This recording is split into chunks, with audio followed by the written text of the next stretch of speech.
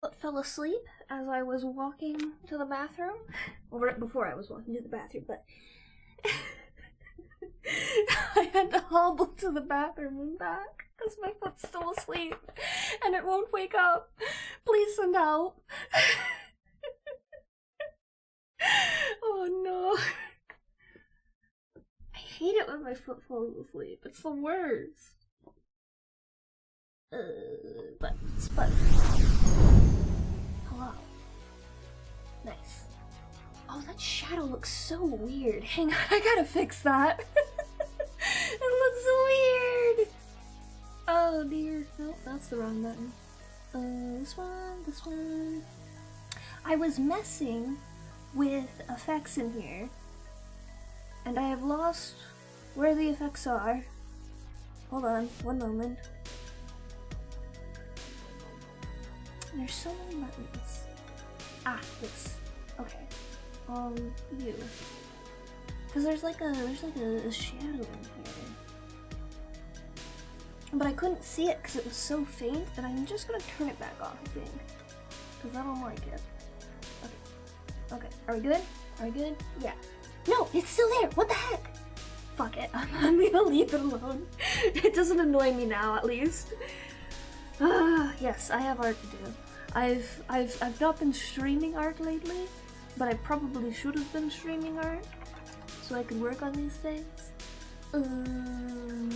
It's fine. I'm having technical difficulties with these roses here though. They're frustrating me. Also, we have a cat today. Hi, Marjorie. Hi, Mars Bar. Hi. The lifer of the cards now.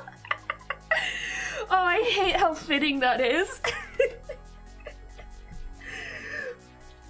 Which of the 4 humors is associated with the liver? That's too accurate. Okay, I've got a good chunk of the line art started and finished for these, but not all of them are in a state where I would say, yeah, that's good line art. Like this one is. I'm happy with this line art. I want to clean some of it up, but I can do that after I color it. But there's others like, oh, it's mostly fine. This one, like, you cannot tell what's happening there. I need to fix that. And this one I just have to finish the roses on. I'll be in rose hell for a little bit today. But it's fine. I enjoy drawing plants. But I have a bad habit of drawing roses like this. And then they don't look like roses. Yes, this is the art style I've been messing with. I've done some fun things with it. Actually, here. I know I'm teasing people by not giving things sneak peeks, but I've created something that I would say is quite glorious, and I'm very excited. Because I'm redoing a lot of my assets. I've already redone a bunch of my emotes, and I've got other things that are finished. But one of the things I'm trying to do is redo my stream opener. And I might use this part as also my BRB screen. Let me see if I can get this in a state that's easy for you guys to look at. I'll just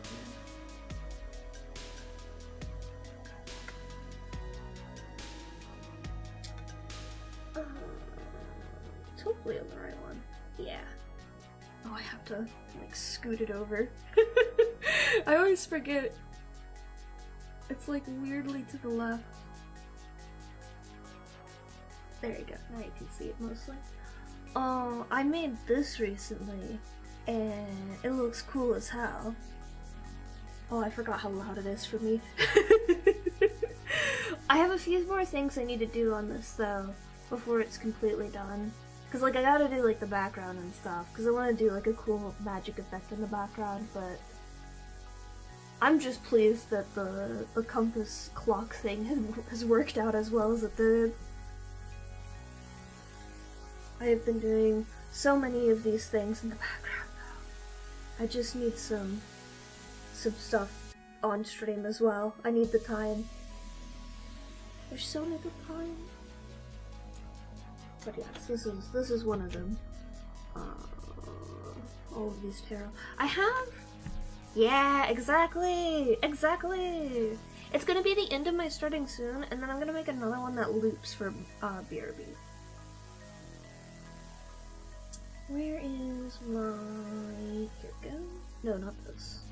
I think I'm done with this, actually. That. Rest of this... Yeah, I can close that. I need this. I have a bunch of, like, chibi foliage guides up right now, so I can look at, like, simplified versions of flowers, because I'm losing my mind trying to draw a stupid fucking rose that looks good. And not this, like, weird pile of petals. This guide says that you should start with a heart. So I'm going to start with a heart, and they better not be lying to me. Good lord. I know I don't tend to go BRB, but you always, like, take a break in the middle, don't you? Oh, I see what I'm doing wrong. I see. I understand now. I need to do this, like, little swirl thing. No, that's too big. It needs to be even.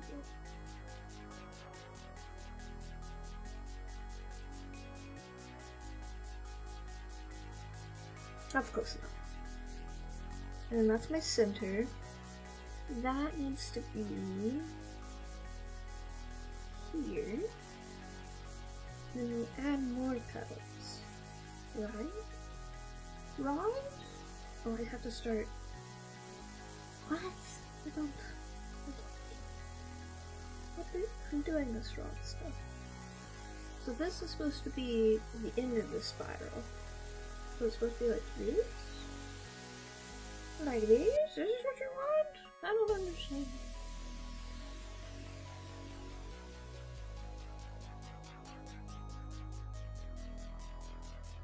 You take a lot during your cooking streams too, though, I thought. I don't know. My memories can't be trusted right now. I'm having a time of it.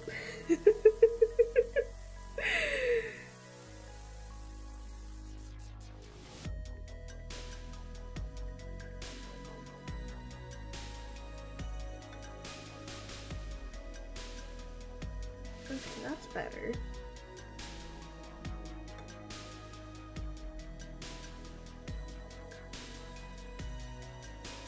Hello. Hi. Oh, hi, Miss Mia. Oh, look at her. Hi.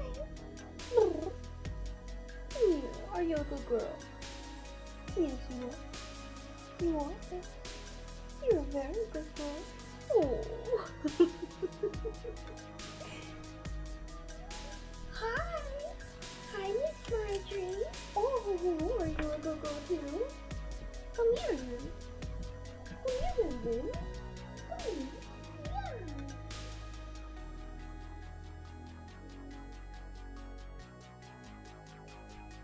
Alright. They've been such good girls today. Are you comfy like that?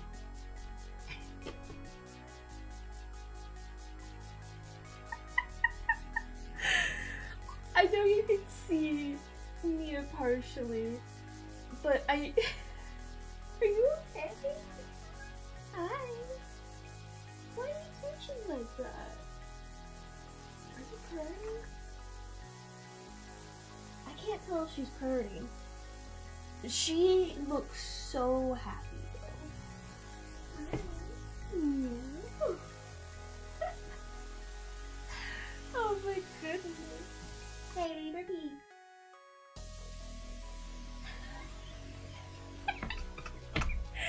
What are you doing? Come here. Come here. Come here. Come on over. Come on. You're being invited. You're invited.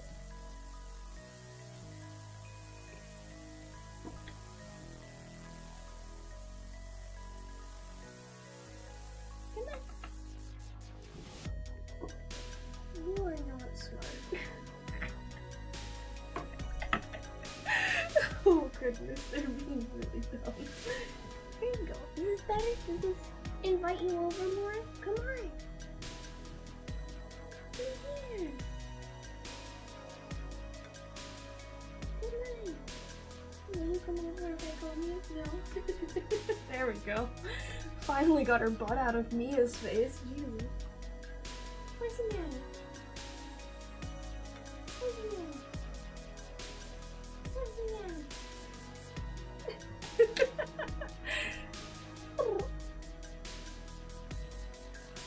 What are you doing? Are you swishing yourself here?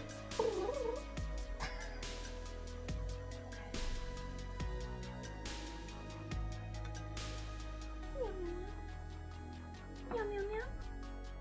What if I grab your tail?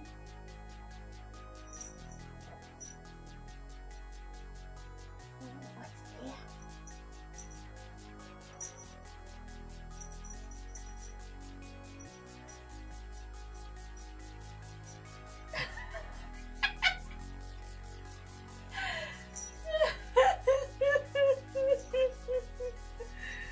Oh my goodness, so cute. There you go.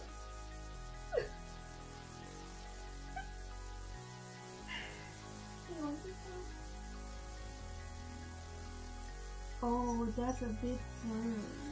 Oh, Yeah.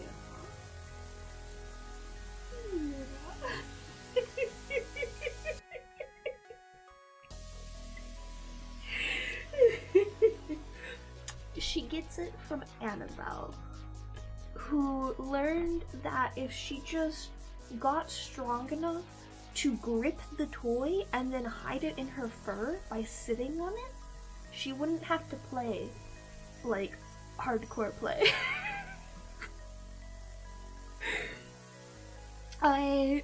We truly have just the most interesting of cats in this household. Wouldn't you agree? Yeah. Oh.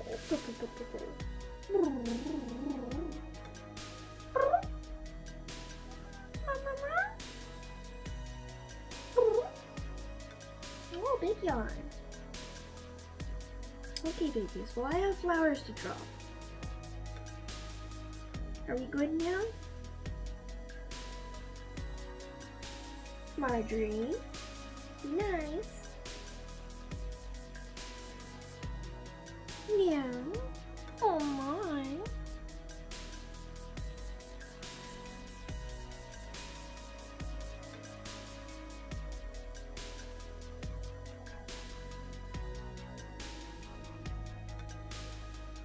I don't think I'm doing this correctly. Because this doesn't feel very rose-like.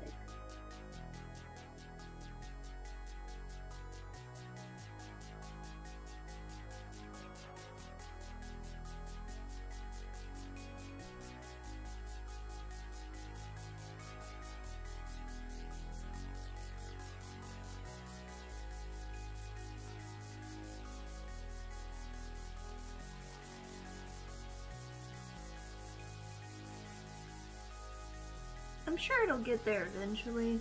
Oh, but I don't comprehend.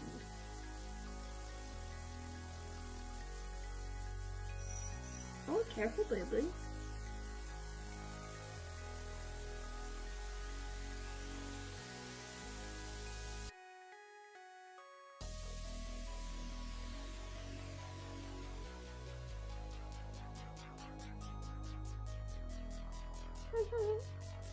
Oh my. Do you have more to say?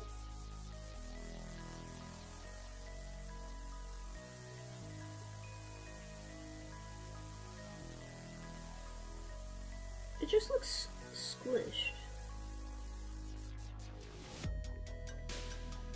And this just looks like a worse version of the flowers I already drew. I don't understand. Maybe I'll just stick with these for now, because these look okay. I do need to redraw them though. You agree with me?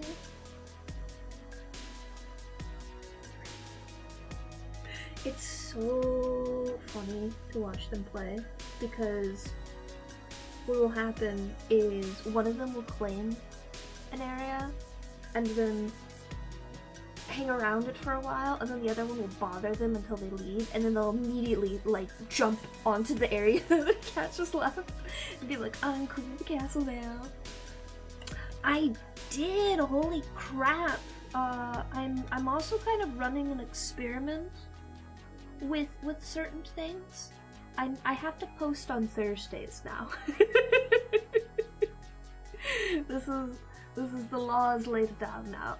Because an interesting thing happened where I posted the short on Thursday and then it got about 500 views, which is pretty decent considering I was following the trend. And then I streamed on Friday and then I came back and it was at 1,200 views this morning, and now it keeps going up. I did turn on my chat overlay. What the heck? What's happening? I know what happened. Oh no. Thank you for telling me. I'm a doofus. I'm a fool. Like jester bells jingle and jangle across the ground. What's the phrase? I forgot. I don't remember. There we go. I forgot to update the YouTube link. No, I refreshed. I just forgot to I forgot to fix the YouTube link to the chat. Cause you have to change it for every fucking thing. It is not automatic. It does not do it automatic. I don't know what I'm doing. It's never been automatic for me though.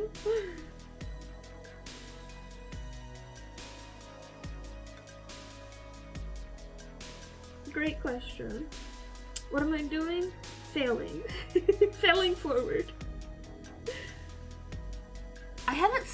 I set it up exactly the way you showed me how to. I don't know what you're talking about. What am I supposed to link it to for YouTube then? Cause it only says do it to the YouTube stream link.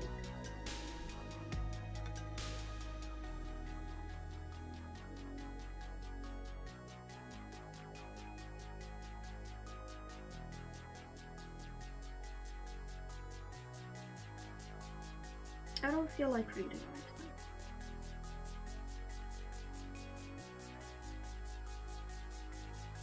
Haven't you heard? I'm busy. I have so many things to do. I don't have time to read.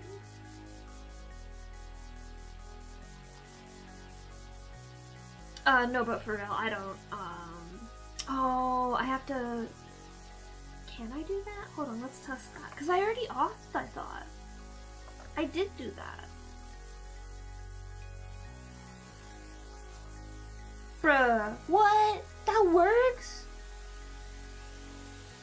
That's stupid. Well then. Let's never speak of this again.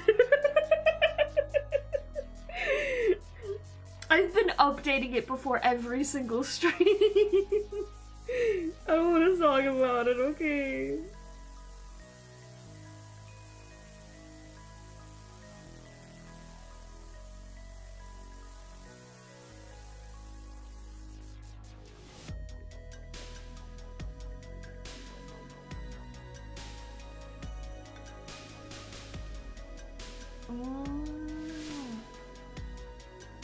And that just works? Wow.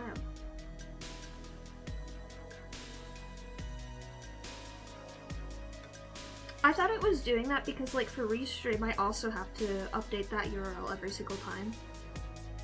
Otherwise, it creates its own live instance. So I just assumed that it was basically doing the same thing there. I have to sneeze.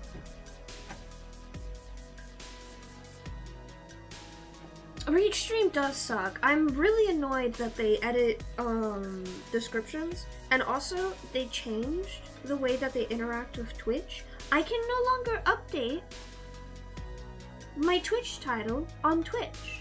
I have to update it through Restream Because Restream's a bitch.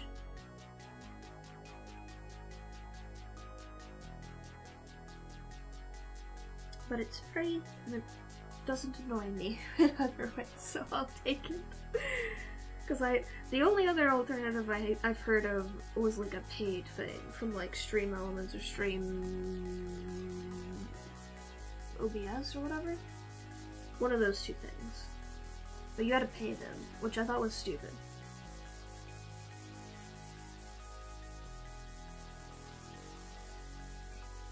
What's up with that?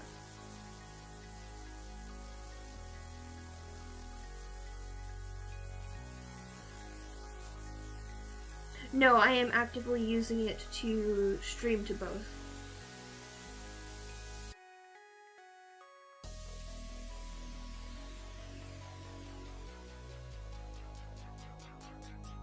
I had a different thing at first that I tried to use, but it was an add-on to OBS and it broke and it stopped working and it started like setting OBS on fire.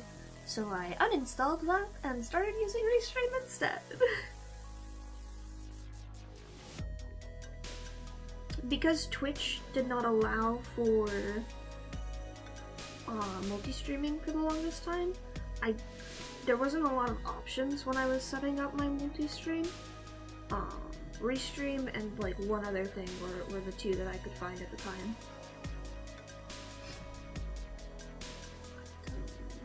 Yes, it was a Japanese program. You don't say.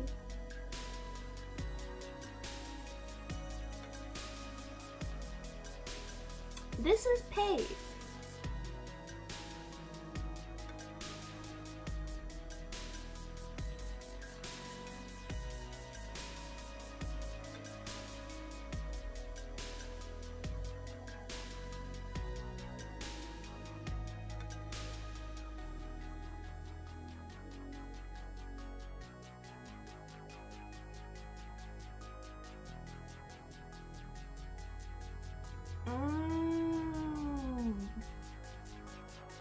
Got it. Okay. Yeah, I'll look into that. Because Restream's really fucking annoying.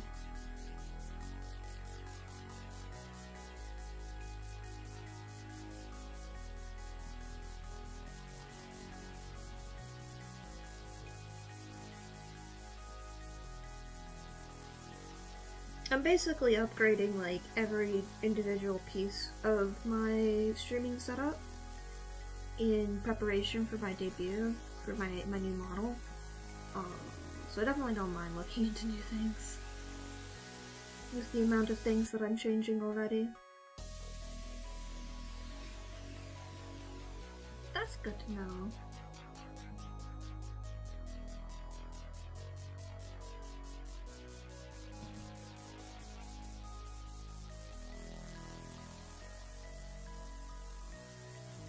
Hi, how's it going?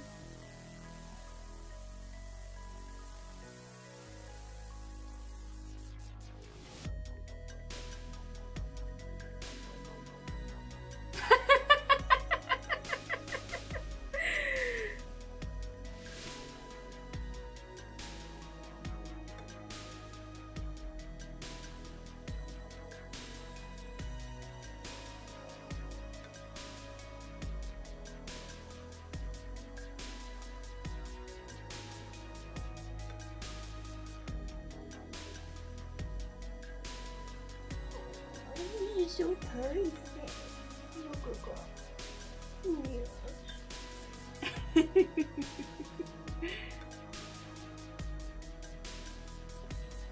Are y'all doing a drug deal in my chat? What the hell? What is this?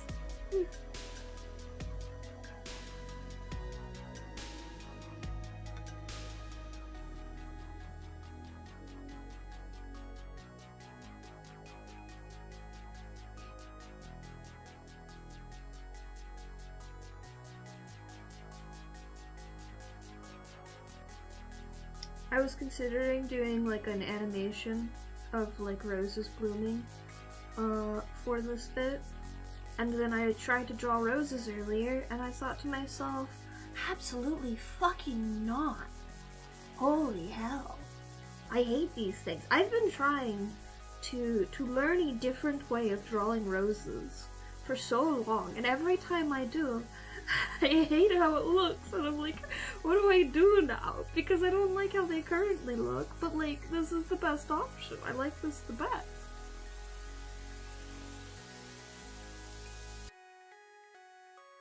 Oh, I will happily give YouTube better audio, video quality.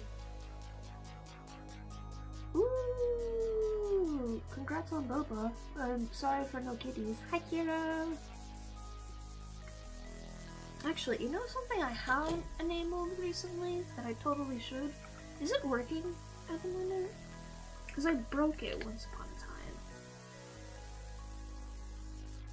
But I do miss it. Let me see if it'll load up. Oh, that button's broken. Okay.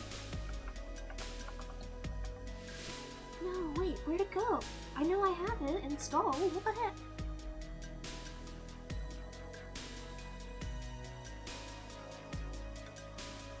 Oh no. Why do I have two different versions installed? Is it this button? Why is it tiny? Oh no, it wants to update. Let's not update. Hopefully it'll work without updating. Are you a good loaf of bread? You are. You are a good loaf of bread.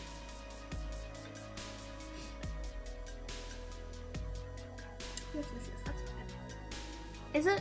Is it quiet? My bad. Let me talk louder. I'm mumbling to myself for the most part, to be fair.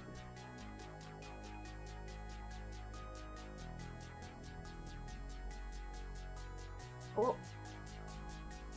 Hold on. It's doing things. Give it a moment.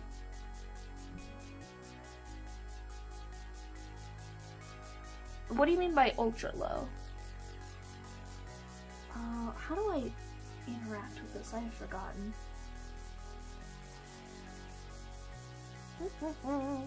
Holy shit, we do not need 120 FPS. My god.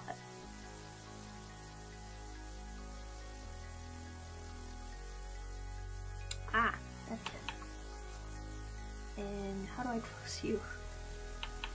Oh no, I won't close this. Oh, it's fine, I cut it off, cool. And then it was F9 toss? Yeah, there we go. Nice. I think I need to add more things.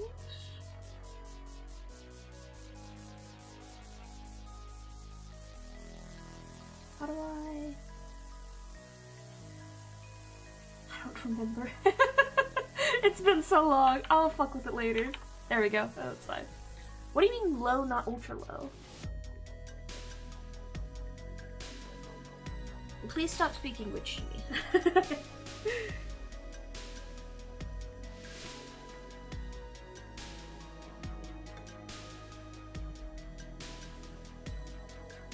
The delay. Oh. Great question.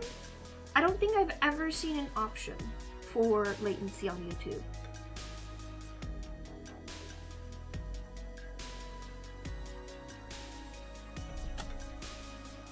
What is this music? This is my stream music. Dinchi VT made it for me. It was a commission I got from them. Hang on, let me find Dinchi's link. That's in Live Studio? Mm.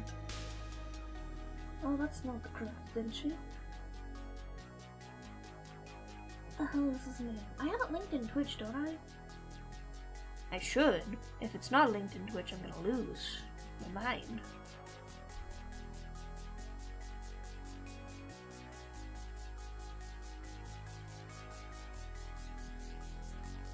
At least it should be. Which music do I have enabled right now? I have a few different music loops.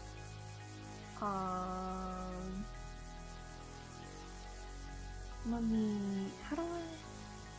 Gosh, I have so many people... 2 conversations at once while also trying to, manage other things is hurting my brain a little bit. And so I apologize.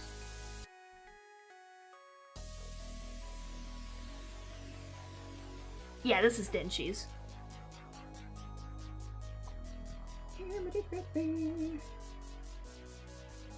Okay, yeah, it is Denshi VT. Why can't I find you? There they are! How do I do the shout out thing on Twitch? I'm so bad at it.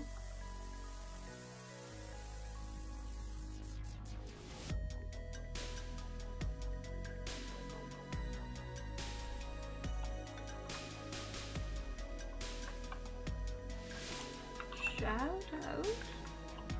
Did that work? Oh, that's right. Twitch commands. There we go.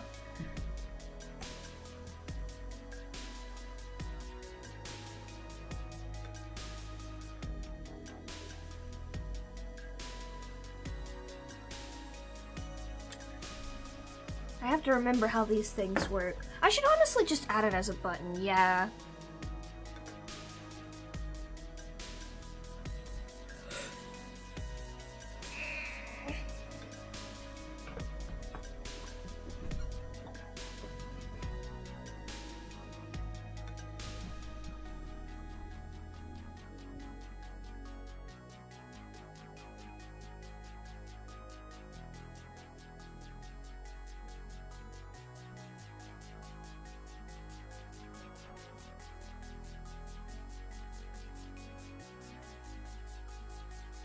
Yeah, I don't have an option to look at the latency that you're talking about. Let me know about it later, or just like DM me so I'd make sure to look at it later, because I'm gonna forget probably.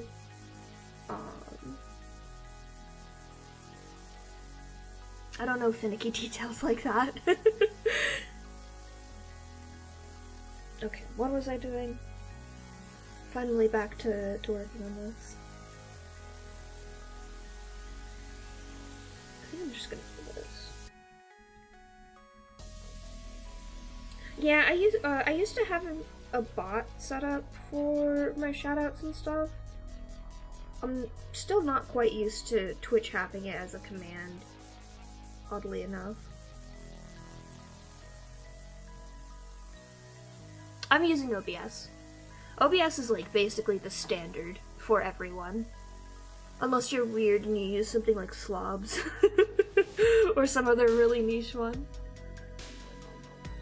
I'm sure there's a few others out there, but I haven't heard of anyone using anything other than OBS, given just frankly how good OBS it is.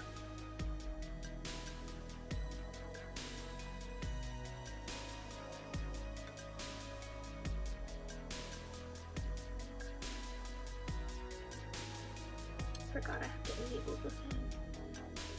Channel points. Now if I turn this on, and I go back here to my chat.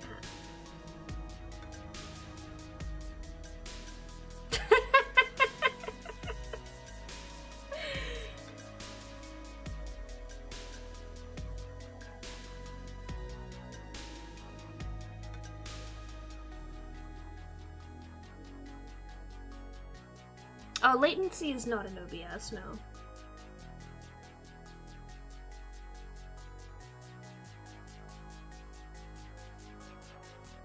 Nice. I got it working.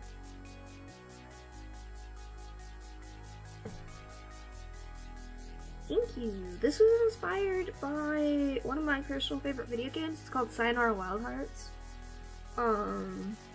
I very much enjoy the music from that.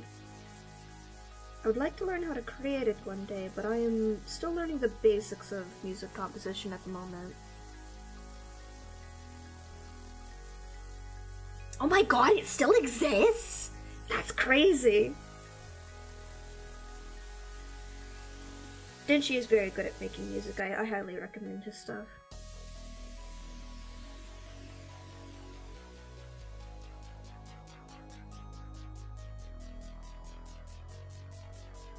Yeah, that's something that should be on the website. That shouldn't be in OBS itself. OBS should be send the information as quickly as possible.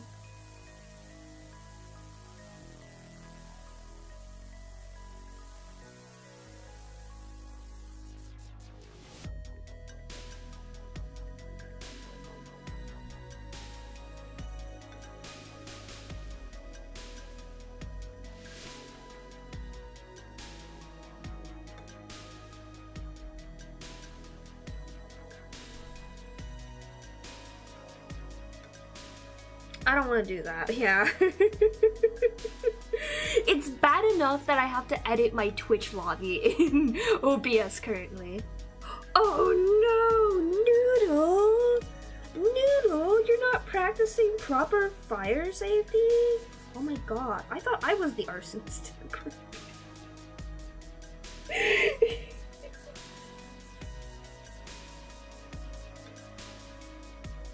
Look, I'm not actually an arsonist. I very much appreciate the way fire looks. It's very pretty.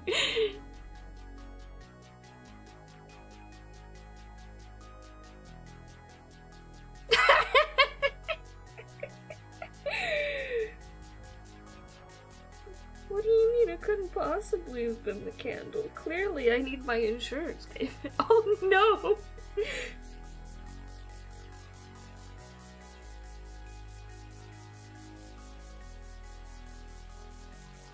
Oh my god, that was actually okay. So for most of my life I've lived in the Midwest. And I've never lived in like a very dry area. It's mainly been like just like really temperate, I would say. In regards to like moistness. Tennessee was very, very humid. Wisconsin not so much.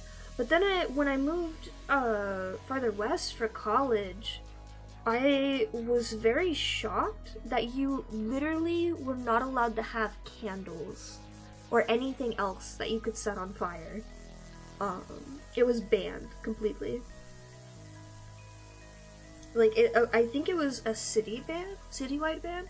It wasn't even just like a dorm thing. And it was because it is so dry in that area that they don't want to risk people lighting something on fire and then it spreading.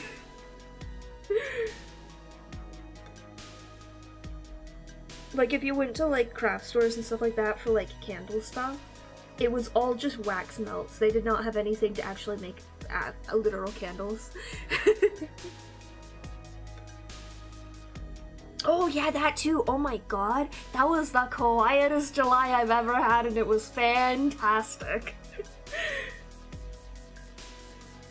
They had some like city ordained fireworks.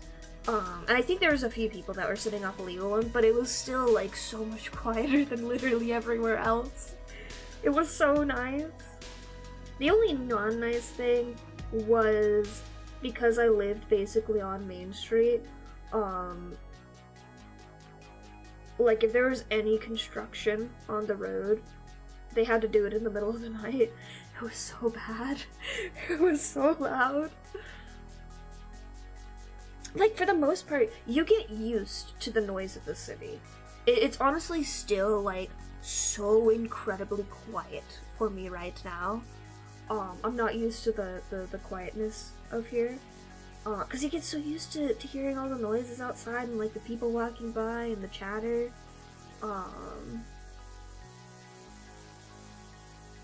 But, the worst of it was definitely past midnight fucking jackhammers out on the street.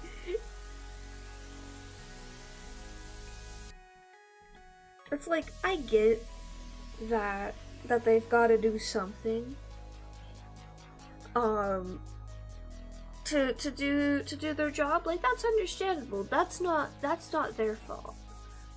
But the fact that my school was still like, yeah, you just gotta suck it up and deal with it, and it's just like, really? Is this even zoned for people to be, like, living here? Like, come on. You cannot do anything to be like, hey, give these kids a break. They couldn't sleep last night because of city construction. Like, nothing? Absolutely nothing? Very rude. I'm just glad I wasn't finals week. Yeah, I got used to wearing noise-canceling headphones at night. Because, like, I don't mind the noise, necessarily. I definitely prefer the quiet. But, like, at night, I couldn't fall asleep. Like, this was before I had medication to help me sleep at night. I was still very much having trouble at the time. And my sleep schedule was so whack too, because like I would have some classes that were like only morning classes, some semesters, and then other semesters it would be like 2 morning classes and then everything else is in the afternoon. It was awful. Those are the worst. But the worst of it was when I was doing my internships, because I would have like one 9 a.m. class, and then I would have to take like a 45-minute train ride literally across the city to get to my internship, and then another like 20-minute walk to get there on time. And I'd always arrive early, so like I would go there around 10-11, so then I would arrive in time to get lunch there, and then go to my internship for like 2 hours, leave, come back, same trip back. Although I think at that point I could take a bus back, because like people would be getting off work at that time. Get all the way back to school, and then I would have like 2 more hours of just waiting for my last evening class during the day. It was the weirdest schedule I've ever had. There was just like long stretches of time throughout the day between classes where I just didn't have anything better to do. I felt bad for like the kids who had apartments and weren't on campus, because like getting to and from your apartment took 20 minutes alone, so like these breaks were like just long enough that like if you needed to pick something up from your apartment, you could go do that and come back, but that's all you could do. Like, it was just the wackiest thing ever. And classes would go until like 9 p.m. at night, depending on which teacher you had. It was awful. But that's mainly because like half the teachers had another job somewhere else, and they were just like there for their class and then would leave. Oh, we don't have a kitty anymore. She left. I'll put the picture back up. It's such a good picture of the kitties.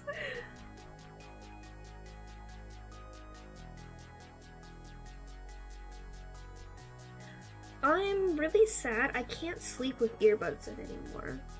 It hurts my ears too much.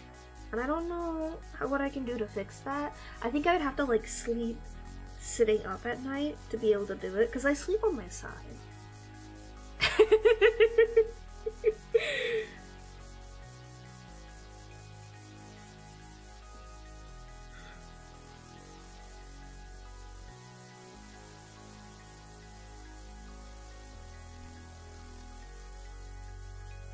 If I could wear my headphones, it would work, probably, because these are a lot more comfortable to wear for long periods of time. But at this point, like, I turn the fan on at night for white noise.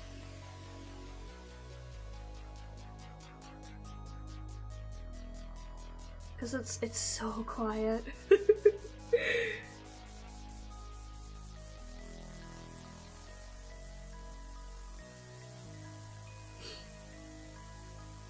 I think nowadays I would definitely prefer living like in the middle of the city again.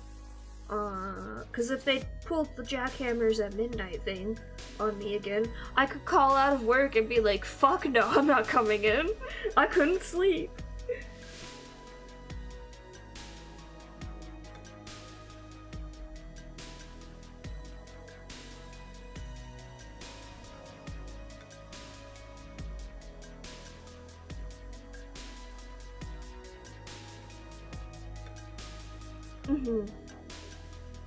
I often use this website called My Noise, which I think I've talked about before, for white noise.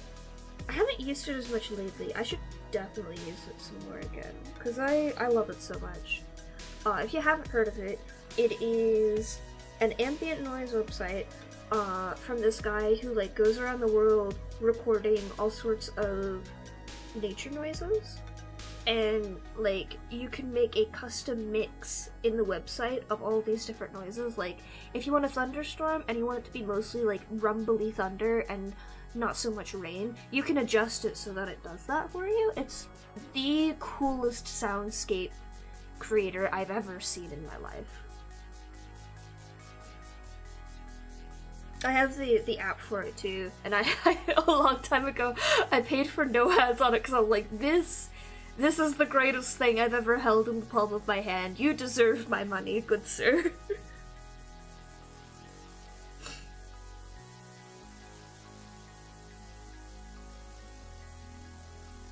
I used to play the cave noises all the time.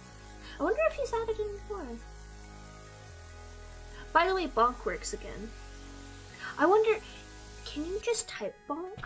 I think you can type bonk too. I think I added that a while ago. Let me check. No, it doesn't. Fuck. Or maybe it has to be on the Twitch side. Hold on, I'm testing things. I don't remember how tits works. I swear, I thought I had a thing for that. Is it only...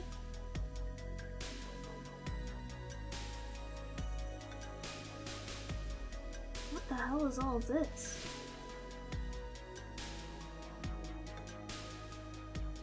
Oh, it's only the redeem for this one. Crab rave goes off for the crabs at least. I do know that. Can I add bonk again?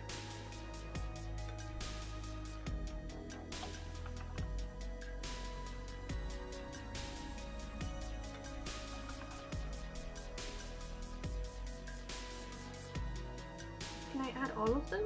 How do I add all of you?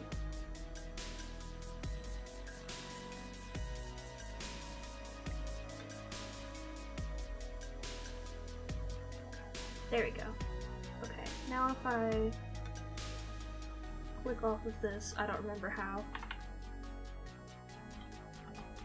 How does it work? No. What am I doing wrong? I don't remember. I haven't tried to set this up in a long time.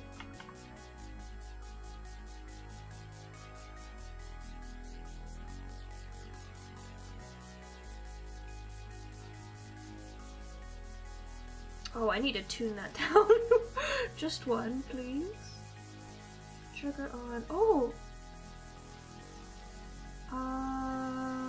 Chat message.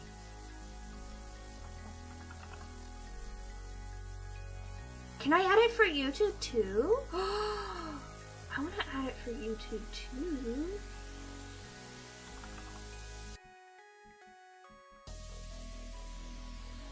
Do I have to like connect it to YouTube?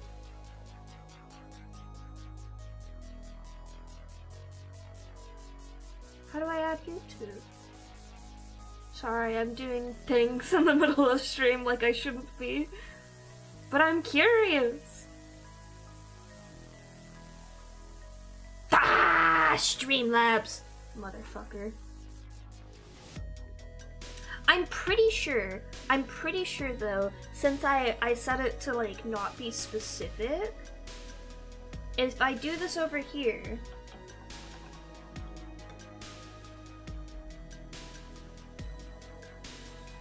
because Restream comes over here. Oh, man.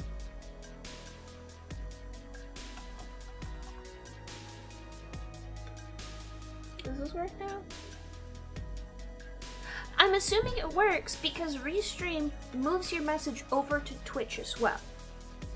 You don't see it because you're only on the YouTube side, but Restream messages over on Twitch as well, so it should work over here. Also, the Twitch one isn't working either, and I'm very confused by that.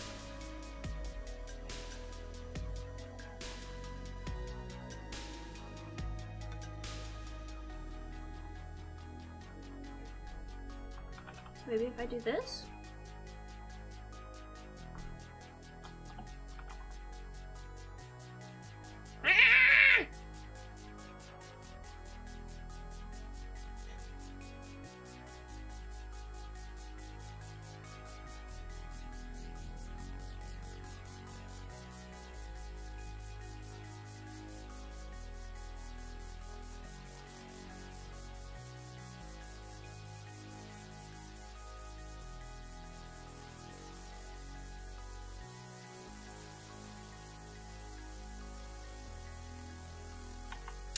Yes, I understand that, Dai. Okay, look at this. Like, if I do...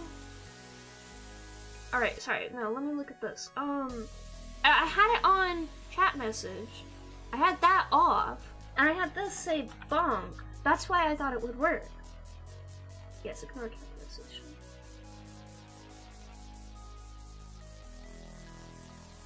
That's why I thought it would work, because message must match was off, so it would be just if it contains it. I'm aware of how regex works, but the bonk command isn't working in general for some reason.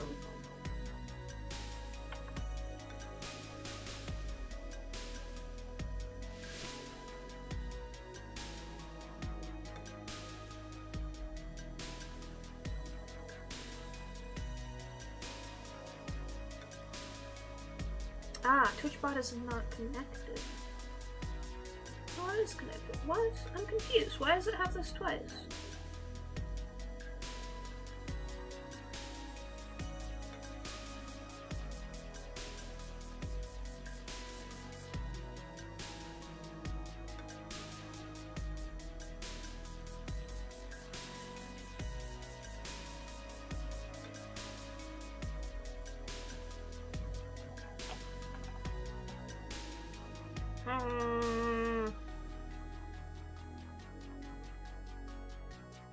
Maybe I have to update it to get the chat command to work.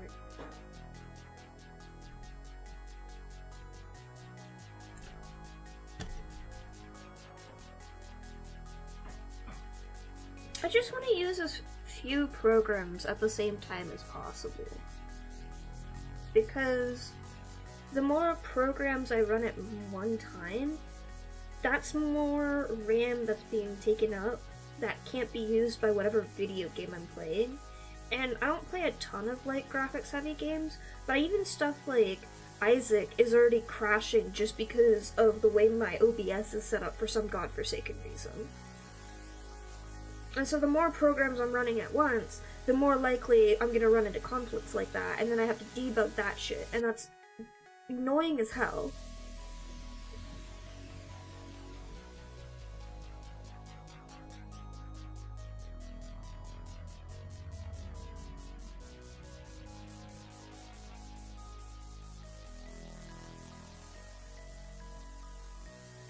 I don't know exactly what's causing the crash with The Binding of Isaac, but it's crashing when I change screens back over to Isaac. If I move away from the Isaac screen, it's fine, but it's something with my stinger for some reason. I think because my stinger has audio, I think what's happening is like something with the audio is what's causing it to crash. Because the audio in The Binding of Isaac is really scuffed for some reason. It's like absurdly loud. I had to literally turn it on to 1% and minimum volume in game too, and it's still obnoxiously loud. Did they change something with that?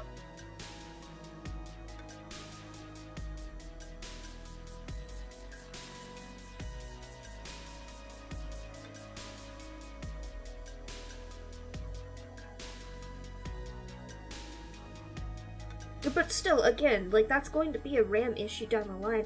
Infinity Nikki alone takes a lot of, just, like, GPU power and whatnot to run. And OBS takes a ton as well.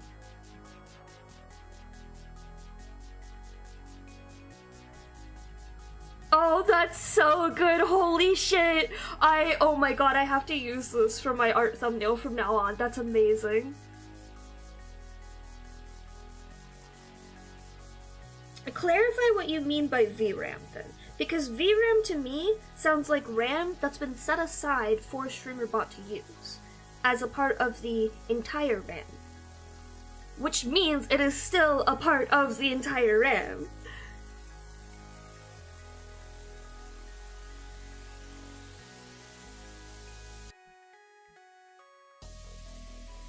Like, if it's a shorthand for something else, I don't know what the hell you're talking about. Okay, then we're talking about the same thing then. We are talking about the same thing then?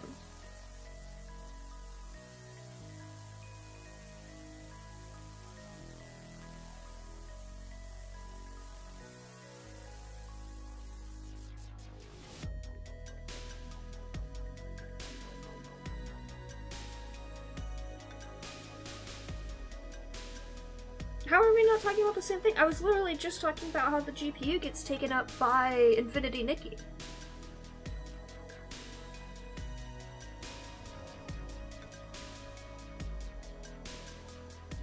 Like, I literally watched my computer try to set it on fire because it was using the wrong one for Infinity Nikki at first, and I had to go in and reset all the bullshit Windows setup because it keeps directing itself to my Intel graphics card and not my actual graphics card.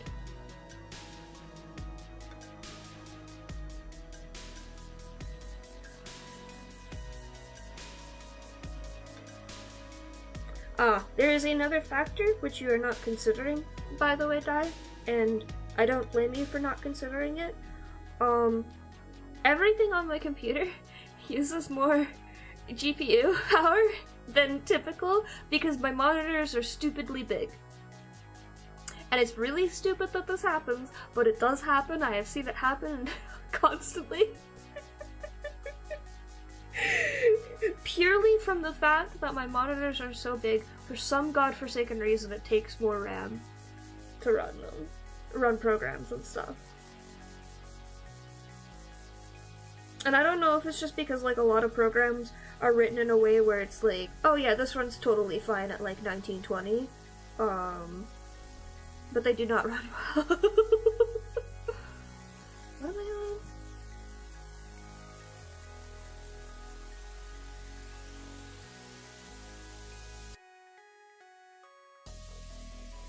I'm on 3070, so unless there's a major difference between 3070 and 3090, I don't know what's happening. I mean, I haven't run into an issue where, like, my computer was trying to implode itself other than, Infinity Nikki being a huge bitch about it. It was so stupid. I had to change, what was it? The Epic launcher, the Infinity Nikki launcher, and the Infinity Nikki actual application. All three of those, I had to, like, manually set them. Because if you didn't manually set all three of them, it would try to go back to the Intel graphics card. There is? See, this is why I never could get into hardware, because I don't understand what these numbers mean, and, like, what do you mean?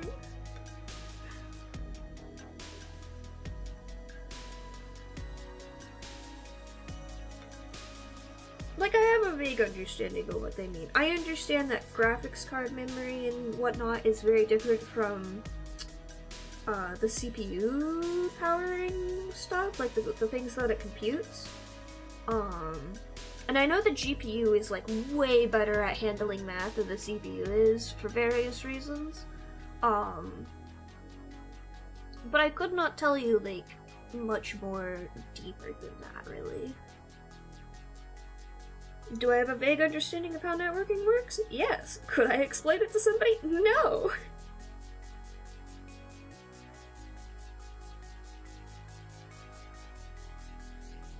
There should have been a hardware course at my college, honestly. I think that's what the networking course was supposed to be. But then I got like the shit end of the stick for it.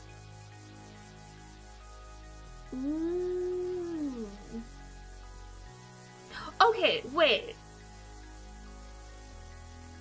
Is the VRAM the dedicated GPU memory that I'm seeing on here? Because that's 8 gigabytes. The shared GPU memory is 15. Or not 15, 16.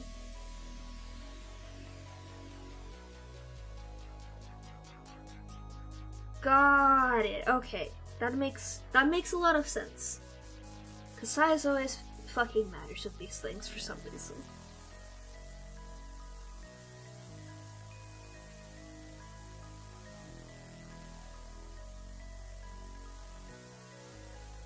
I shouldn't have shared memory. I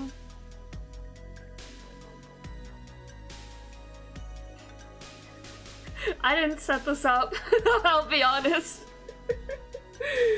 So what happened was, I got really scared when I started looking at like the stats for everything on this computer when I was like getting the purchase. It was a pre-built computer that I customized from Ironside.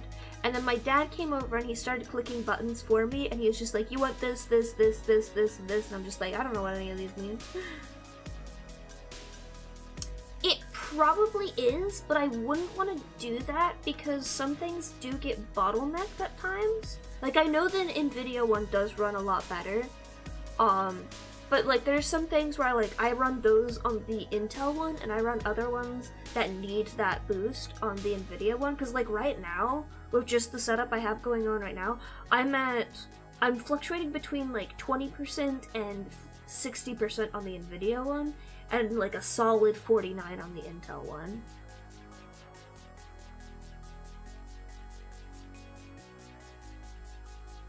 And I'm pretty sure if I put it all on the NVIDIA one, it would cap itself.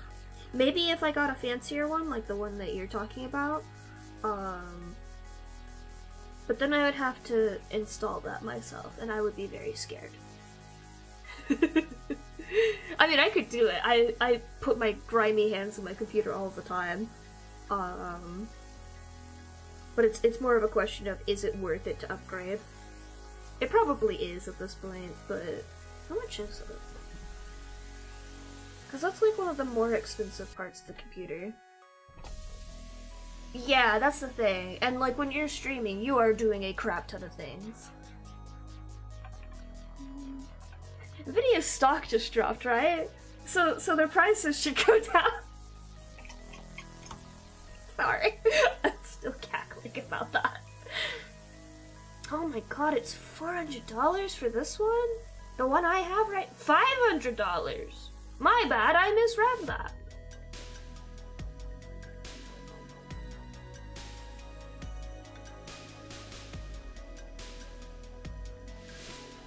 What do they have right now? Do they have AI bullshit on these newer ones? Because I don't want AI bullshit.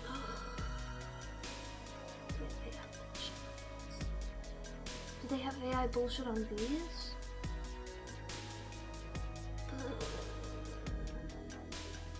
I don't want AI. Get that shit off my fucking parts. I just wanted to do what it was doing.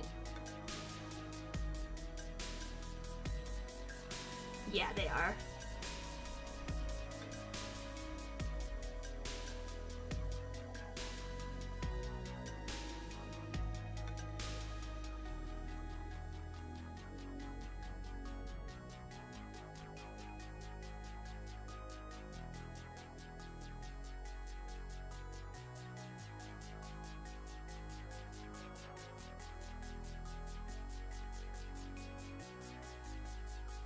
I really don't want any of this AI shit on my computer.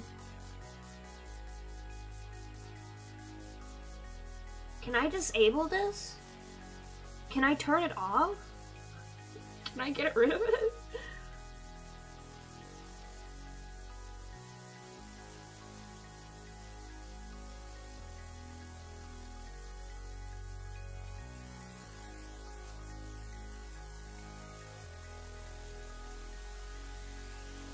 I should be getting my bonus soon. Like, this is what I could invest my bonus into.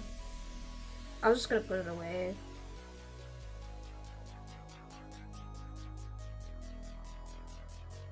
Like, the thing is, I can't tell if the AI shit is something that is, like, innate.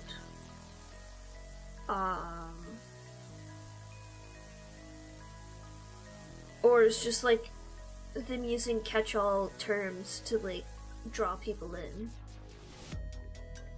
RTX frame stuff. What the hell is RTX frame?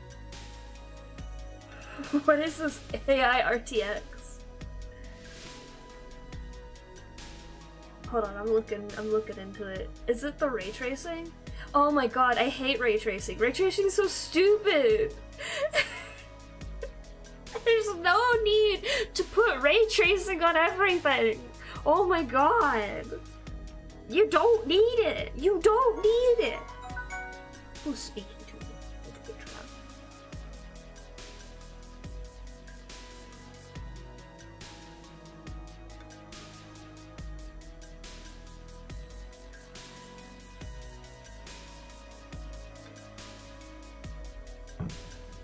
Yes. No, exactly. Like, there are places where you should use ray tracing, and it is completely understandable to use ray tracing. For the average user, they do not need, like, ray tracing has just become this, like, catch-all term for having super fancy graphics, and it's just like, huh? Who the fuck cares? The only people I trust with ray tracing are MMD creators who are putting all the fancy options through PMX. And that one Minecraft pack thing that somebody was doing, I think they actually made it paid. Never mind, I don't trust them anymore, because they were gonna make it like you had to pay like $20 or something for it. Ray traced Minecraft, which, like, why the fuck are you putting ray tracing in Minecraft? It looked cool as hell, but I could emulate that with a shader for like less than a tenth of the CPU cost. Like, come on.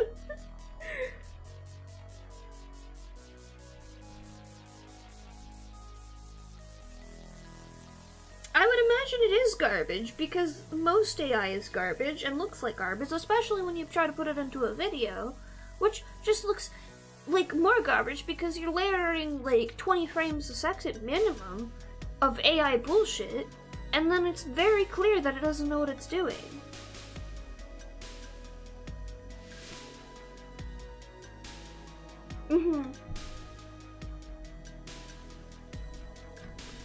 AMD. Thank you for teaching me these things. I feel like I never say that enough. Well, you say that they don't rely on AI marketing, and the first thing I see when I search up AMD is together we advance _AI, so I don't know about that one, Chief.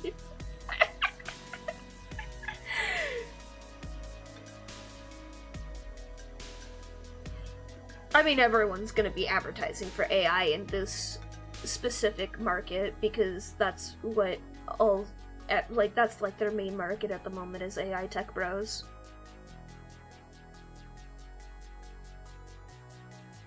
How much are they? Oh, what the hell are these? I just want a graphics card. Why are these so complicated looking? Is this what I want? Yeah. Okay, none of these things actually say GPU on them, and I'm really confused. They say personal desktop, workstation, and handheld, and I don't know what these mean. I just want a graphics card? Am I looking at the right thing?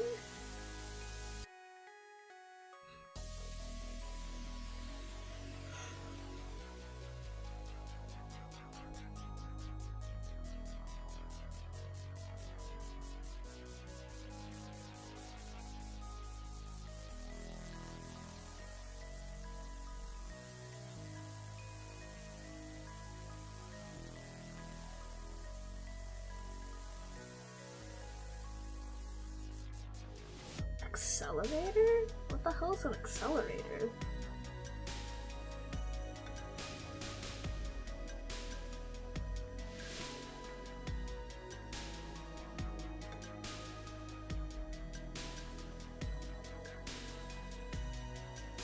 I don't know that I need that.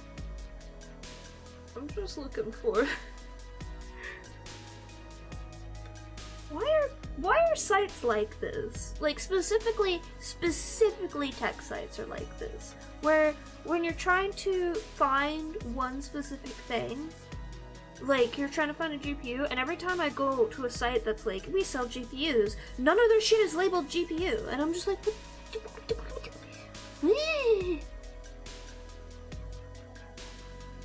I see. If I'm gonna get one, I would prefer to, like, get it, like, soon, so that I could have it in time for debut stuff. Because I have to run a ton of stuff for debut.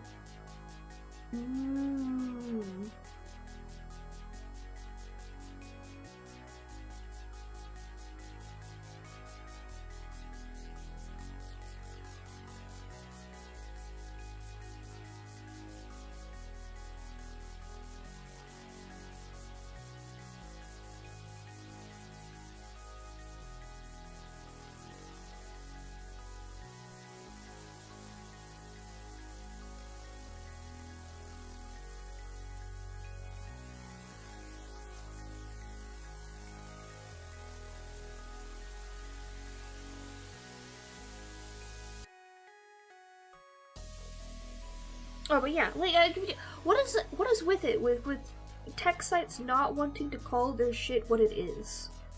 Like, I understand putting like a product name on stuff, but then they never say GPU on the product page, and I'm just like, how do you expect people to even find you? Unless they like knew about you 10 years ago.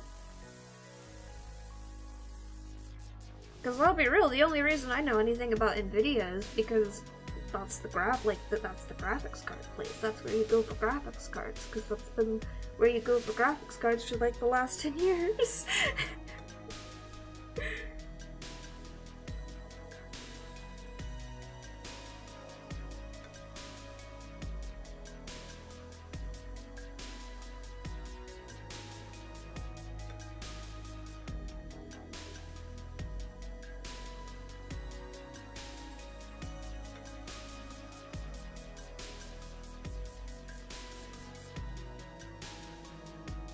My nose just made the strangest little whistle noise. I can't even whistle. Has it? I wouldn't know.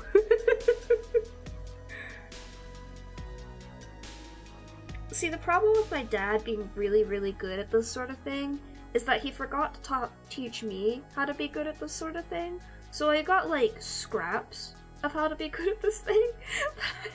Not many.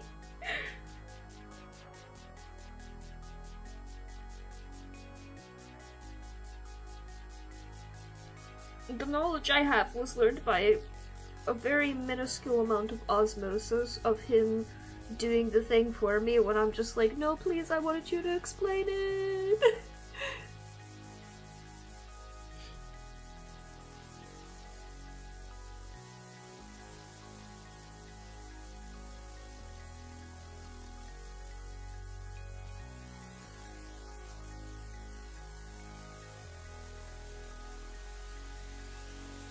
It's okay, though. I've always been more interested in the software side of things anyways.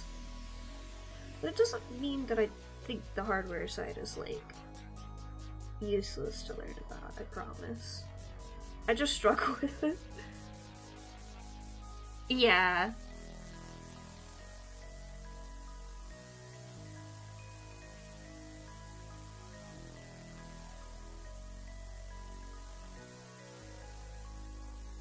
There honestly might be some things in my build that expect an NVIDIA graphics card, but I won't be able to tell you. I think that because there's like a lot of like, not necessarily custom parts, but just like this is a specific computer build that I got.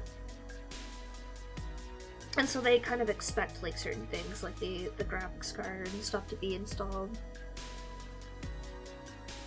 I am not getting an Intel graphics card. I know better. I know far better than to get Intel in this day and age.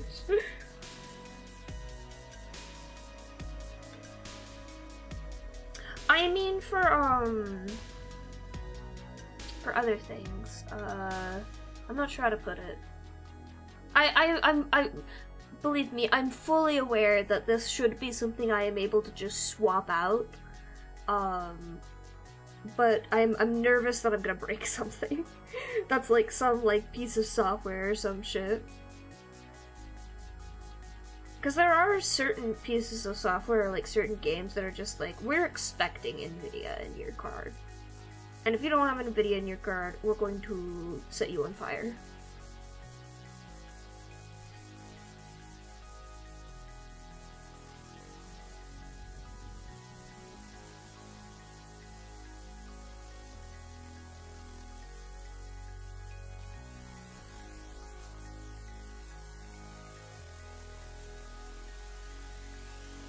I don't know what the fuck CUDA is. But then again, I don't know the name of half the shit that I use.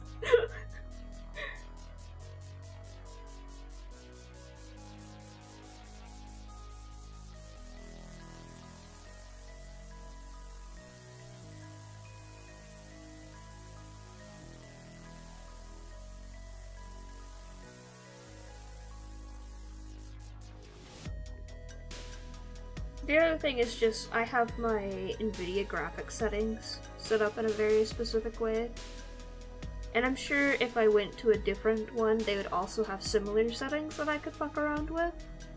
But I think if I stay with an NVIDIA card, then my previous settings should stick around for the new one.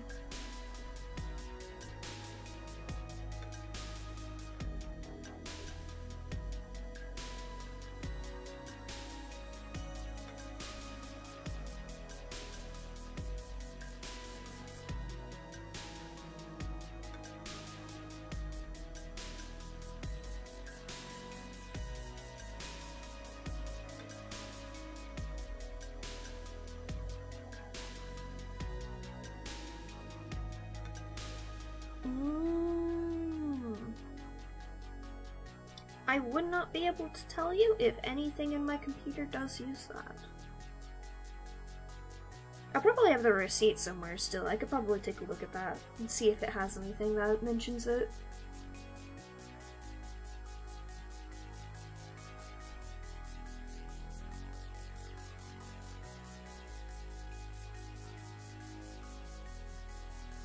I'm just also aware of, like,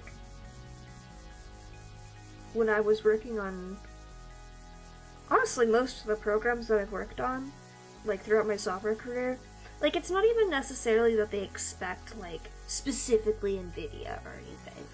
But, like, there'll be some weird bullshit that happens when you change out a part for no fucking reason other than the computer wanted to throw a fit.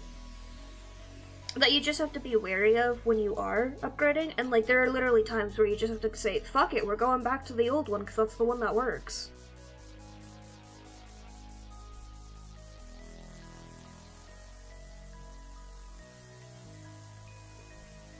Actually, let me check.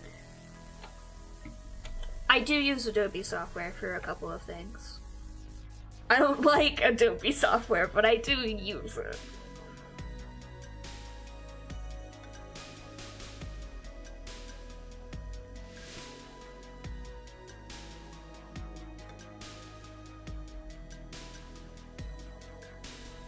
Yeah, that's the kind of stuff I was thinking of. Like, it will still function for the most part with a different thing, but there are certain things like that just at one point in time picked something that was the best of the best at the time, and they're like, we're gonna work with this and only this as our baseline, and then we're gonna say fuck everything else. It's what happened to the internet with Google Chrome, essentially, where everyone was just like, oh, everyone's using Chrome now, let's just make it work with Chrome, and then everything else doesn't have to work.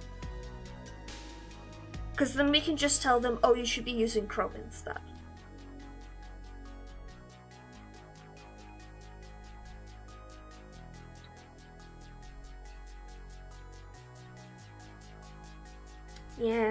Yeah, that sounds like Adobe. This looks like it could be a Valentine's Day card if this guy wasn't, like, super dead. Sorry. It was just all the, like, pink and red for the roses. I was like, oh. Oh no.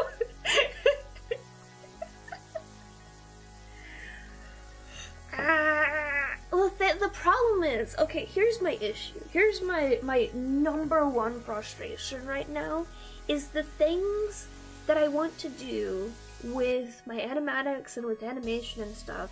The only program I have found that does these things is Adobe. Specifically After Effects. And like some of these things I can mimic to a degree in the other program I have, BSDC. But it does them worse, like definitively worse. It was a nice like gateway program for me, but I'm very much finding that I'm outgrowing it. Procreate Dreams is not going to do the things I need it to do. And I'm actually like, I'm hearing that it's a decent enough program for animation, but it's not a video editor. and I don't need an animation program. I need a video editor. And I specifically need something that I can do motion graphics in, because that's what my animatics are. They're motion graphics in entirety. There's a couple of things where I do frame-by-frame animation, but for the most part, it's motion graphics. The only equivalent of motion graphics that I've really seen out there that is like a standard studio program is Live 2D Cubism. And Live 2D Cubism is also absurdly expensive and does all of the things that I want to do worse. Like, it's designed to do a very specific thing to do.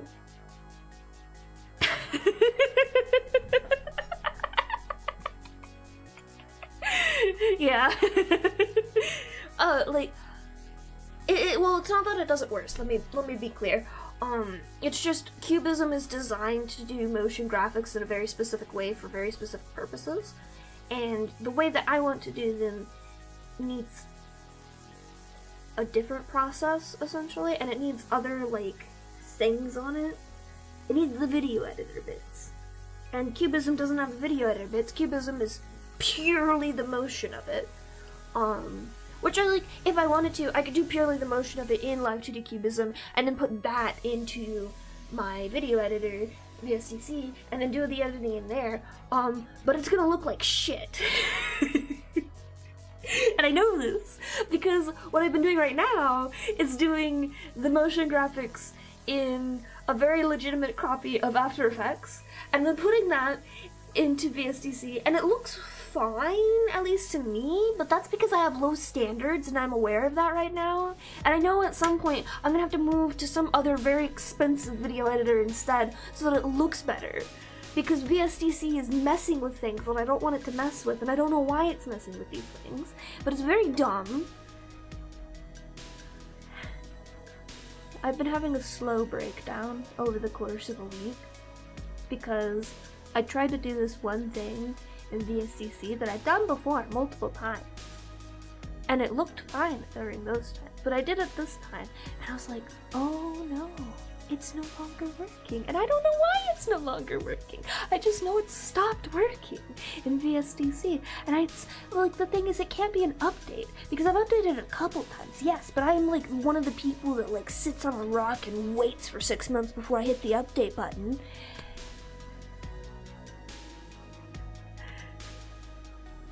Slowly losing my mind because I don't want to like an Adobe product, but I do like the Adobe product of After Effects. But if I want After Effects like the new versions of it, it's filled with a bunch of bullshit, and I don't want the bullshit. I can't get exactly what I want anywhere else. I've been looking into plugins as well for After Effects, and like half the people who make a plugin also make the plugin paid, and it's just like, you know what, I get it, you're making money. You're trying to make a living, and I totally understand it, and I don't want to be a bitch about it. But I already have to pay Adobe if I want this product. A fuck ton of money. And now you want me to also pay you money. I'm specifically talking about subscription shit, by the way, because like Adobe has a subscription, and then I was looking at like the big pack of Adobe effects that lots of people like to use, and it's not bad. It's not bad. Why is it the same price as getting the Adobe product I want? Why are they the same price? I get that there's a lot of shit in there. But hey gang, I can make 90% of this over and over again. It's not saving me that much time. I'm gonna lose my fucking mind. It's not Adobe plugins though, it is other people's plugins. It is someone who is not, at least not originally affiliated with Adobe, who made a set of plugins, and it's a very expensive collection. Like, if they set this collection at a price point of like $200, it would be worth that price. It's just not worth it to be a subscription price to me. Honestly, like, the thing I compare it to in my brain is people who keep getting mad that people are pirating their Sims 4 mods because they put them up pay to views on Patreon, and now they get mad because people are pirating their mods.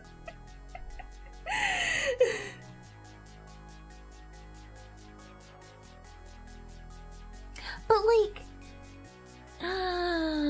no, because a lot of the ones that I'm seeing, like, the thing that's pissing me off, at least, is I was looking for free plugins, and so I found a bunch of free plugins, and I was like, oh great, these are like really nice plugins, and then I actually go click on the page after I got through all their marketing shit, and it's not free anymore.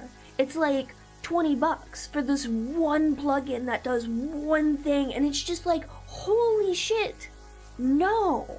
What is wrong with you? I'm not paying you $20 so I can get a sign animation. I can make that myself. Holy hell.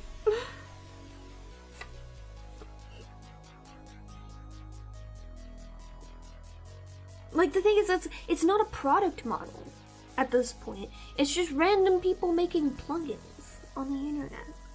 It's one thing if it was, like, coming from Adobe. Like, then it's like, okay, yeah, that is a product model. Or, like, one of the bigger, like, actual companies doing it. The one I'm speaking about a lot is specifically Mr. Horse's plugins, which are good plugins. They're great.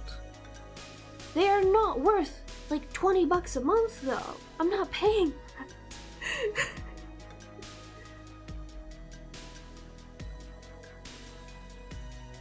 And then everyone else is like doing $20 like per little tiny thing that they do. I'm just like, no. There was like one plugin in the group that I was looking at where I was just like, oh yeah, I could see the programming involved with getting this to work actually being worth that amount of money. The rest of them, I'm like, no.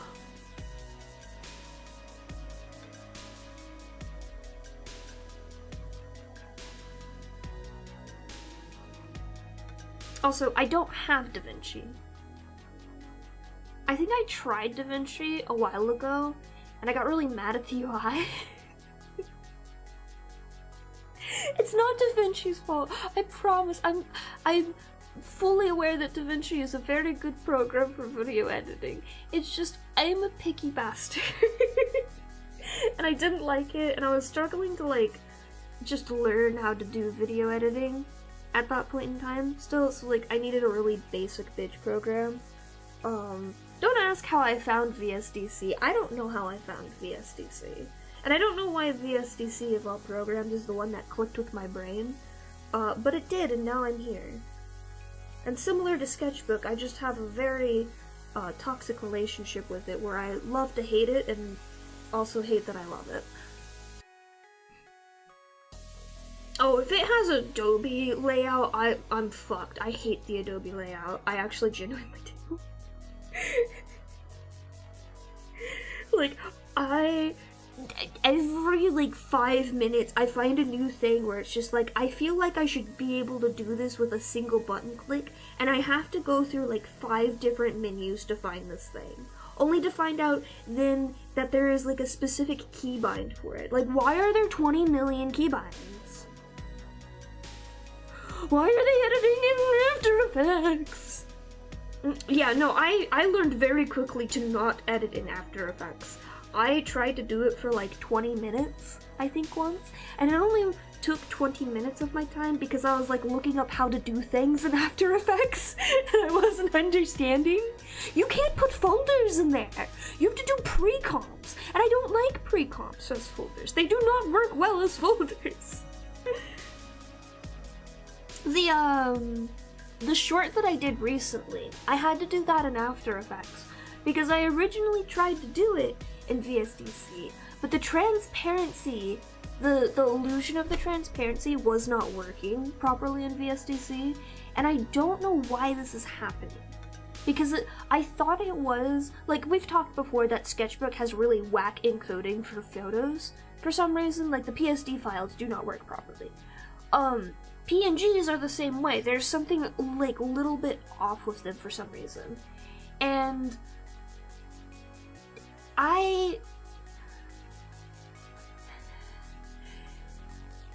why this is happening, but there's this weird like glitch that was happening where all of the like partially transparent pixels on the PNGs were like getting highlighted with white or black.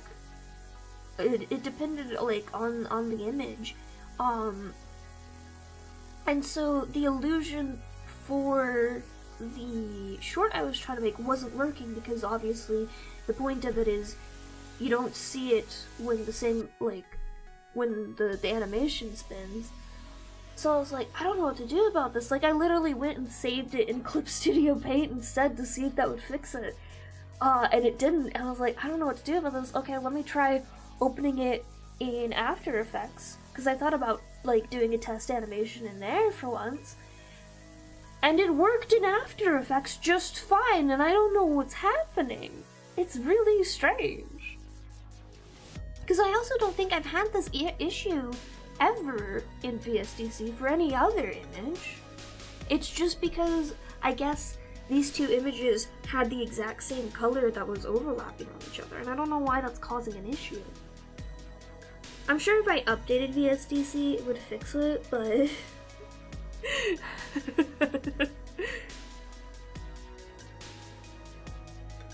Oh, I missed that this was for shorts. I could understand that editing it just in After Effects is faster, actually. That actually makes sense to me. The thing about After Effects is it's really, really good for doing very short clips, and doing anything longer than like 30 seconds is a bitch and a half. But anything shorter than that, like anything that's shorts length, would work perfectly fine. Well, shorts can be up to 3 minutes long. Anything that's like 60 seconds of a short, like that would work perfectly fine in After Effects to edit.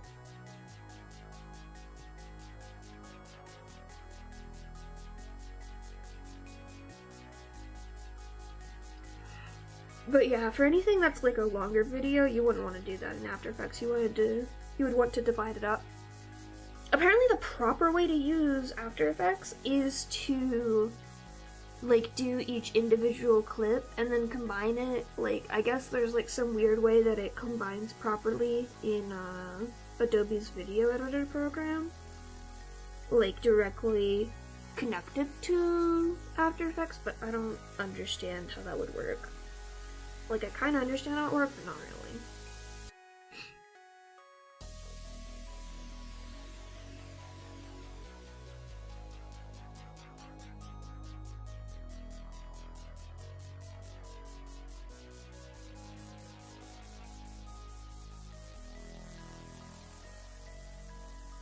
That makes sense. I think the only thing that would surprise me is if that plugin was not like an Adobe plugin, if it was some third-party one instead. That would break my brain. That would hurt me in a way that actually matters.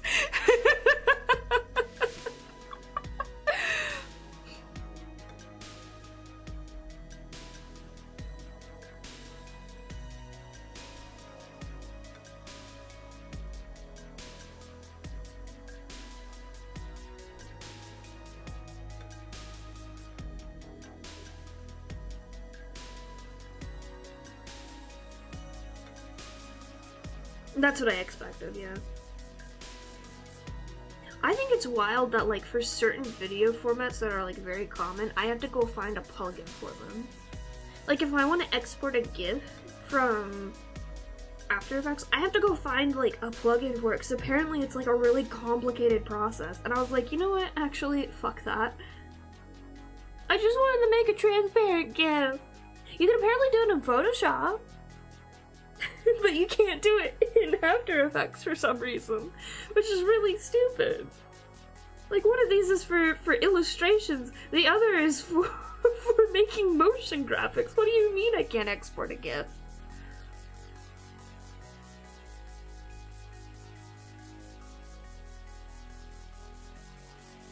I wanted to make the compass a GIF. That's why I was looking into it.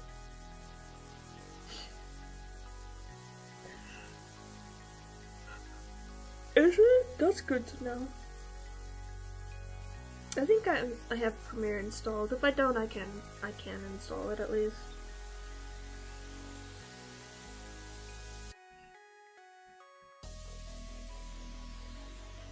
The VSD GIF exporter is really shit. Then what are you supposed to export it in After Effects?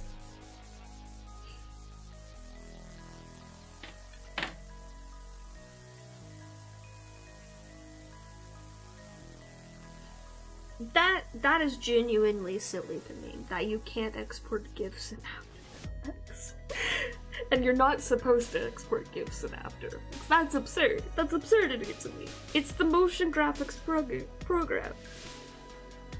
And GIFs are like a pretty main way to put motion graphics into. Like, why wouldn't you put it in there?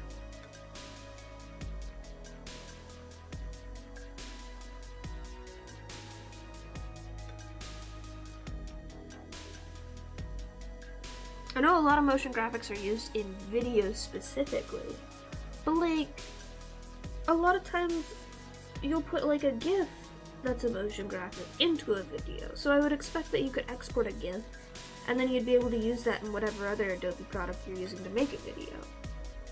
But I suppose like, for the things that like allow you to transfer it directly over, like that makes sense, I guess. I don't know, it hurts my brain. It hurts my brain to think about.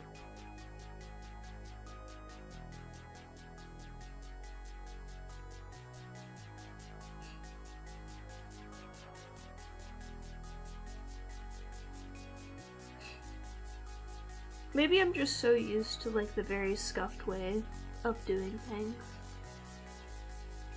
Oh yeah, it's absolutely that they assume that you have Adobe Premiere and not that they don't expect people to use GIFs. Cause also people use GIFs all of the time. It's called fandom. It's very much alive to do lots of GIF stuff. They don't necessarily use them as much on like websites and stuff like that. But I feel like a big thing with Adobe is that they like continuously port over older features. Like they keep those up to date. Like they keep a version of it that's acceptable. So the fact that there's no option directly in it is what throws me off. Other than the fact that yeah, they expect that you already also have Premiere. Because they expect that you have the cloud. The Adobe Cloud, and so you can do whatever you want in all of their programs at once. The cloud is expensive because they want corporations to use it and not individual consumers. They don't care about individual consumers.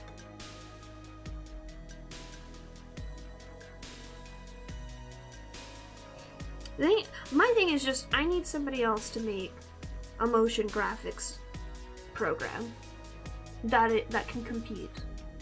I really do.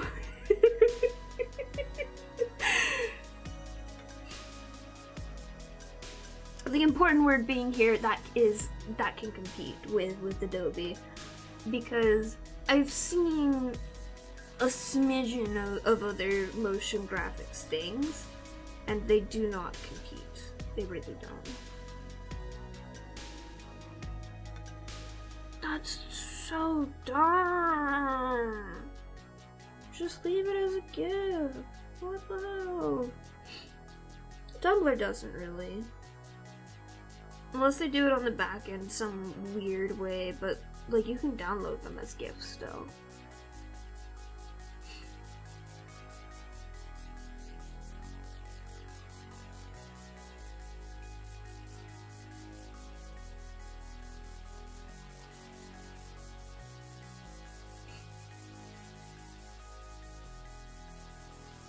I know they're not the greatest, but they are a standard that people still use.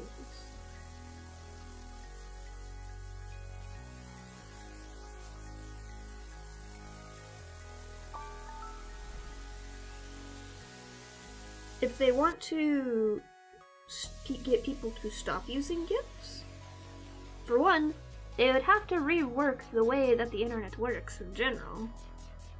And for another, they would have to invent a format that makes people want to actually use the new format. Thank you for the follow, by the way. Hello. How's it going?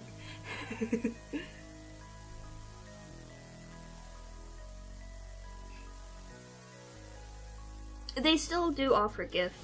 I have a thing that convinces websites to give me not web PNGs. So it appears as normal for me normally as GIFs. They have not reworked the internet. The internet relies heavily on the fact that everything in the background that has always been on there is something that is almost always backwards compatible. I think the only example of something that has been actually depreciated is Flash. I mean, I'm sure there's other, like, things that have been depreciated, but not major ones like Flash was. But as a whole, no, they have not reworked out the internet. You can still use GIFs on the internet. The bare basic code of how the internet works has not changed. They can't change it. That would involve so many layers of work. That would take far too much time.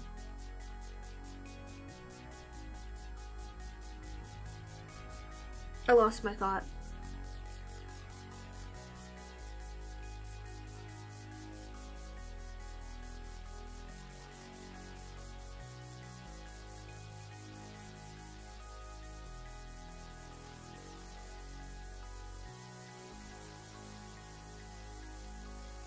But if the site converted them, I wouldn't be able to download that image as a GIF still. Like, I can understand, like, something being converted to a WebPNG and that's what's available. That I see all the time.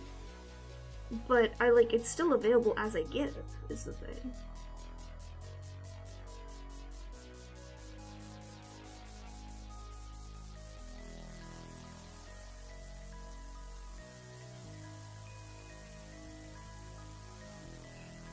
I know on newer platforms like Twitter and Blue Sky, if you post a GIF there, it doesn't work properly. It changes it into something else, and then it fucks up the entire encoding of the GIF.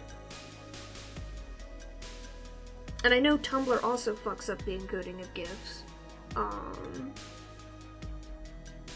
But, like, they're still GIFs, aren't they? I literally just saw some earlier that I was going to download.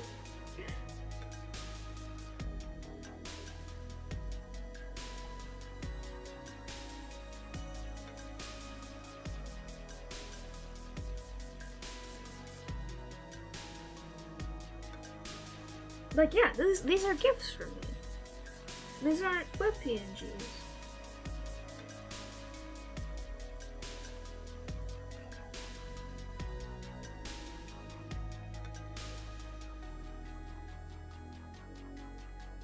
I'm gonna check if my add-on is still on that's doing that. It's downloads.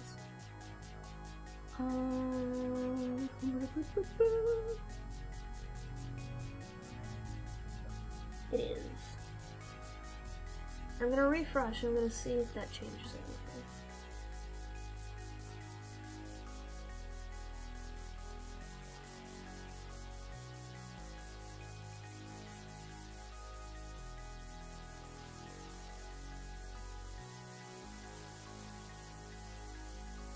I need a hard refresh, right?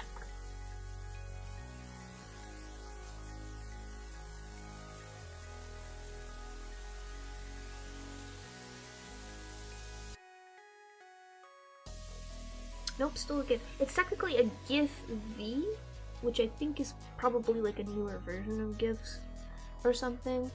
But it is still a GIF.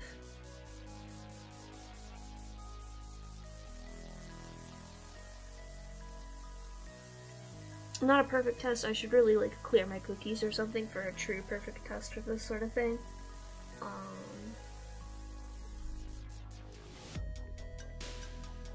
But yeah, GIFs are still very much used. Now I will say, it is! What? What do you mean it's just in before? I don't believe that.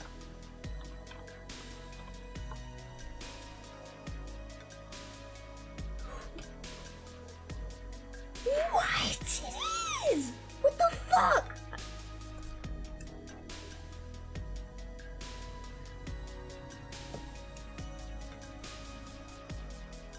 Okay, but it's still the GIF format, it's just wrapped into a video container. That's not a conversion, that's different. Isn't it? I know they're not dead, and... Wait, no, I actually have to go to the site and make sure it's not. I know they're not dead, because there's this one website that still uses them, and I'm gonna yeah, there's still fucking GIFs there.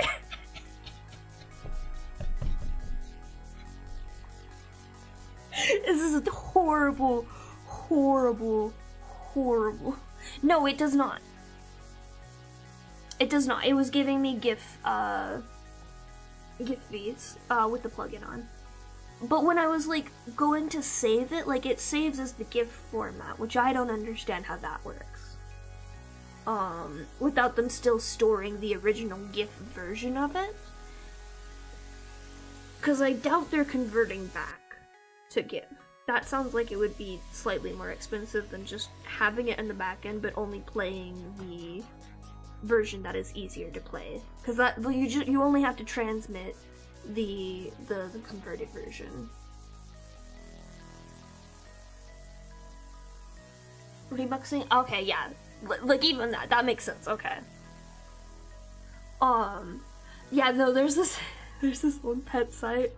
It's so cursed. It's so very cursed. For some godforsaken reason, all of the pet images on the site, I think all of the images on the site even, are fucking GIFs except for the avatars. I don't know why they've done this. I really don't know why they've done this. It does nothing. Yeah, they're all GIFs. Why are they all GIFs? They should just be PNGs. They're just PNG. Yeah, it sounds like some black magic fuckeries. That's what it sounds like to me. But yeah, no, this one site, and the only reason that it works for them to use GIFs for every single image is because the background is white. If you move any of these images off of the white background, any pixels that were supposed to be only partially transparent have this awful, ugly white border around them, and I feel so bad, because the site artists, other than the owner, like, they have, like, really beautiful art for the site pets, but it just looks so bad because they all get converted to GIF, and it's so ugly looking. They really should just be PNGs. Hell, fuck, I'd take JPEGs over this. It would look better.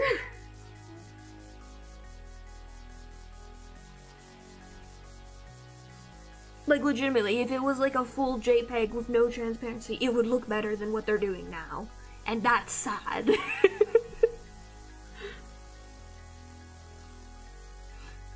Yeah, no, that makes sense.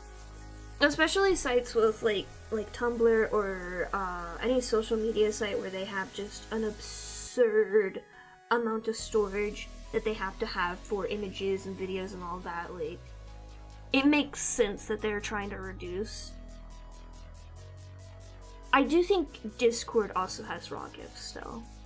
But that's mainly because people are sending the file, and Discord is just hosting it for that short period before it starts deleting things. Because they've also started deleting things after a long enough period of time.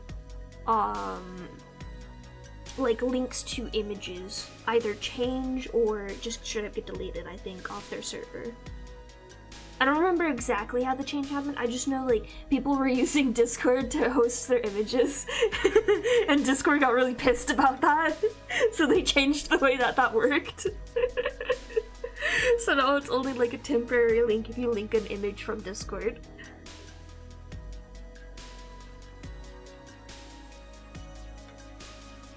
which I do think is incredibly funny. People will do anything but pay Imager for getting rid of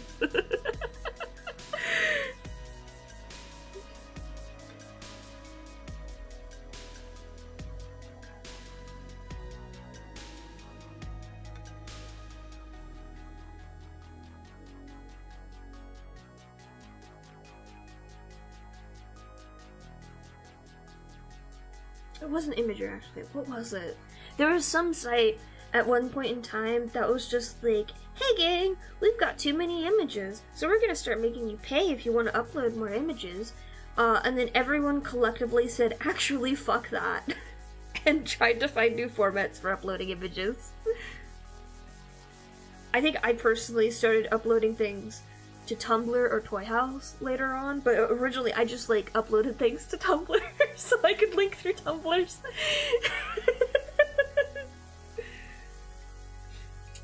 How do I handle this?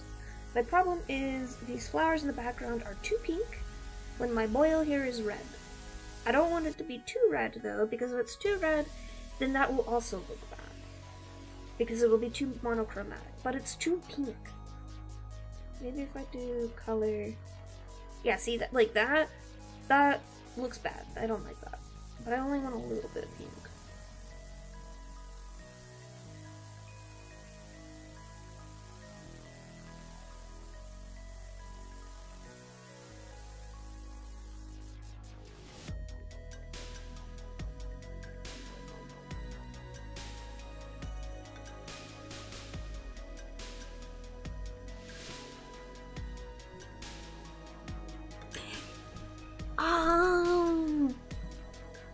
It might have been Photoshop. I know it was Imager at one point in time too, but I think they also rolled back part of what they were doing on there. So now people can use it again, but like it's like a smaller file size or something.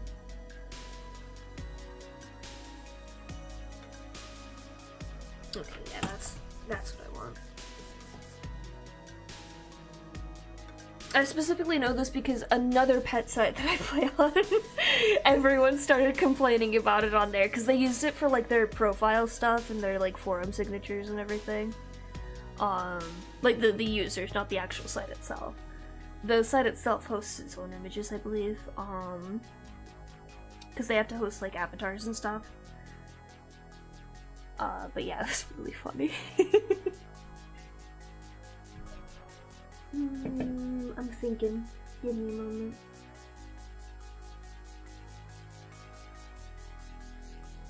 I'm thinking about how much shading I want to do on this. And how much highlight detail.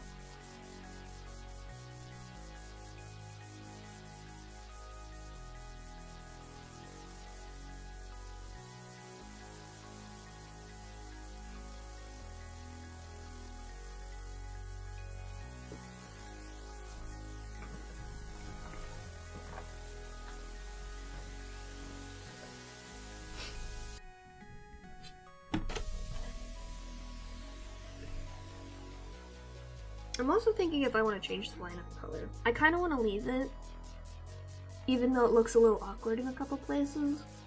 I feel like I want to keep this as my lineup color for all of this. Because it is a good color.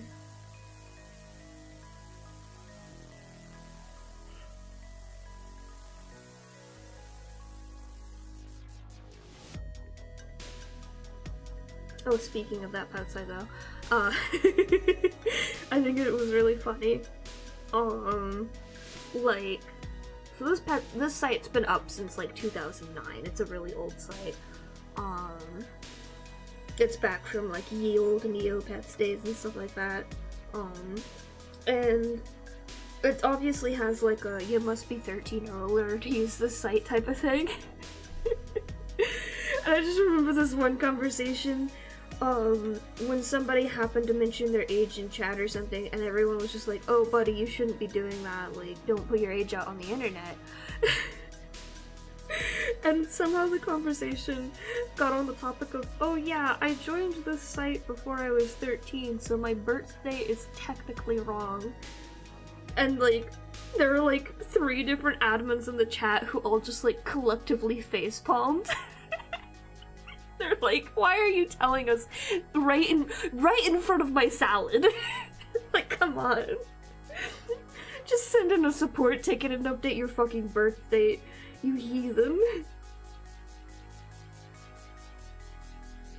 Genuinely the funniest fucking conversation. Because it wasn't just like one person who admitted to breaking the rule, it was like 5 different people all at once. Like the admins were like clearly like, I don't want to ban you guys because we've been friends for like 5 years. But I can't believe you've done this to me. I know, right? Because it was like some 15-year-old or something that overshared, and then everyone else was like in their 20s laughing about it.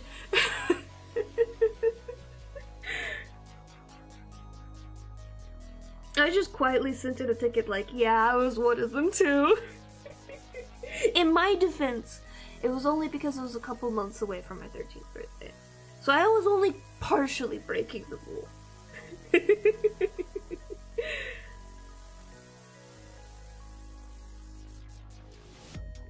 I actually really like that site. I still play on it sometimes. I'm waiting for them to respond to me because I wanted to get a custom item. And I had trouble figuring out what I wanted my custom item to be, and then I finally figured it out. Obviously, I don't know how this wasn't obvious from the beginning, it should be a crab! So I'm waiting for them to get to my ticket, so I can have a custom crab. Faxed into Neopets!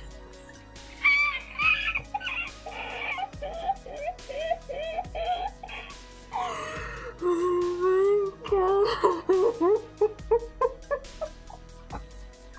Oh no, I had that! Oh my god! I know we're about the same age, and I know I've heard of like faxing, like people using it around the time when I was a child, but I don't think I've actually actively heard anyone like do a fax. I think the first time I actually saw a fax machine was when I was watching fucking Glass Onion, cause the awful like billionaire CIO dude only faxes people in that movie, which is just so funny. Genuinely funny to me. I should rewatch Glass Onion. It's a good movie. I highly recommend it. I'm really excited for the 3rd Knives Out movie. I can't wait for that to get released. If I can manage it, I want to see it in theaters. Which is a rare statement from me. I don't watch things in theaters. It's just really expensive.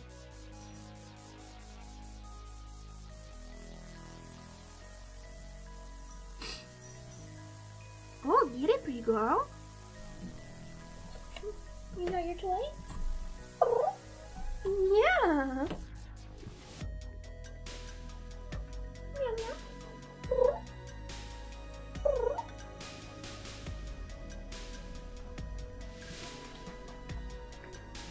Good girl. Good job. What's it doing? What's it? Oh. Yeah. I don't know if you guys can hear her either, but it's so cute. Okay. Oh no, it was covered up. You didn't see her pounce. She pounced. It was adorable. She's there right now. There you go. You can see her light. You like your toy?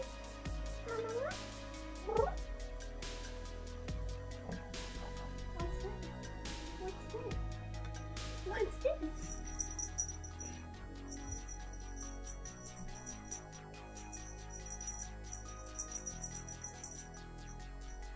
You guys make such a mess of this.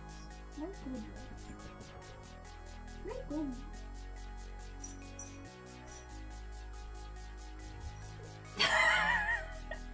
I just beat you to that.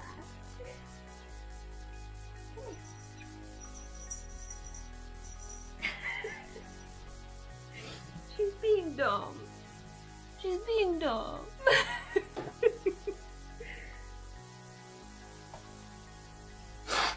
Sorry, I have to sneeze real quick.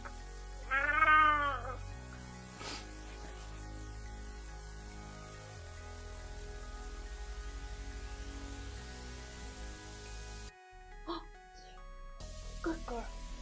Yeah. Good girl. Good girl. Oh. You want to come over here? You're invited. No, we don't mess with that. Come here. Come here, you big menace. Where are you going?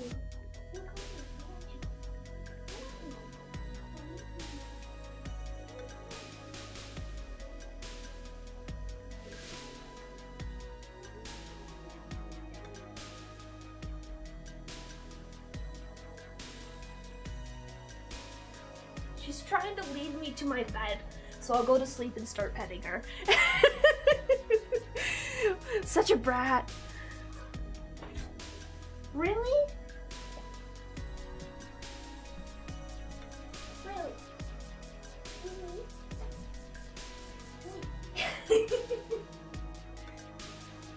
Maybe run over the That's all. My goodness. My goodness. What if I just wanted to pet you? What if I just wanted to pet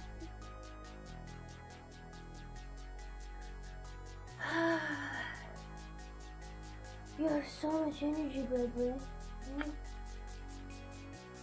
What do you think about that?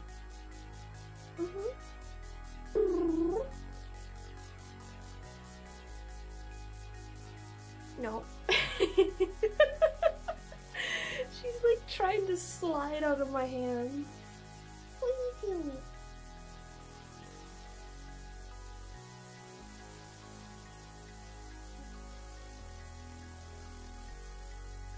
What is this? What is this? What is this? I tried to organize you so you lay better on my arms. What have you done? This doesn't look comfy. She looks like a wild cat, like a lion or something, like laying on a branch, all stretchy. Oh, she just kicked my chest. Man, what was that?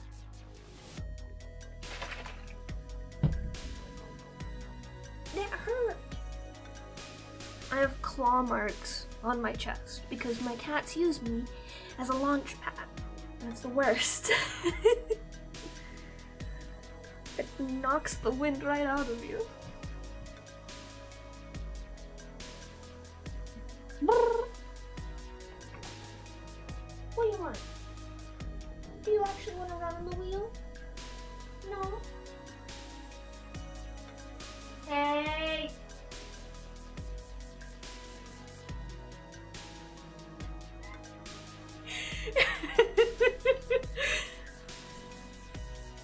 Marjorie likes to play the I'm not touching you game with Mia, and she's so mischievous about it every time.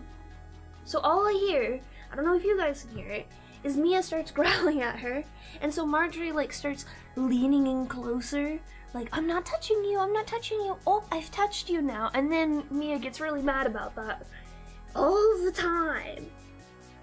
All of the time as this happens. I've given up understanding these two and their relationship because they don't hate each other. In fact, I know Marjorie likes Mia. I can't tell what Mia thinks of Marjorie. It's very confusing. I'm gonna play some music for myself. And at least attempt to concentrate. Hello, is there a kitty in here?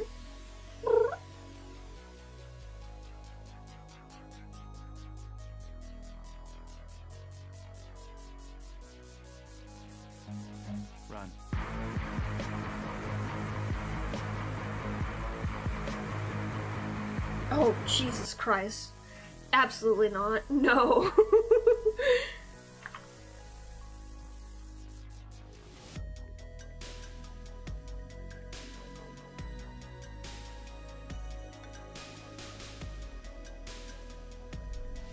They are both very spayed and do not have to worry about that sort of thing anymore. And I know this because I experienced Marjorie having to deal with it, and she was very upset by the whole process. Not the getting rid of it part, the actual heat part. She did not enjoy it. Which, to my understanding, actually, cats don't enjoy it in general. It's very distressing for them.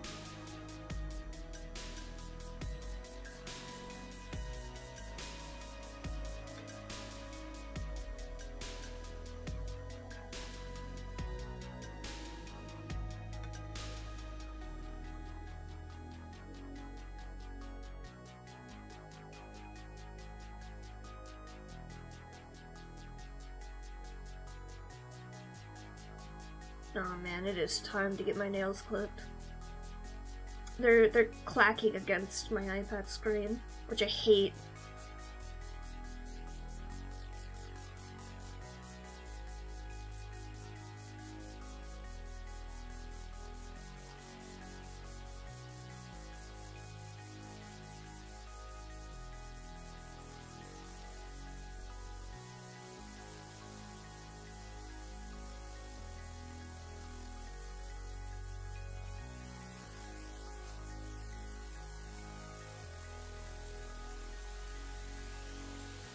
It is different for male cats for sure, yes.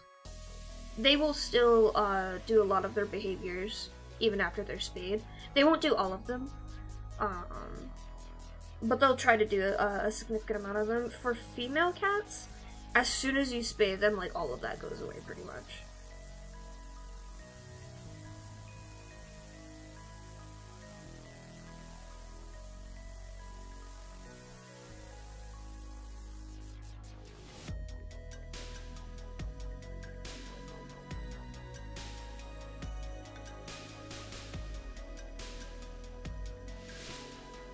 Obviously, it's also different, like, for each cat, too, but in my experience.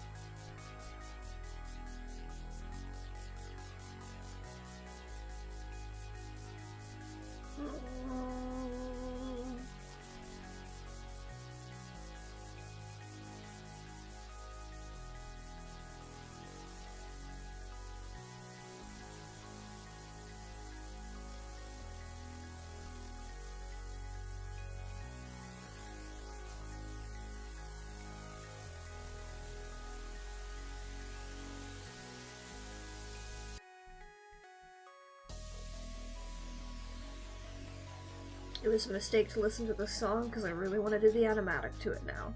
But I'm not allowed to. I have other projects I need to finish.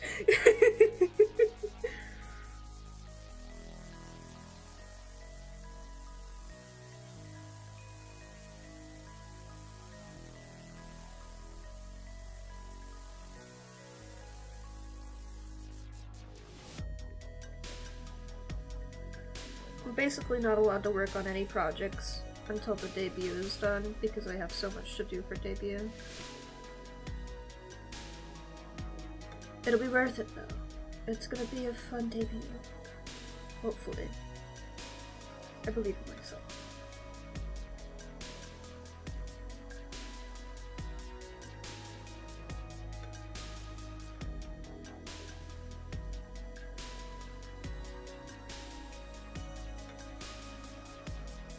The nice thing is I've done, like, versions of the things that I've planned to do for debut before. So I'm not going in blind, I feel. Not yet. I'm going to set a date once I've hit 1,000 and I've gotten a few days off of work. And I've confirmed with my multiplayer collab people that they can do those dates.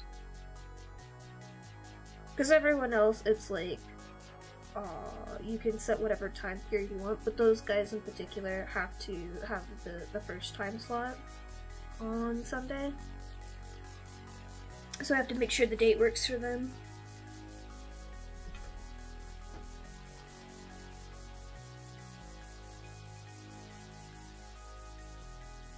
I also want at least a month of time to plan things.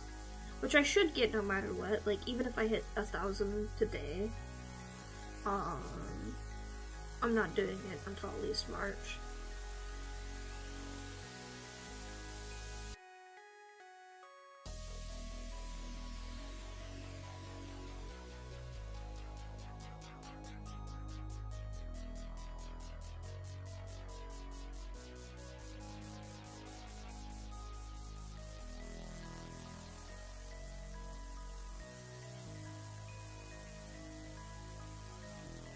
I need to do something to where I can hear myself more clearly with my headphones on, because talking with my headphones on is really weird. I know I was able to do it with my previous headphones where I could hear my voice clearly.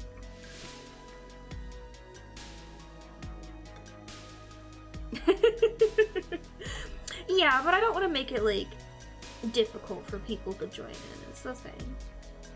I'm trying to organize it to where it is as easy as possible for everyone else collabing with me. And all the hard work is on my end. And the manager I hired. Which, huge shout out to Pandora, she's doing a very good job already.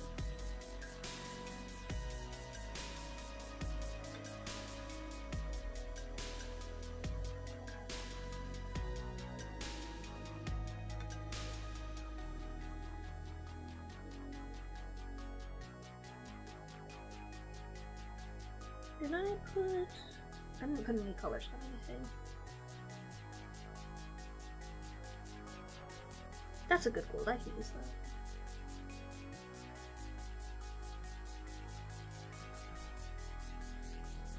I need a better flat color for my golds. Cause my default ones always look like browns. Wow, what a cool dude.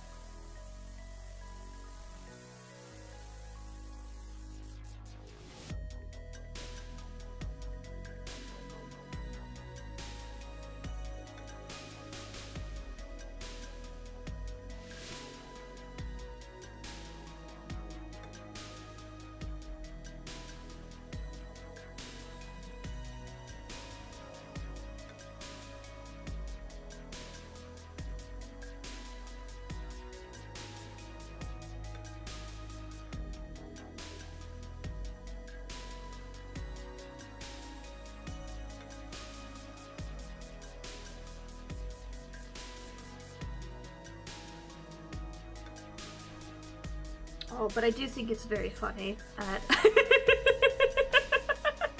yeah, that's a great bit.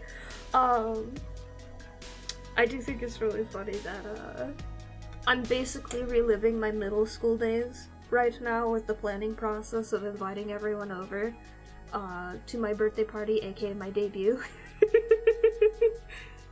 It's Vista, I think, actually.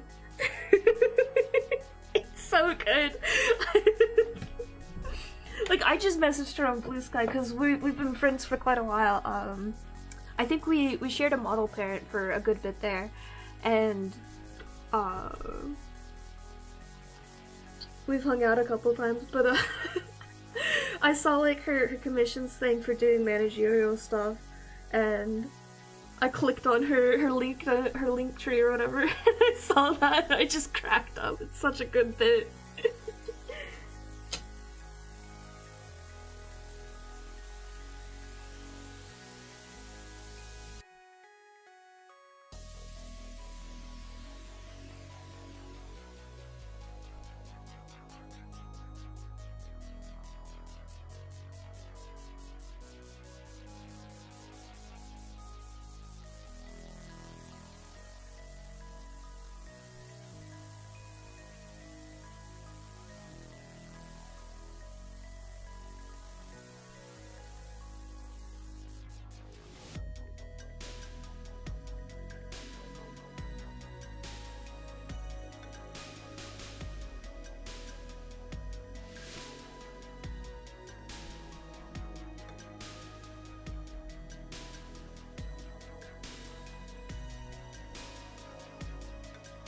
I do have a problem in that I wanted to actually put blood on this, but I think it's just gonna get washed out by all the rest of the red.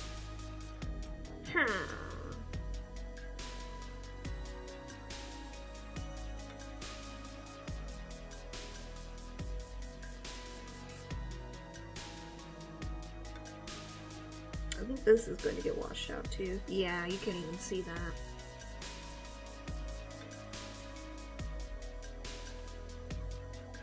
I'll use this for now.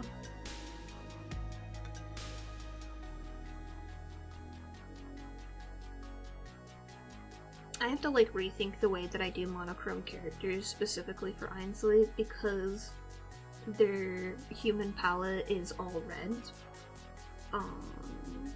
Because with any other color, it's not so like incredibly strong that it just blows out everything else. When you do a monochromatic palette. But when you do a monochromatic palette of red, oh my god, it's overwhelming. I feel like they have a lot of presence that they don't need, specifically because their character design is red. And in a lot of ways it works for me, because I want them to stand out as like being a supporting character. And I want people to pay attention to them even before I actually get the chance to focus on them. But it's kind of like a double-edged blade in a lot of ways.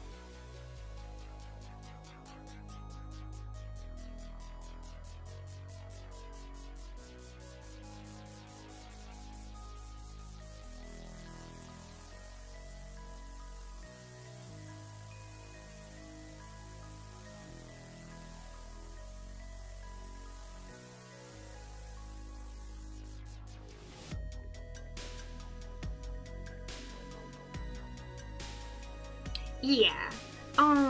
The main things that I'm consulting with her on are promotion, which yes, that's very much a shot in the dark, but for me, like, I can't really comprehend how a lot of trends work. I don't really understand social media. I make pretty things and I post them, and sometimes they work and sometimes they don't, and I couldn't tell you why. I could tell you some things on why they work, but not enough to like really get the system to work for me. And both you and her are very good at doing that. Like, it's not a guaranteed process. It's always going to be luck of the draw. And I'm okay with that. I went into this knowing that. But she's helping me with promotion and keeping my shit together, essentially.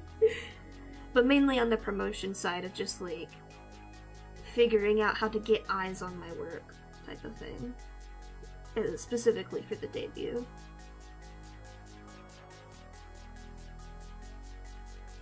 I also did a lot of confirmations with her of like, these are my plans, I know these things will work for me and this is what I want to do. And also making, like, having a second person to, like, look over those and go, like, yeah, this makes sense. This is something that people are going to enjoy watching. Or this is something that's going to work for a collab. Because, like, my number one fear is that I've improperly explained the point of, like, having people on while I'm doing achievement runs. It's like, I want people to be there, to be my peanut gallery, and also just have random shit to talk about.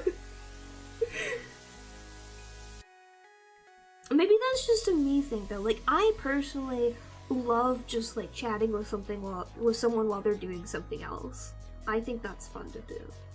It's like it's parallel play. I'm very much that kind of person.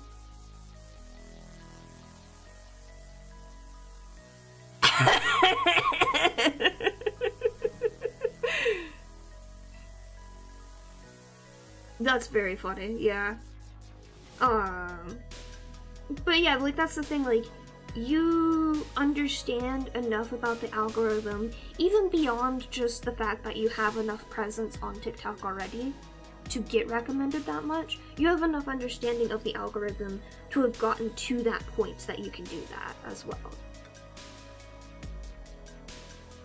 And you have enough of a personal presence and a personality that people are interested in watching for long periods of time, so people stick around and they watch for a while.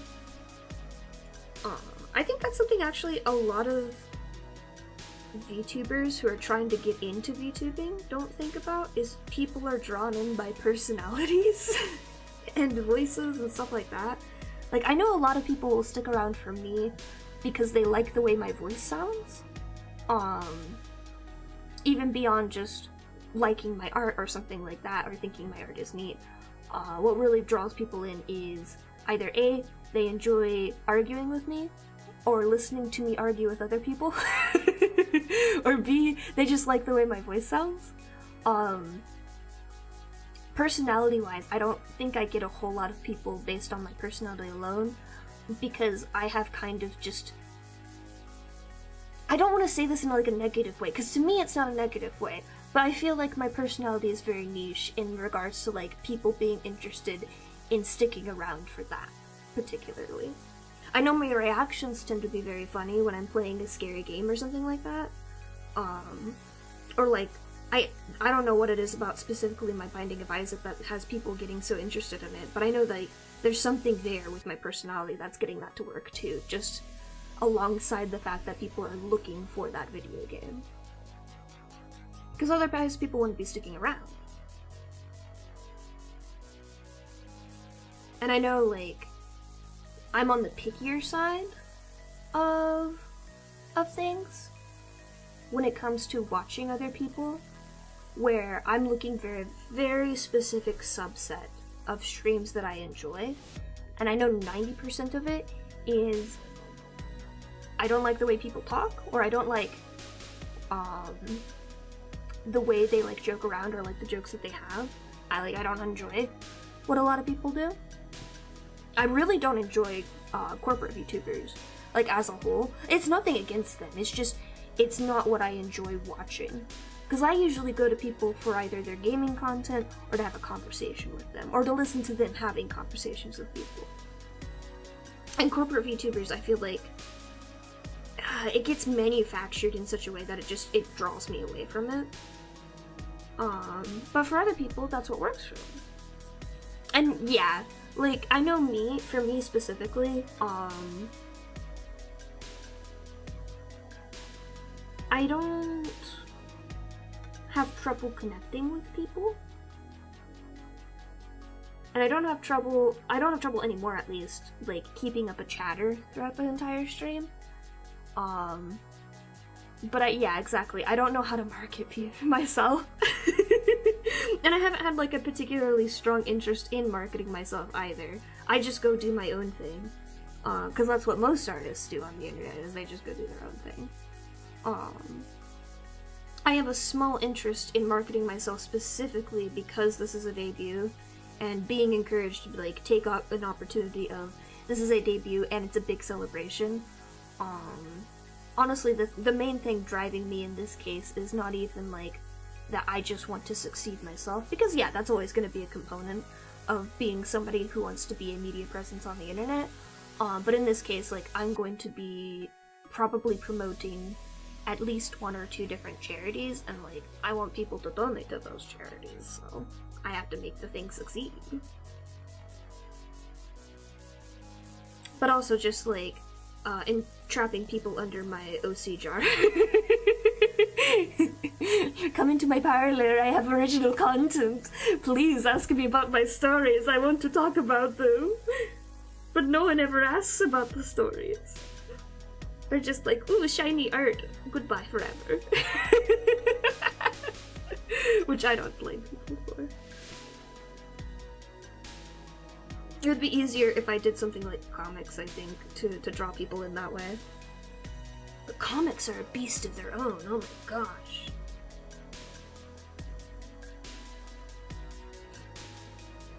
But yes, this is why I'm talking with Pandora now.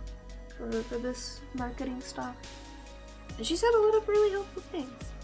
Like, a lot of it's been things that you've also mentioned to me, but just, they didn't click in my brain. Like, I saw you doing them. I saw that everything was working for you, but I didn't understand what you were doing specifically that was making them work. And some of the things you're saying, like, you not even you knew about, or at least not consciously knew about, or knew about and I didn't understand that you were explaining it to me. It could be any number of things. But the main point is, it's being explained to me in baby talk now, and now I understand. Now it's comprehensible.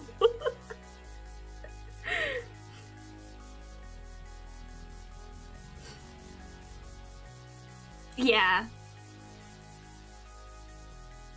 I can't keep up with that kind of flow. It hurts my brain.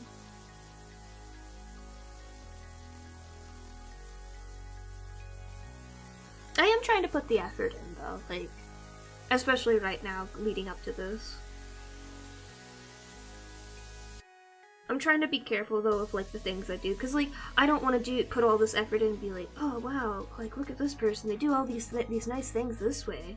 And then after the debut, like, immediately go cold turkey on all of those things, and everyone be like, wait, what the fuck? This isn't what I was advertised? So I'm trying to be conscious of, like, is this something that I could keep up in the future type of thing?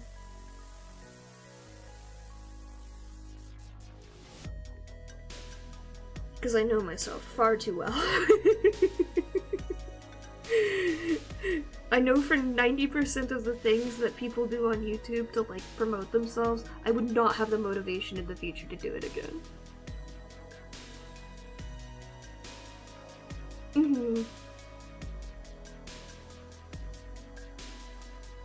If it was something you were interested in doing, you would definitely be able to do a managerial thing for people.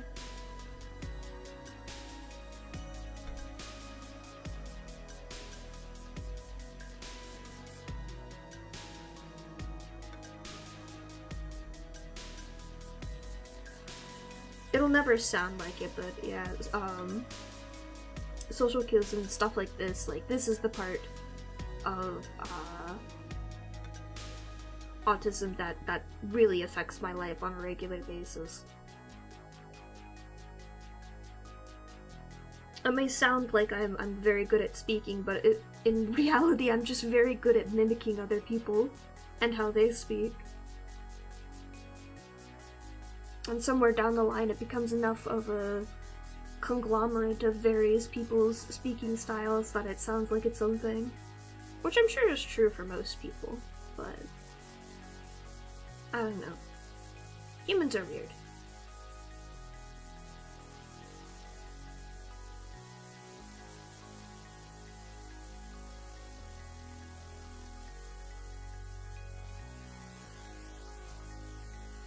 It's at its most obvious when I find a new character that I'm just like, I adore this specific character and the way that they talk. Because I will it'll be very slight in a lot of ways, but I'll start talking like that character, and I won't even notice I'm doing it until I catch myself, and I'm like, oh god, it's happening again. Because I do it to people too. I accidentally start mimicking, like, accents and the way that they talk. I'm like, no, I can't do that. People don't like it when you do that.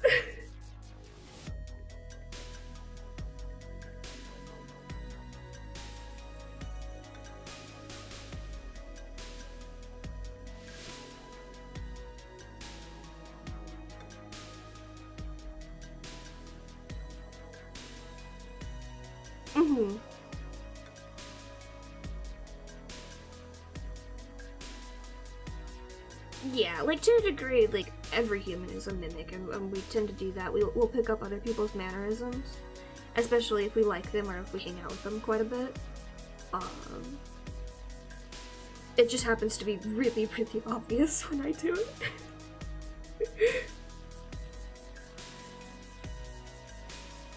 That did used to be a lot worse when I was younger, too. For both my sister and I.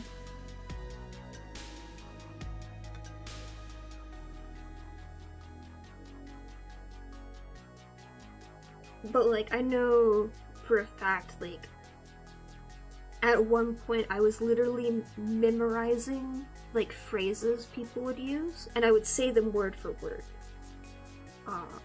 As a part of that mimicry. Constantly, because I couldn't understand how to explain what I was trying to say in a better way.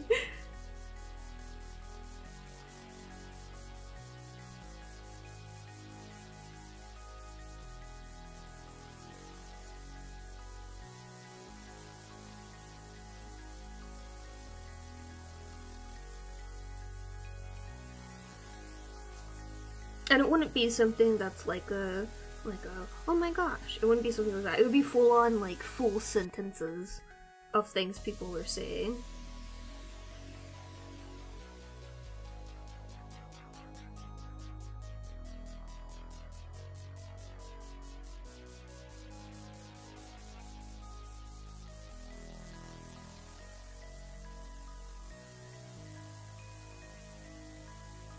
Because whenever I try to, like, write things myself, like, I think about in middle school again. Worst time of everyone's life is middle school. I never plagiarized or anything like that, but I used to get really frustrated whenever I'd have to, like, do a book report or something. Because if I wrote something in my own voice, my teachers hated it. And they marked me down literally because they were like, I don't like the way that you said this. Like, literally, I got marked down for that a couple of times. I was like, okay, I'm gonna talk like somebody else then. Because clearly, you just don't like me. And I don't know how to solve that problem.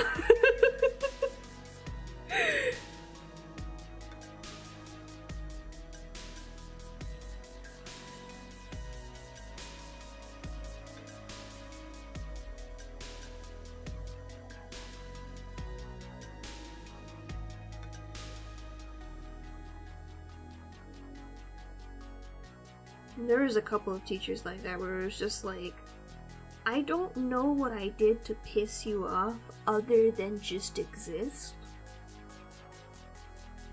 And I feel like it can't be my problem for existing, like, this is your job, you're paid to be here, I'm forced to be here.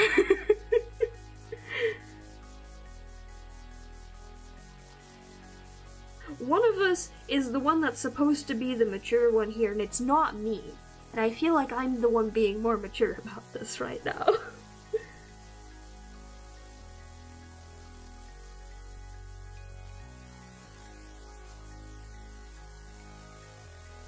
And it was always the English teachers.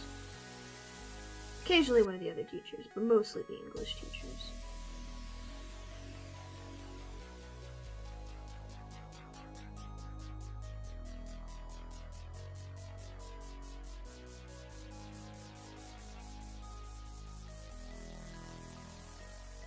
I do think the funniest instance of this happening, though, was physics. I think I talked about this before.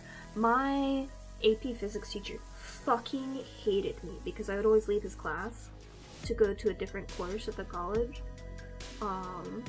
which was not within my means to not have that happen. So I don't know what he expected me to do about that, other than quit that course, which I wasn't going to do, obviously. But then I was forced to have him for the next year because it was his class or a second PE class, and I already had to take one PE class. I certainly wasn't taking another.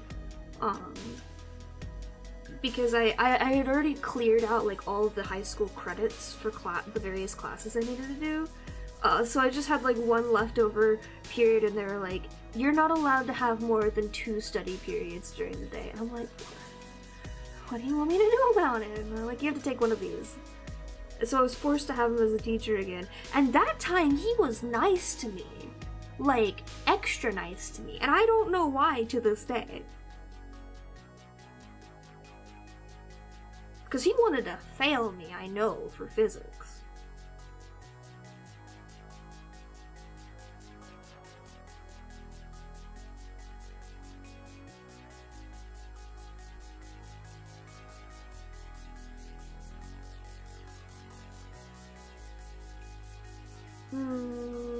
Better, but I still don't like it.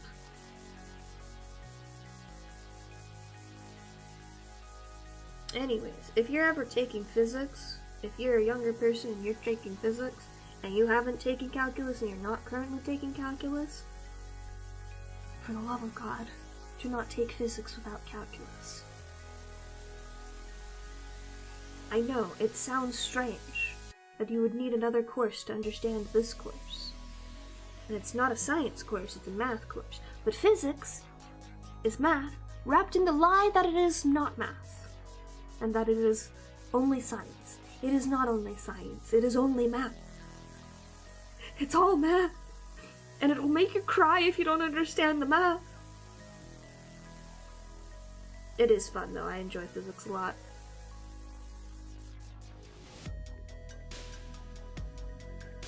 I still use a lot of what I learned in calc and physics actually, which is very funny considering my career choices.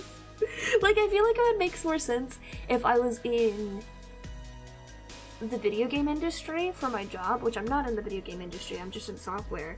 But like, things like video editing and stuff, I use calculus in that all the time. I mean, it's kind of more along the lines of like geometry and algebra to a degree, but like specifically spline graphs and stuff like that, where like you're changing the animation curves, like I could tell you the various different equations used in those, and why they work the way that they do, and why they make your brain make happy noises when you see animation using them. Not because I understand the animation side of it, but because I understand the math side of it.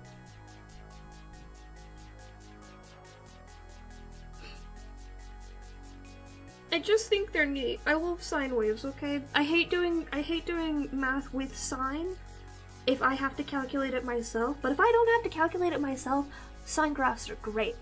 They look so pretty.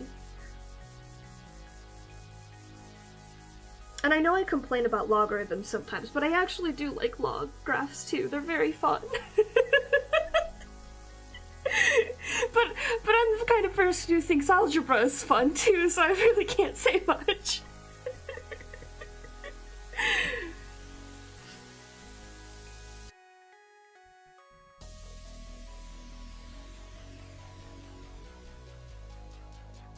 Whenever a video game, like, puts a math problem up on the screen, it's just like, ha ha ha, I have to make you do evil math things. I get so excited.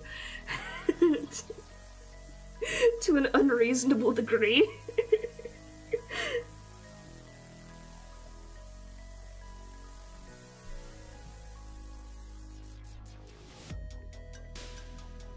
Ah. Oh no, there's something in my eye.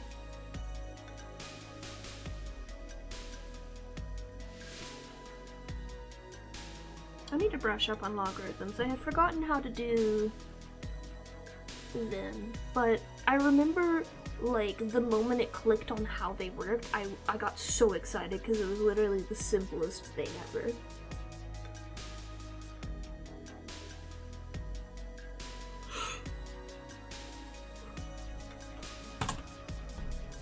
Let me look at this again. How do I feel about this? I feel like I could do better, but if I did better, I would have to do better on all of these, and I would hate doing better on all of these. So I feel like this is good enough. Let me just put the overlay on it. Nope, wrong button. That's the correct button.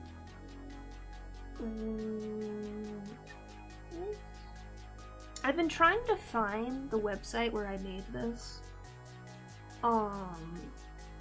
And I think it's gone. I think they deleted it, and it makes me really sad because it's such a pretty texture. I was able to make something similar in Blender, of all things, which is wild to me, but it doesn't have like the pretty gradients that this has. Like, if you look at it, it like has gradients between the colors. The one in Blender was just randomized.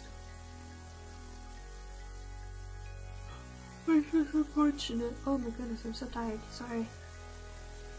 I'm very sleepy lately. Yeah. Okay, yeah, that's good enough. That works for me.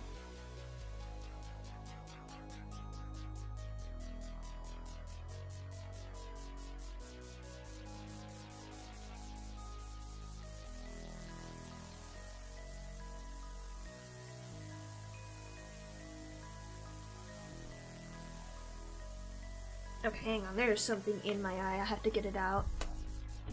I think it's an eyelash.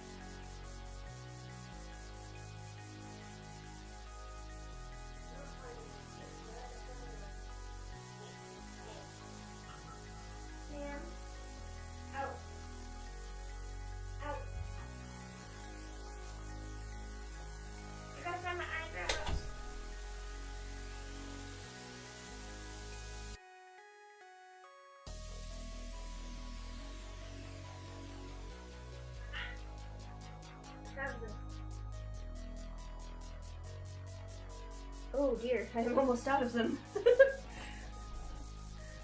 Unfortunately, the pain from having something in my eye, like an eyelash, feels exactly the same as my eyes getting too dry.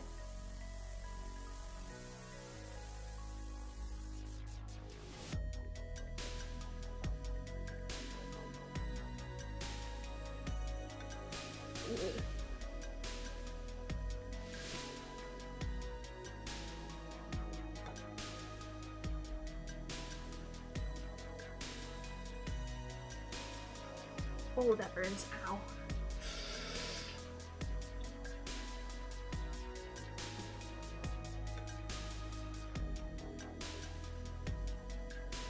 I'm pretty sure eye drops are not supposed to burn when they go into your eyes. But this only happens when my eyes are really dry. So I'm pretty sure that's my own fault for not regularly using them. Hi! Yes, I'm in pain. Ah. What? What do you want? talk at me. How dare you?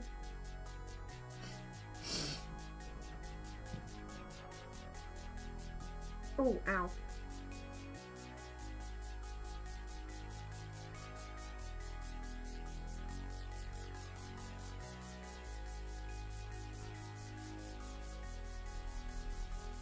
Well, I guess I'm working with one eye now. Because my right eye really hurts whenever I open it. That's not good.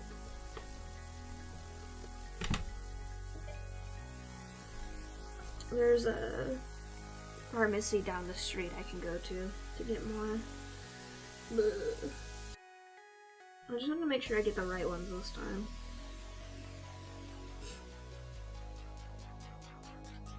Now here's a question, do I do colors or do I continue on line art? Because I kind of want to finish some of these.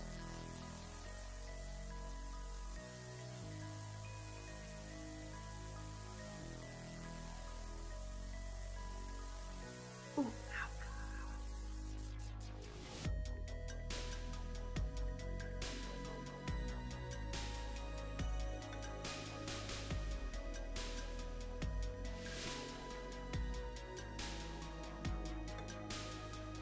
I think I'll work on this one. Because the line art's pretty solid on it.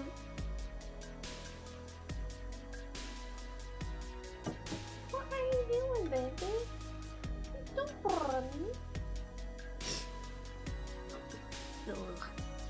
I hate that everything on your face is connected.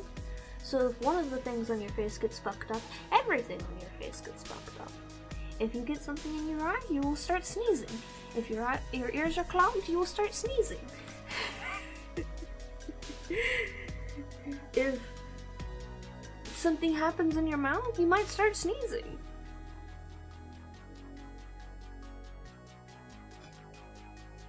Sinuses are weird.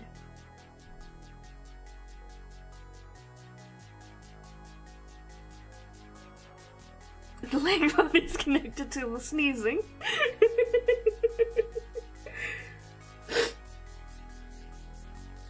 I'm gonna be all sniffly now.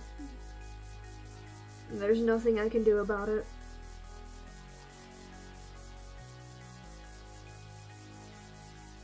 I need to draw her heartbeat form. Because she's supposed to be a harpy.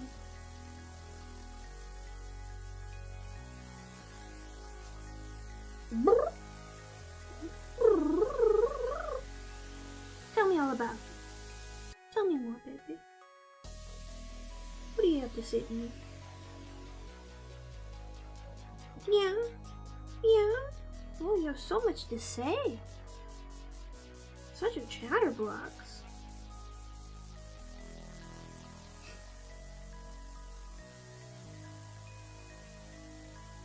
I keep going back and forth whether or not she should have like a very visible bun in her hair, but I kind of like the way I've drawn it here, where it just kind of like fades into it in a weird way. I'm particularly proud of the braid. I thought it would be a chore to get the braid to translate into this new style better, and then it turned out it wasn't. It was great. Her hair is actually really difficult. This like triangular like part thing that's like a thing in anime a lot of times is one of the most difficult hairstyles for me to draw. So by that nature, Minerva is one of the hardest characters that I own to draw. But I love her and I want to draw her more, so I'm trying to learn how to draw her hair easier, and it actually translates really well into this style, thankfully. But drawing her like front on is pretty difficult still.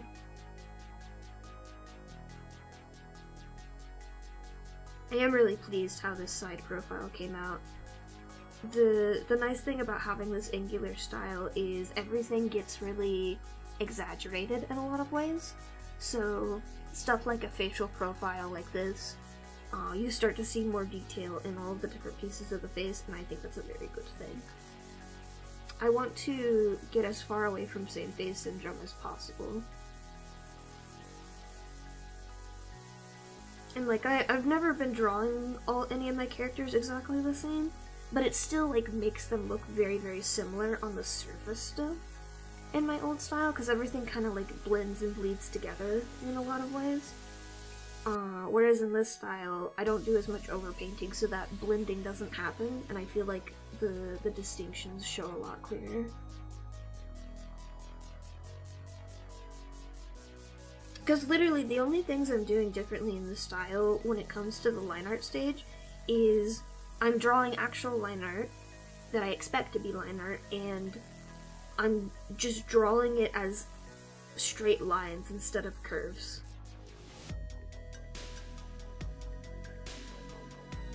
In a lot of ways, it feels like I've been leading up to this style this whole time. It's just been like step after little step of small things I've learned that were just like looking for me to do this style in the end anyways. I'm not sure how to describe it. I don't want to say it was destiny, because I don't believe in destiny or fate, but it feels like all the choices I've been making along the way have led up to this. And that's a good feeling. It felt that way for my previous style as well, when I started doing it, and like every little thing I was learning for it, and every little like thing I added to it to be a part of the style overall,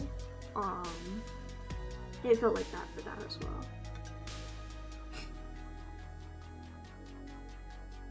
I think a lot of people, when they talk about art style and how they approached it, like there's like two prevalent opinions about art style, one of which being art style isn't a thing that you choose to do, it's just something that happens along the way, and the other one being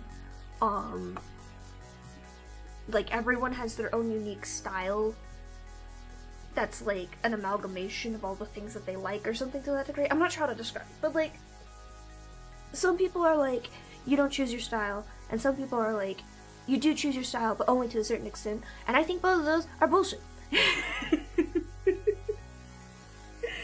There's so many art opinions, or like I listen to people talking about it, and it's just like, no.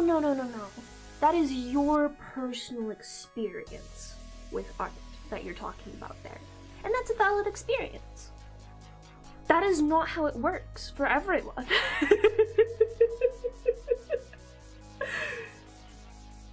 And I also think it's bullshit that a lot of people do that as like a marketing thing.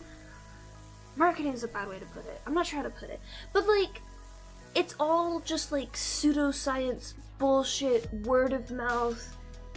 One popular person said it and then everyone's regurgitating it so they can get views on their video because they can categorize people into 4 Hogwarts houses based on their art or some bullshit. And it's like, no, that's not how it works. That's not how it works.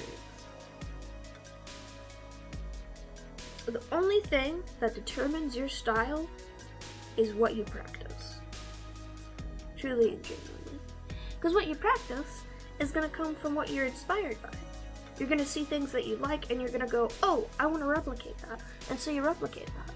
And you do that over and over and over and over again until you replicate it in kind of like a different way. And you're like, oh, I want that to be my style. And so that goes into your style. And that stays there until you change it again later on.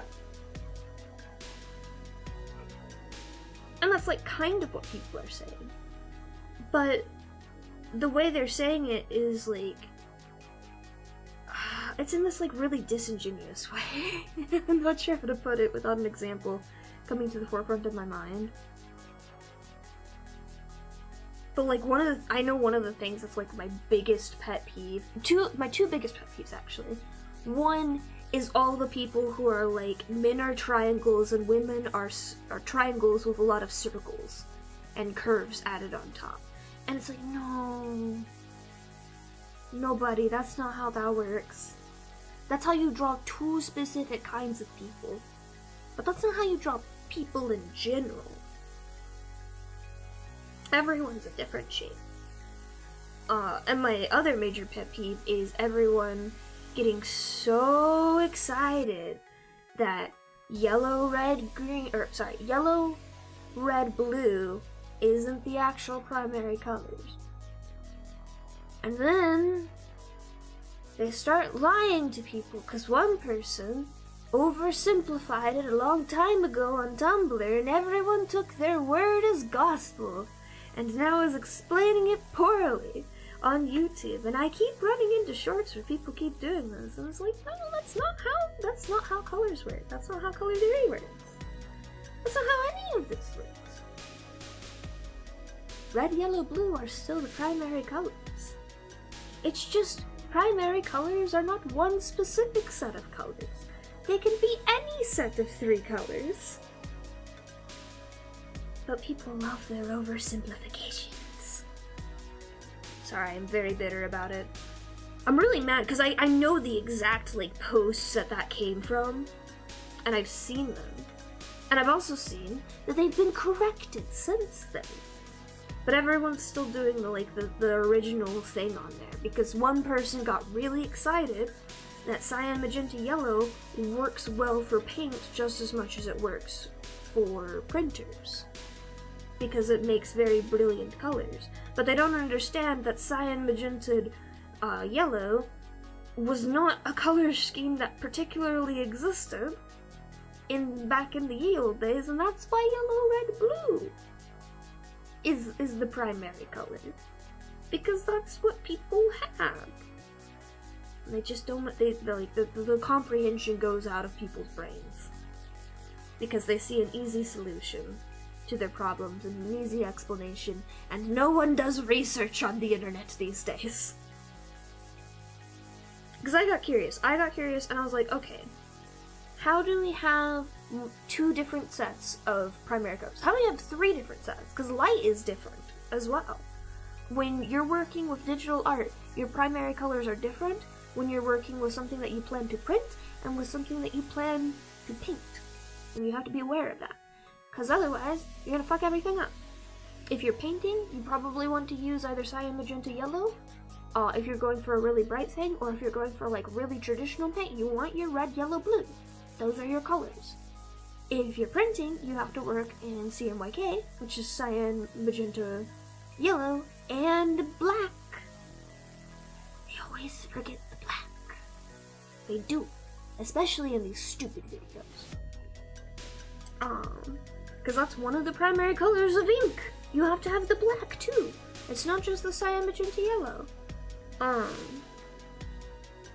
And for computer stuff, it's RGB, obviously. Because that's the way that things are coded.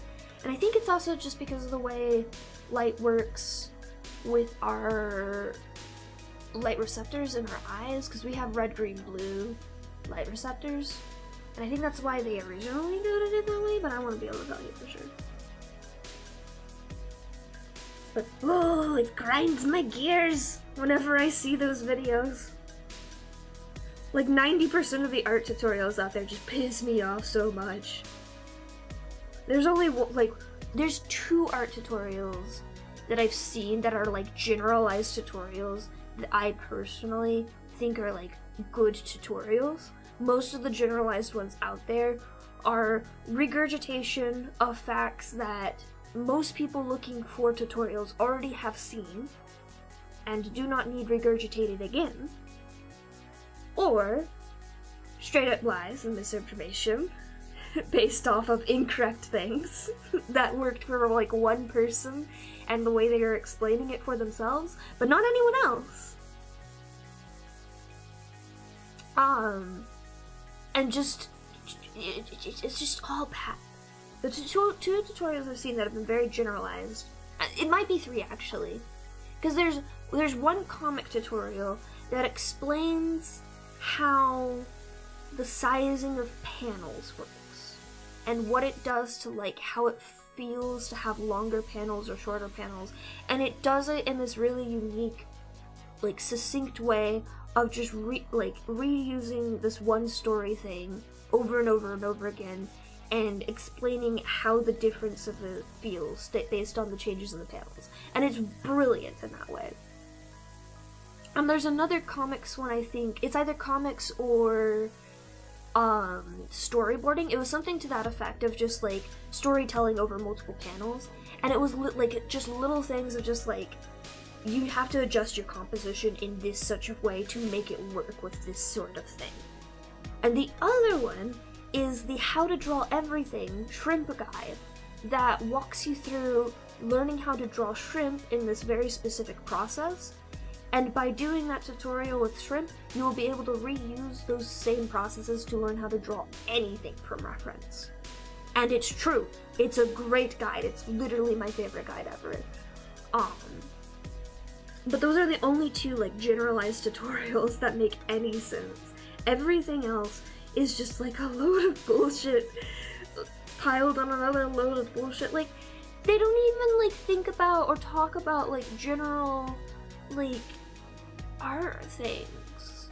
They just assume certain things work because those have been so generalized and used everywhere, but they don't actually understand like why those things worked the way they do. They just regurgitate the way that they do them without understanding the basis of why. Like the whole thing with women being circles and men being squares and triangles and stuff like that. Like, they don't understand that that was a specific kind of propaganda, but also mainly just like shape theory with characters of, you want your gruff old man to be a bunch of squares because that kind of just like fits the mood and tone of that character. Whereas if you want like a bubbly girly girl, you want a lot of curves and bounciness, and that is shown a lot better with circles in their design. Like if you wanted to compare a design of like the thing coming to my mind with like bubbly girl is Mabel from Gravity Falls versus like Grunkle Stan. Like the shape theory in their character designs emphasizes those traits about them. But circles are not unique to the girl characters in Gravity Falls. You see them in other characters too. For example, Zeus. So when I see these tutorials that are just like, oh yes, you draw women this way and men this way, it's like, no, that's not how people work, and for one, but that's also just not how character design works. You're oversimplifying based on like specific things in like anime that make it to where it's easier for underpaid artists to draw out 5 bazillion things over and over again, without having a whole like team of people to help them with character design and stuff, the same way that Western animation does, for one. But you're also just like, this is only going to work in one specific style for one specific body type. And then when I see people talking about shape theory the correct way, who like people who have actually gone to school for this sort of thing, and they're talking about it, they also oversimplify it and they don't explain it well, and they don't use examples outside of the men are squares, women are circles ones, and it's just like, well, you're just falling into the same category, not by virtue of purposely or not purposely or accidentally doing this. You're just doing this because you're not giving other examples outside of the ones that everyone already sees all the time. And it's really frustrating.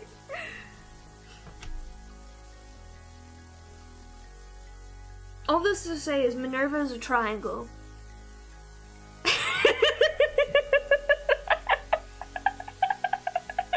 Sorry. I want to do an art tutorial at some point in time when I can like properly draw out these things and character design for people, because it's just so frustrating all the time seeing this happen over and over, and people take it as gospel, and it's like, no, you're being lied to, accidentally or on purpose, it doesn't matter. Like, it's not wrong in that, like, you can draw that way, sure, but your art is going to be bland and boring, and it's not going to, you're not going to understand the concepts from this initial basis well enough to actually do anything meaningful with them. And these people are toting it around as if you are going to do something meaningful with them, just on the basis of the 60-second video that they just showed you. Congratulations, you've given them a number of views for their really shit explanation of something.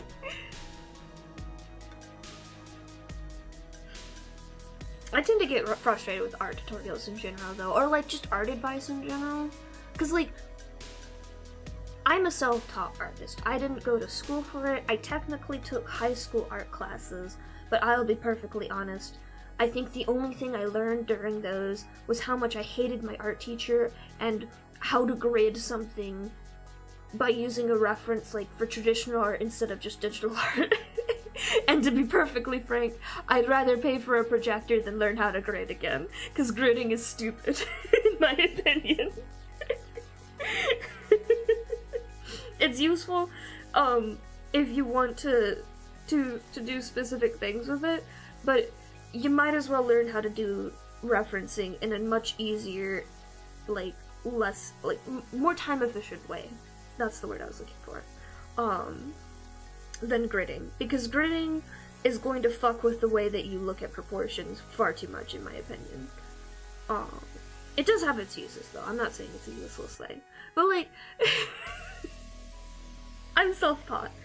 And maybe I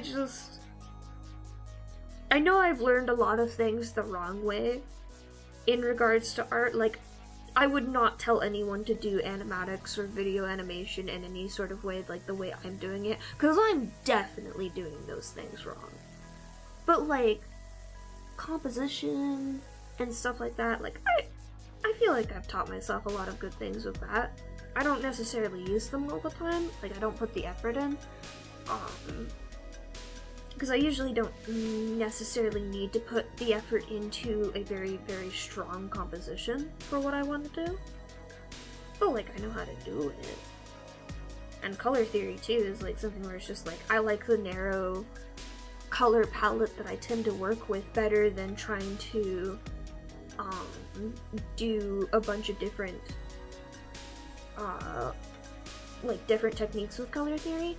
But, I will admit that, like, one of the things I'm working on right now is pushing that color palette to its extreme so that it does do a lot more color theory. Like, it puts more work into that. I lost my train of thought, sorry. I'm just mad! I'm mad because there's so much of that out there. And it's always been like that in the art tutorial crowd, I would say. Like, there will be, like, people who go to art school and they're like, oh, I know everything now about this thing. And it's like, okay, yeah, you've sat down and you've done the work to understand this, but you don't know how to explain things to people. You don't know how to teach. And you're teaching it incorrectly to other people. And that's what frustrates me. It also frustrates me in software. I complain about that all the time, too. And, like, I feel like part of my art journey is, like, has always been looking at these tutorials and looking at all of these things that people are touting around, like, oh yes, I know how to teach this. And digging down and going, okay, but are you really teaching this correctly? Are you actually explaining this properly to the people that you're saying you're explaining it properly to? And 90% of the time, that's a no! It's a big ol' no! Color theory posts especially piss me off, because all they will ever do, like 95% of the time, is they'll be like, this is a complementary color, this is a triad, and this is how you pick different ones off of a color wheel. And these two colors mix to make green. Okay, buddy, I learned that in elementary school. I'm not asking that. I'm asking, how do I put colors together to create certain moods? Or how to, like, tie in shades versus highlights, and not bland shit like all the examples people tend to give. I want actual examples of extremes in different mediums. Oh, it's frustrating. It's so frustrating. I could go on for years about this. I probably will go on for years about this. Because, like, something I've been trying to understand is how people will do, like, a realistic painting or something. Like, let's take the gradient here that I've got on Minerva. They'll do all of this, and then on top of it, they'll add another color, like, on the edges or, like, mixed in. And skin tones are a little bit weird in this regard, where there's, like, specific colors that anyone can use, and they'll just add it in, and then it'll, like, it just pushes the whole thing further. And there's not really a lot of, like, good resources on how to do that, to where, like, it makes it look, like, incredibly good. And somebody was complaining about that on Tumblr, and then people were doing the fucking color wheel shit again, and they're like, no! I'm not looking for that. I understand the color wheel shit. I don't understand how you turned this gray spoon into a myriad of colors that looks pleasing to look at in paint. How did you do that? And somebody sat down and they're like, okay, you know what? Let me explain my process here. I did this, this, and this. And I was like, finally, somebody is explaining it properly. Like, that's the color theory shit that we need.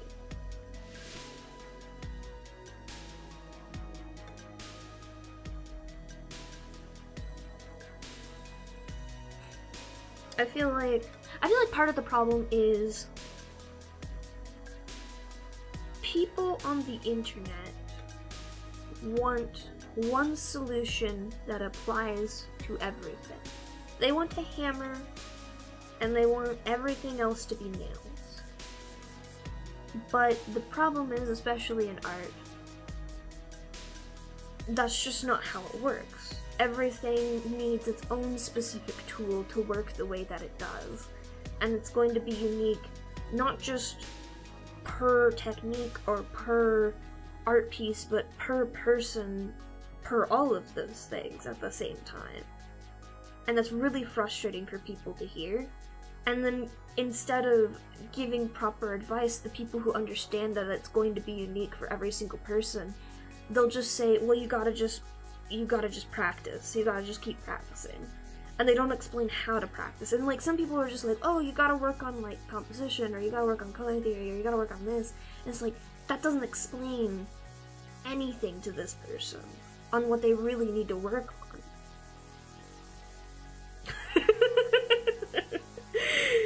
Oh, that works way too well. Oh my god. Colors aren't real, but that's just a theory. A color theory. Colors aren't real. So, fun fact about me, I have a running scientific theory, and I don't know if there's even a way for me to test this in any meaningful way. I think every person perceives color differently. And I'm not talking about specifically color blindness, although I think that that's a part of this theory, in that the way I personally perceive purple may not necessarily be the same way somebody else also perceives purple. Like, it looks one way to me, and it might look a completely different way to somebody else, but because outside of us as a society, we have all pointed to the same object and said that's a purple object, we all recognize that different color of purple as purple across all of us, even though it's unique to each individual person. Like, I have a theory that this might of this being an occurrence. And I don't think of it in a physical mutation thing. That, I think, is just the color blindness thing of, like, the ability to perceive the color. Instead, I think it's more of just, like the way our brain actually processes it. And yes, exactly, like, that's part of why this is my theory. Like, I don't think this is a meaningful thing to, like, think about, like, to actually test or anything. I think it would be a fun thing to try to figure out, but I don't think it's really all that important too. But like that's my thing with favorite colors is I don't think necessarily even that it's too different between two different people. Like for me, I think it would be like maybe I see more purples more saturated in a certain way, and other people see them less saturated or something to that degree. Not necessarily blindness, but more of just like my brain picked that color to like, and it said base boost it to the max. Whereas for somebody else, they might not care about purple, and so the brain kind of dilutes it into the background a bit. If that makes any sense. I don't know if it does. It's kind of a crazy theory. Also, that is not necessarily true. It might be true in certain cultures, but it's not necessarily that the color blue didn't exist in people's mindsets. It just kind of got, in some ways, categorized into other color categories. It's like the difference of like describing purple, pink, and magenta to somebody. They all are sort of under the same category of like weird purplish pink colors. And it's just we separated them out later because we like naming and categorizing things, and so we just made more categories of that color.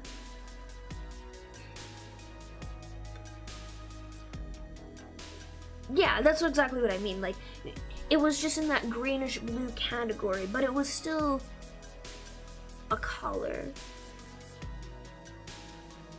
I'm pretty sure I looked this up, because I know people were arguing about wine dark seas on Tumblr for a bit, and somebody had to debunk that and be like, no, you guys are fucking idiots, of course they thought the ocean was blue or some shit. Like, they weren't calling it literally wine dark. And then somebody else like posted a picture of like the ocean at sunset, and it's like, oh shit, that's actually pretty wine dark there, huh? And I do know in certain cultures they have just straight up called blues greens, but it's only in certain cultures. It depends on the culture. Very much so, and like the region of the world that you were in.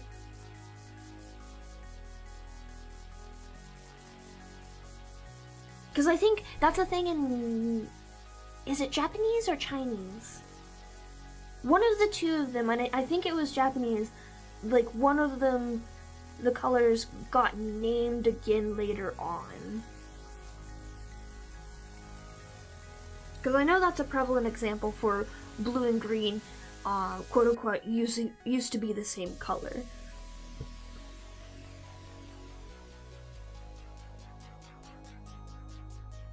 I need to do research like this for my green video, actually. I've been thinking about my green video.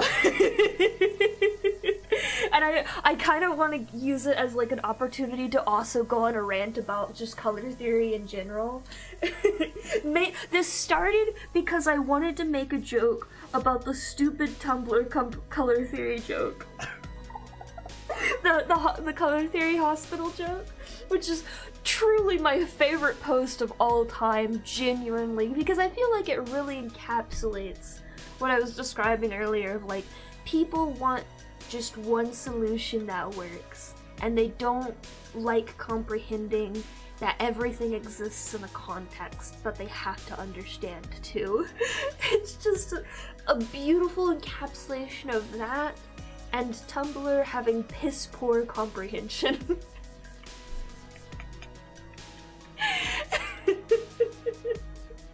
Let me write this down, actually. If you haven't seen the Tumblr, the color theory post, Daishima, I will pull it up to you and read it for you, because it's just, it's beautiful.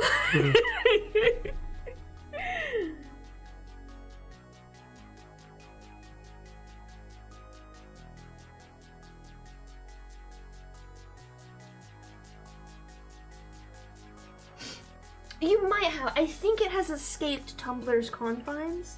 And I know TikTok loves stealing things and claiming that they created them. For example, Gontrove. I've seen comments on TikTok claiming that it originated from TikTok, which is just straight up a lie. It has predated TikTok's existence. which is so funny to me. But let me find it for you. I'm sure if you've seen it, you will recognize it immediately.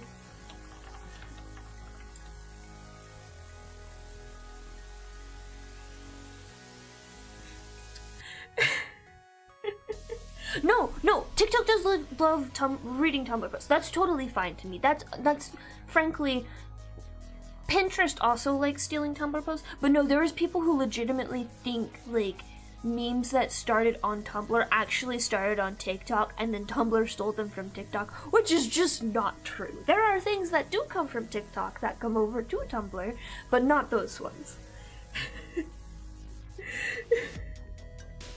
Oh, here it is. It's beautiful. Oh my goodness. It cracks me up every time I see it referenced. Okay, here we go. And yes, this is the kind of website where people see a post and make a whole blog about it.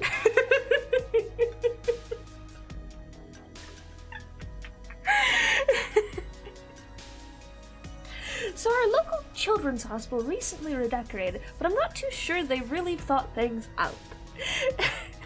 And if you're not looking right now, it is a picture of the floor of a children's hospital. And there's a red streak on the floor that looks like they just took a body that was bleeding out and dragged it across the floor in a really weird wavy pattern. And this is what Tumblr said.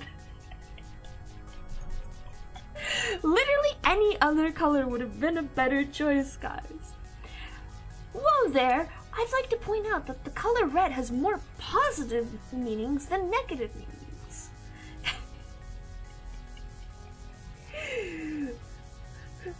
What the hell are you talking about? Hey, red can mean whatever the heck you want it to mean, but that is not going to change the fact that it looks like they dragged a bloody body across the fucking floor.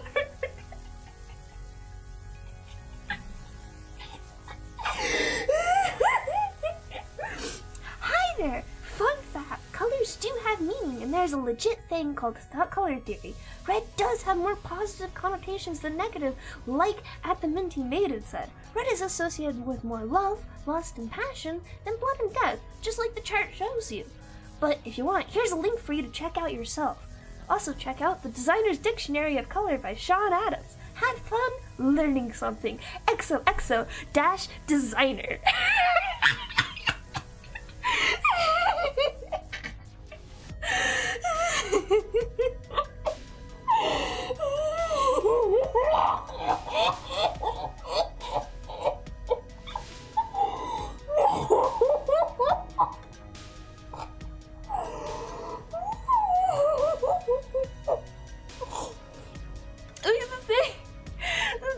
This post is the first person who replied, hey, this could just be a color theory thing. Like, for one, it feels like they're sharing a fun fact, but also, like, this could be satire at this point in time. Like, this is peak Tumblr satire. It's just, like, adding to the joke in a really stupid way. It's the second person who replies, no, colors do have meaning. Like, this person believes that MTIB, whatever, like the INTJ stuff, like they believe that that is a thing, like Myers-Briggs actually affects people in real life more than just being pseudoscience bullcrap that doesn't mean anything other than categorizing people in one specific way. That doesn't even do it well. Like, that's what this person sounds like. And every time it kills me. The fucking XOXO designer.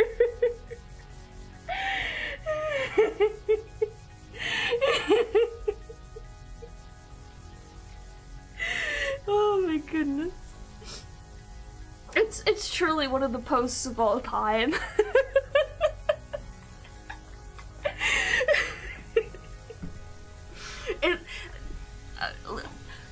The children's hospital color theory thing, it has entered the lexicon of just like phrases to talk at people with when they start spouting stupid bullshit that doesn't work in the context. And we have another one that's entered the lexicon in recent years of, I don't know if you've seen this, it was a Twitter post, of somebody who's just like, man, Disco Elysium's like such a good gamer and all, but I don't want to play as a grimy old man character. I want to be, what about like a young little girl witch in the Alps searching for a lost cat in like a cozy game with the same like sort of like choice mechanics and stuff, and it's just like, oh no.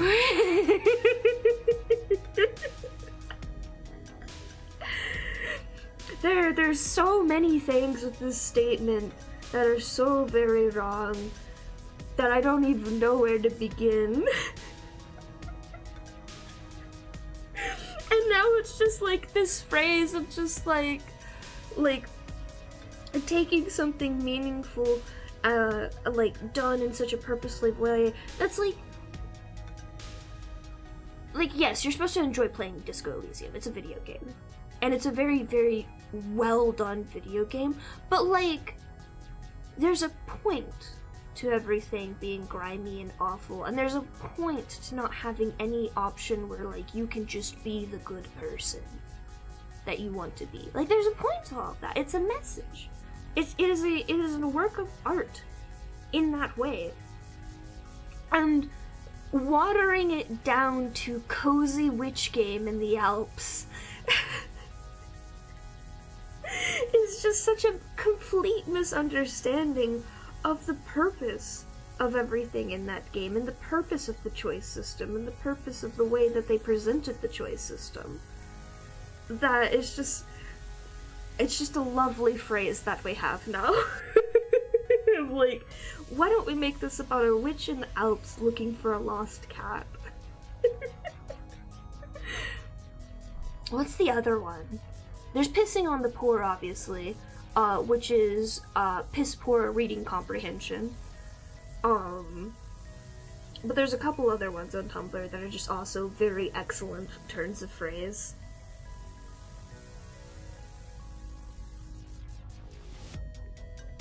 I still need to finish watching Disco Elysium. I would not be able to have the patience to sit down and play it myself, purely because the walking animation is so slow, which is really silly. It's the silliest thing that could be stopping me from playing this game. But like, I was putting it on in the background and I keep forgetting to continue to watch it. But it's so good. It's just one of those things that like, you have to be ready to like think about things when you're listening to the storyline, because it hits on a lot of heavy topics.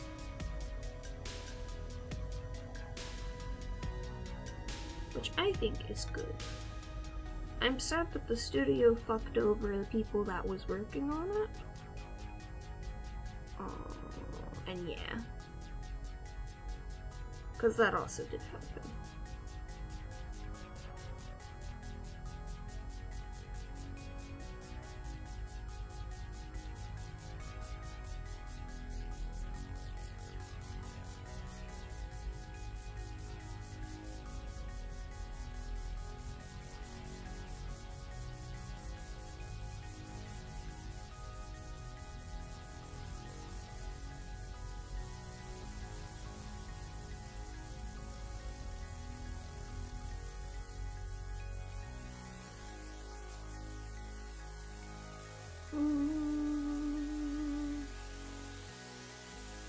I'm gonna add the pink as highlights, but I don't know, maybe I should put the gradient. I usually do gradients on the hair and the skin, and that's about it. I need to actually tone down the gradients on her skin. She needs heavier ones to like emphasize that she's an older woman than Ainsley, but I feel like this is still too heavy. And I accidentally added in some shading that I didn't actually want to add.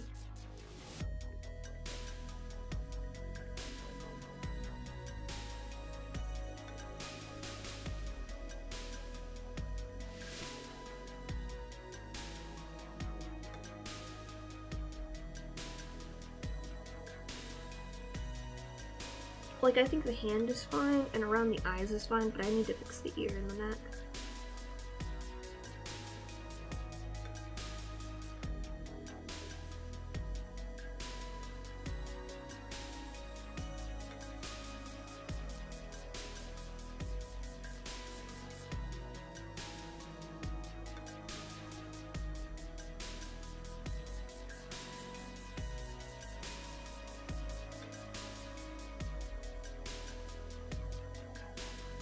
Oh, I remembered something earlier. Oh my god, from the argument, or not argument, because it's just me talking to myself basically.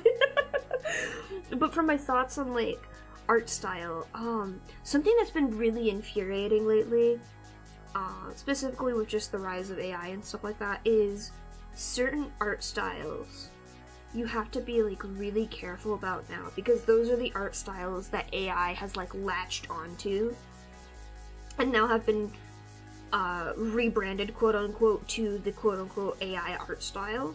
And it's so frustrating, because I followed, a long time ago, I kind of got out of that art style as, like, a reference point, but, like, that was, like, a lot of the major artists for quite a long time, like, especially concept artists and stuff, like, that style was those people making it. And it's so frustrating. Like, there are some times where I see an AI generated thing and I know, like, I don't remember the name off the top of my head, but like I remember pieces of artwork that AI totally stole that art style from. And it pisses me off so much. But it also pisses me off because, like, sometimes I will see something that is, like, very clearly a style gimmick that one person happens to have in their art style, and I will know, like, that person in particular did actually draw the thing, they didn't use AI or anything. And then I'll see people, like, being like, oh, this is totally, like, an AI feature here. And it's like, no, this person actually drew that. You didn't do any research at all, you just looked at it and you're like, this is totally AI generated. Because, like, there's certain things, like a lot of the early hand issues AI had, where it was just like, okay, yeah, this is totally a giveaway of AI art. But there's other ones where, like, somebody might mess up proportions or something, in ways that look very similar to AI fucking things up, and it's like, dang, guys, we gotta be careful about just labeling things as AI art, if you can't, like, prove that this isn't just them doing a style thing, or this isn't just them being a newer artist. Like, there's gonna be clear signs of the difference, but, like, making a generalization of, like, this is a perfect cue of saying this is something that's AI art, like, that's never gonna work. What was it? It was something with hands, with the way, or proportions or something, where, like, the proportions of something were off in a particular way, and somebody was just like, oh, this is a clear sign that this is AI generated. And I looked at it, and I was like, I've drawn something with these exact whack proportions before, because I didn't understand proportions at the time. Like, it's one thing if you have all these other signs of AI art in there at the same time, but you can't use proportions alone, because a lot of beginner artists make those kinds of mistakes. And you may not even know it's a beginner artist, because there's a lot more beginner artists these days that have figured out how to render things, like the paintovers that I used to do. They've figured out how to do all of those steps, but they mess up on other basic things, because they figure out how to do the rendering first, because that's the thing that they see on the internet and they're self-taught, so they don't know that they need to go learn the basics first. And I know this because I did that multiple times over. I would learn how to render something in a particular way, and then I would get mad at myself because, like, other things in the style looked wrong because I didn't know the basics of something. And so I'd go back finally as soon as I figured that out, and I'd learn the basics of that. And then I learned a new rendering technique that was like, ooh, this is shiny, and then I would fuck something else up in, like, composition or proportions or something like that, so I'd have to go back and relearn it again.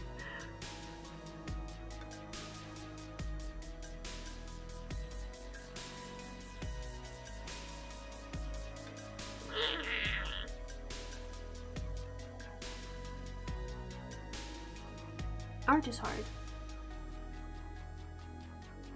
It's so freeing once you get in kind of like the zone of it and understanding it and like doing it.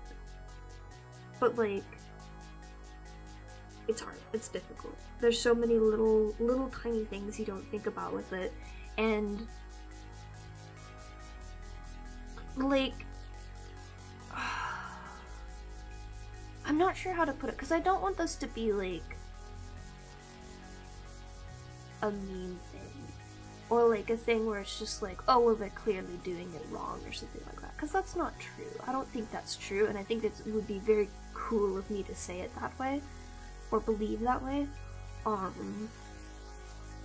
But like, there's this phenomenon, I don't see it too often, but I do see it quite often still, where an artist has either a unique style or just like an interesting style, and they end up somewhere down the line like saying they hate the way that they draw, like drawing isn't fun for them in any way, shape, or form.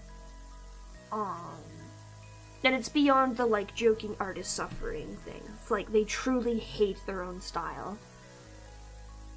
And I've seen this so often over the years, and I'm just like, well, have you done anything about it? Have you approached it differently? And like, I've never talked to these people in particular, because these are just random people on the internet that I was following. But like, it's strange to me to see people talk like that when it's something that they decide to do. Because these aren't people who are like artists for a living or anything. These are just hobby artists. And then they don't do any steps to change the things that they dislike, or at least they don't talk about it. And then they quit, they give up, they quit on it. And they stop posting and all that. And it's just like, I feel like there's a solution here, and it's not an easy solution, but there is a solution here, and it is to kindly critique your own art and find the things you want to change. But I know that's not an easy thing for people to do. And like, if I could make any tutorial, I would want to make one where it teaches people to be kind to yourself about your art style, while also teaching you how to find the art style that you actually want to draw in.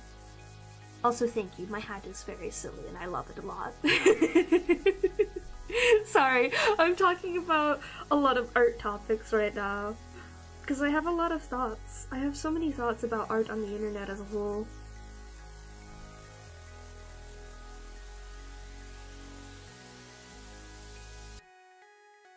Like, I feel like that isn't a pet peeve for me of like people getting mad at their art style, because that to me is actually just sad. Like, I feel like that's a sad thing that happens a lot.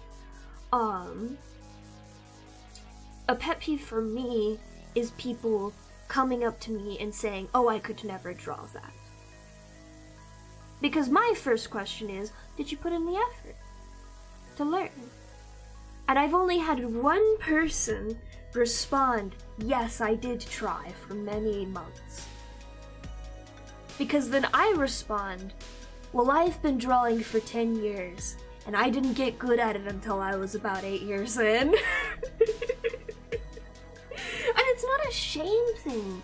Like, I feel like that's what it feels like when you're on the other side, and I want to find a way to word this to those people to make them understand it's not me shaming them for not trying.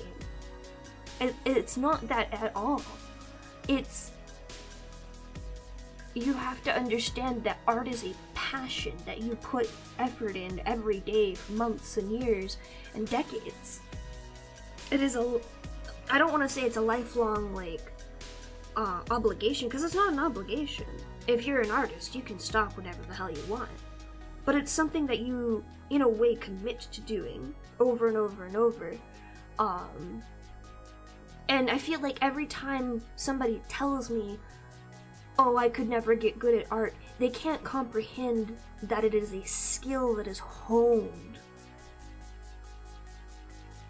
Yeah, exactly. Like, even if I were to like compare myself to the younger generation of artists now, like I see so many younger artists that have just incredible art styles that are way beyond my skill level, and I've been drawing for now 15 years or so. And they've only been drawing for a few years, and it's just because they learned differently. They understood art in a different way, and that's okay. Like, I feel like people look at that difference between what they're doing, what somebody else is doing, and they get upset at themselves because they can't learn in the same way that other person learns. And some people take that to the degree of that means, oh, only people who are predispositioned to do art things can do art things. And I was like, no, that's not how it works either. Anyone can learn how to do anything. It just takes time and effort. And it's sure, like, I've been drawing for 15 years and this other person's been drawing for 5 years. But maybe I'm putting in like 4 hours of work every day and they're putting in 9. Like, there's so many things that can influence that, and the people that are around them. Like, maybe they have artists in the family that gave them all the tips and tricks early on, whereas I'm here scrambling years later to understand those things. Because I didn't have somebody to handhold me through it. I know there are certain things, actually, that I learned as a child, because my birth mother was an artist. To a degree. Like, that's how I know how to sew and stuff, and I didn't need to ever take lessons for that. She taught me how to do the basics of that. And she taught me certain things that are still prevalent in my art style today. For example, the first thing that I draw every time is either the shoulders or the head of a person. Because that is how I was taught to draw people when I was, like, 6 years old. And it's a common thing, I think, for people to do, to start with the head. And it wasn't until much later, when I was trying to get my proportions to look a lot better, that I started drawing shoulders and chest first, to make sure the head was in proportion with the rest of the body. Because it just clicked better for me that way.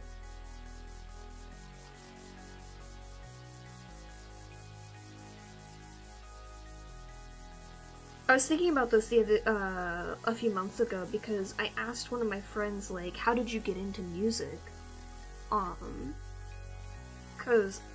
Or not music in general, but like specifically singing. And they were like, oh, well, my family all sings. And I was just like, well, everything makes sense now. Of course you know how to do these things. You had people teaching you the whole time. And it's the same way with me with technology, in that the things I know about hardware come from the fact that I was taught them as a kid, and the things I know about software also came from the fact that I knew about them as a kid, because I was taught them.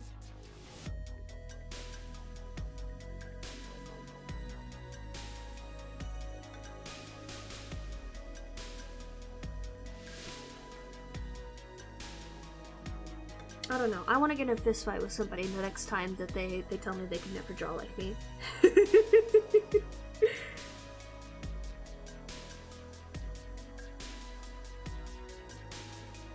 Because I know for a fact that it's a lie, because my art style isn't manufactured, but it is something that I very specifically picked for myself. I said, I want to draw something this way, and I learned how to draw it that way. It definitely didn't start out that way, but over the years it has turned into that.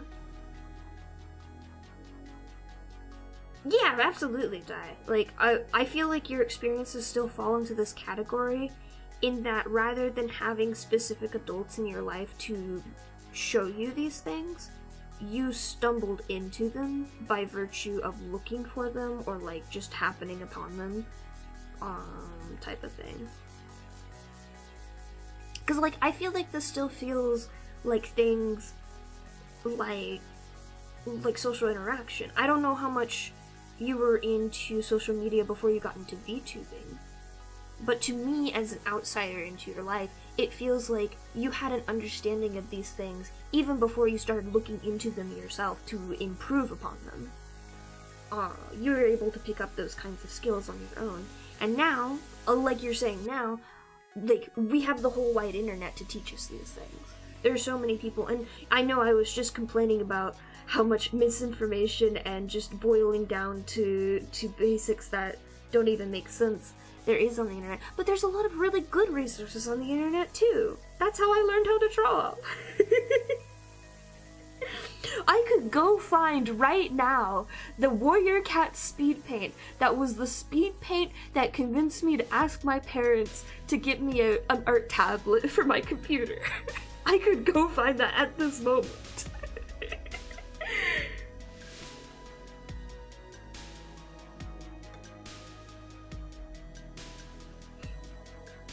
But that's still something. I didn't get onto Tumblr until I was in high school. The only social media I was on was Facebook, and that was just so I could play Farmville. I was like mid to late teens before I started interacting with anything on the internet, really, outside of like Minecraft and technically World of Warcraft, but I didn't talk to people on those. Like, I talked in like Minecraft chat to people, but that was it. Fucking Farmville. My farm looked incredible, I will have you know. I was so good at Farmville. I love management games.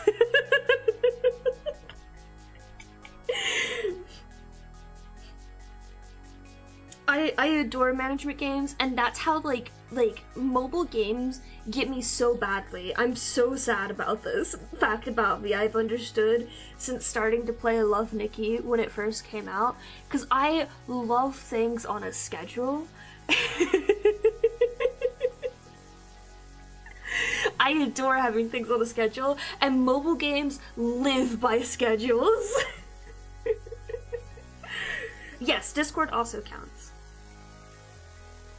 Anything counts. If it's a social media, it counts in this regard. And I technically did Discord. I started getting better at communicating with people in general because of Discord. I don't know what IRC is. But, Tumblr's filled with weirdos, and I don't consider it's technically social media, but it's the weirdest form of social media in my opinion. And like, it doesn't click the same way other websites click, so I don't understand other websites, because I never could get those to click with me the way that Tumblr did.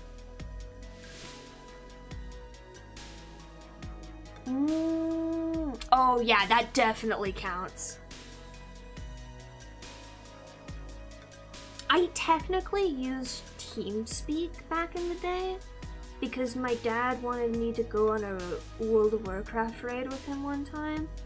And I think that was like the one time I used TeamSpeak, and then after that they went to Skype, but I never actually really used Skype. I used it a little bit because I had like a couple of friends that had Skype, but they were friends in real life, not people over the internet at the time.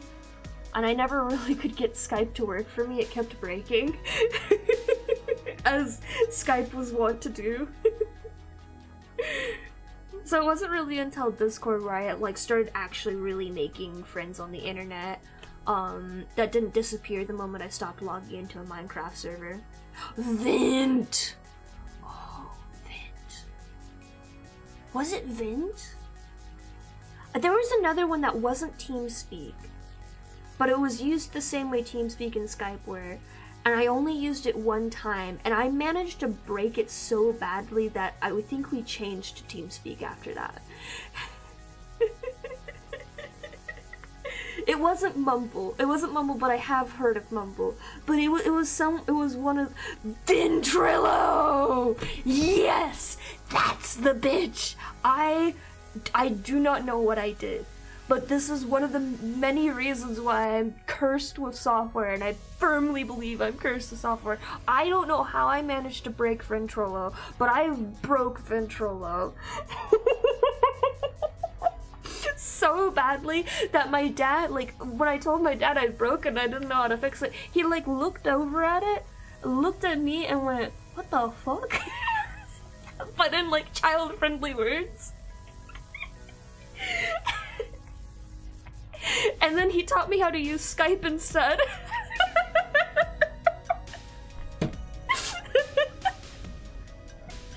I don't even remember what happened that broke Ventrilla. I just remember that I broke it really badly. It was also an unstable piece of shit.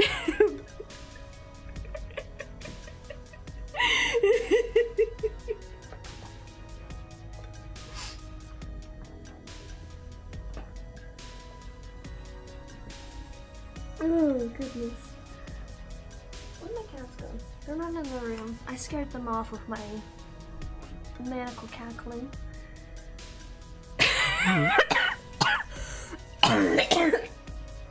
Oh, goodness. I tried to laugh because I was reading your message, Di, and then I coughed at the same time, and now my eyes are watering. Yeah, I think I had access to text-to-speech, like, once during that period, and I was too afraid to get kicked out of the voice chat to use it.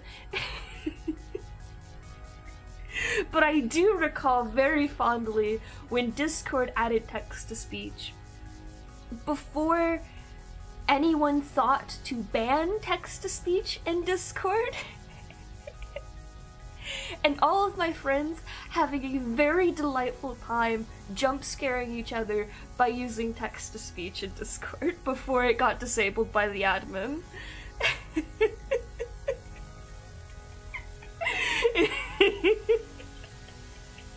And it was like a sad, like, I know we were having fun with this, guys, but it's gotten out of hand. I'm really sad I can't do it anymore too. Kind of disabled.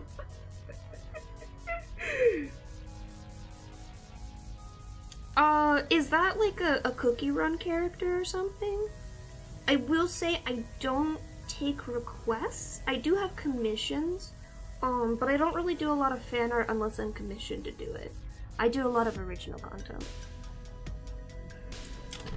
I think it's actually, it might be disabled by default now. Let me check. I'm pretty sure it's still an option, but I would not be surprised if they did actually disable it. Let's see. Where's my rolls? There's my rolls. Because they changed the whole permission setup at some point in time. Let's see. Yes, text-to-speech still exists, but I think it's off by default. I know that was like one of the first things I checked when I was setting up my server a while ago.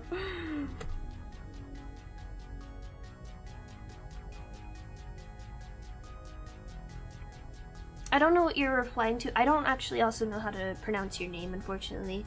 Other person in YouTube chat. You'll have to be a little bit more specific. There's a bit of delay between me reading your message and me talking to you directly. So it can be a little difficult to manage the conversation without context.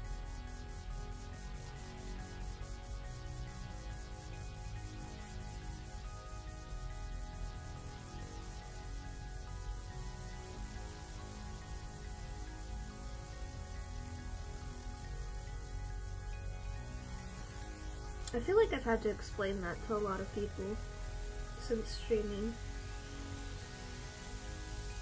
Not in a bad way, just not something people tend to think about way.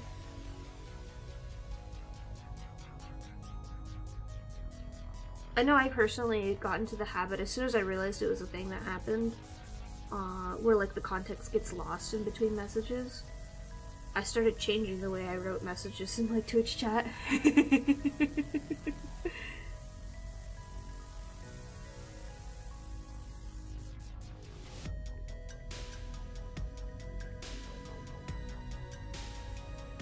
Handrest time? I didn't know ultra low was an option. I don't think I had that option originally, because I know I set everything to the lowest latency I could. But yeah, I do also have the restream live.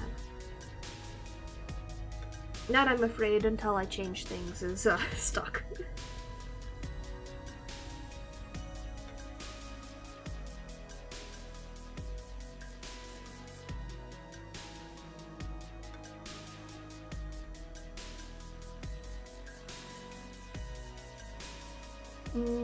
Yeah.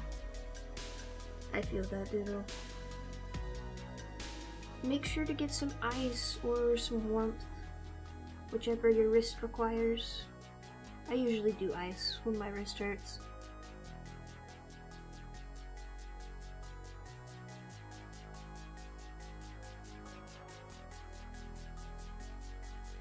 It's gotta be in a really weird place, I think, Di.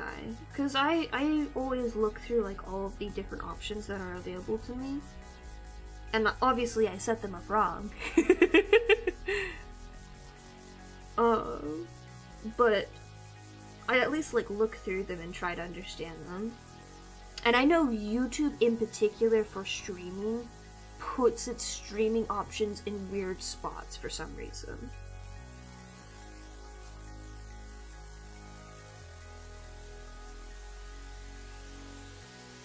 Like, it's so much easier to navigate the video options than it is to navigate the stream options for some reason. And you could say, oh, it's just because YouTube wasn't originally a streaming platform, and to that, I would say, fuck you. They're a streaming platform now, so they should make it, like, easily accessible to see all these things. Not to you in particular, Di, but anyone who wants to argue. I love her.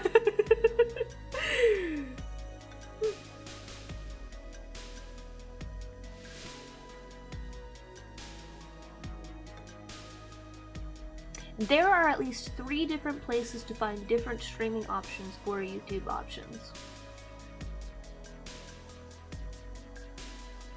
It is absolutely weirdly complicated.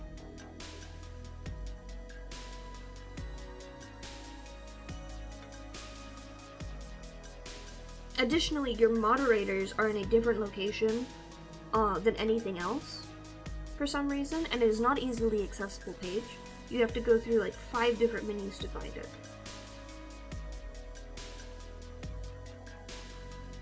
There are some stream options that are only available once you have created a stream, which is understandable, but if you want to go to any of the other stream options, you have to navigate out of that page and go to a different page to get to those stream options.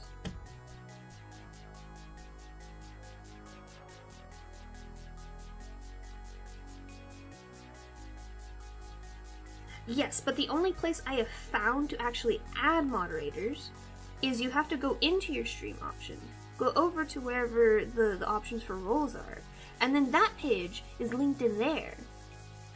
And then you can go add people as moderators.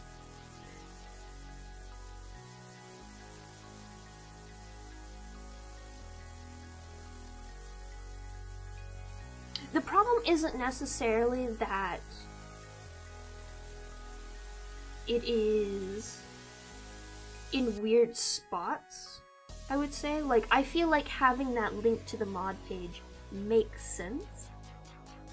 The problem I'm having, and the problem I have with the YouTube UI for this thing, is, in Studio. Is this all in Studio? Let me check real quick. Hold on 1 minute. Cause like, when I went to go set up moderators for my previous group of moderators, here's another thing. When you go to the streaming page, it completely deletes the menu for everything else in Studio for some godforsaken reason. You can't navigate anywhere without going to the home page, which is stupid.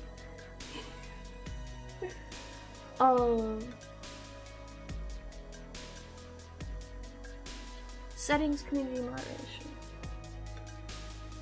Okay, yeah, here's my thing. Why is community moderation in your settings menu? Community moderation should be a tab in your community menu, because that's a part of your community. Like, this is what I mean. It's not that these pages don't exist and they're not in Studio. Like, everything is, of course, in Studio. It is that they are organized very poorly to a new user trying to find these things. And it's because, like, a lot of the stuff is, like, weirdly grandfathered in ways, and they haven't gone back and, like, revamped all of this in a significantly betterly organized way. Like, why is promotions in here, too? Shouldn't this be an earn?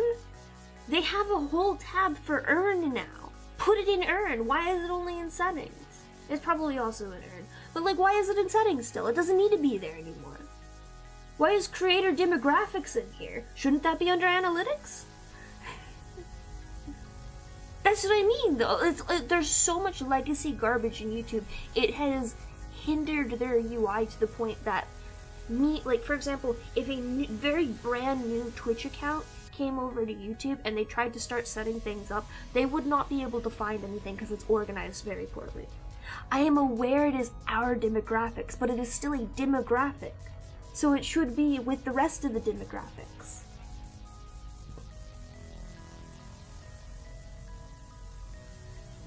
If they want to keep it separated as like a creator thing, then they should make a new tab for that.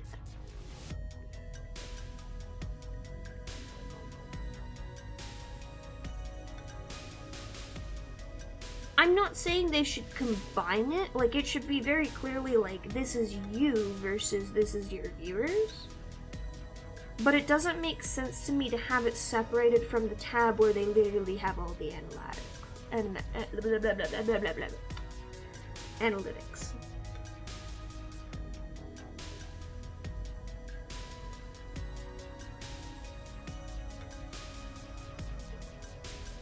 Like, I guess more of it is just like, some of these things seem very strange to put in a settings tab versus putting it in the rest of your content tabs.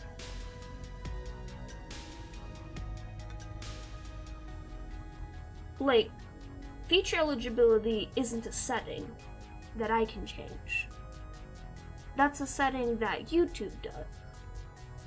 And kind of like all of the settings that YouTube says you can do things with are under the Earn tab, even though it's just like everything in that regards. It's not just earning things, because I think our raids are under the Earn tab too.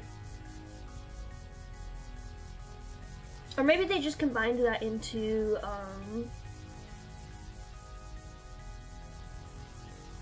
the ads or something. I don't know, I don't remember. Or did you say that it's just under like 1,000? At one point it was in the Earn tab, and that really pissed me off.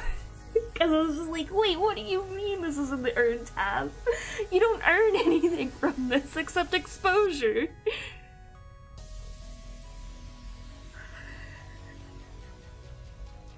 No, die.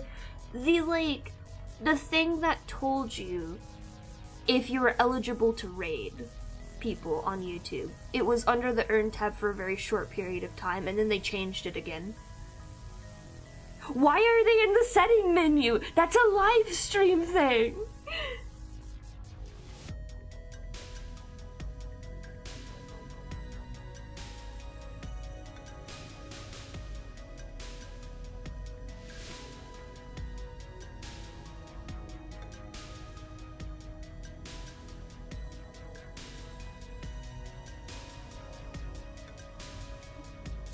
I'm gonna lose my fucking mind. First off, it's YouTube raids. It is raiding. Whether you want to call it what they call it or not. I know you can do it off of Premiere videos too, can't you? Or something to that effect. Like, you can do it off of anything. It's raiding. They saw Twitch raids and they stole it and they said, we're gonna make it for YouTube. It is in a very stupid, weird location for what it is. When you explained where it was to me, my first thought was, that's a stupid place to put it.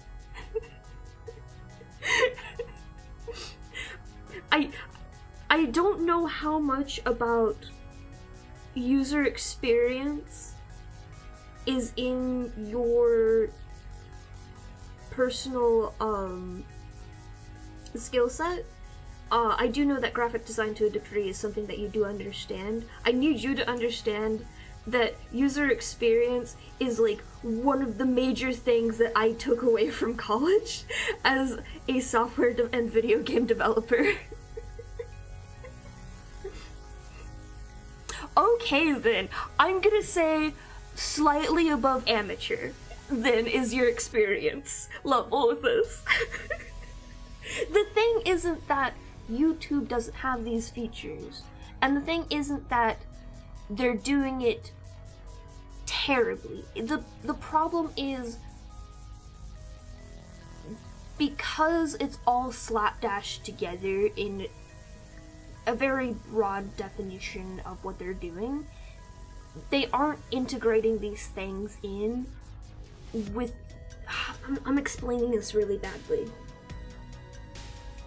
I don't know how to explain this in an easy way, because like, to me, like, the thing that comes to mind is, if I want to do anything in a menu, it should take no less than 3 clicks to get to that place. And I firmly disagree with that statement, Dai. Because average viewers, yes, they should have the easy experience on the website. Creators are going to have to deal with a lot more menus and a lot more fiddly bits. That is expected, yes. They should not have to figure out stuff on YouTube's side. YouTube, we are also a part of the user base of YouTube. This is a user experience. We should be catered to as well. In fact, in a way, we should be catered to a little bit better, because while the general population that is only viewers are the people that are earning money through ads and revenue and stuff like that, we as the creators are the people creating the things that create revenue. If YouTube didn't have any people uploading videos, it would not be able to make money. So yes, to a degree, we should be able to deal with a little bit more complexity and a little bit more stuff, but not to this degree. This is too much. And yes, I do agree with that statement. YouTube definitely cares about its creators. I would say, in regards to most content platforms, the 2 platforms that I feel like understand what actually makes them money and what they need to cater to, YouTube and VGen are like my top 2. Like, I still think YouTube is kind of shit in a lot of ways, of course, but it very clearly, they see creators as people they also need to like be catering to a very high degree. But yes, they do not budget UX for us.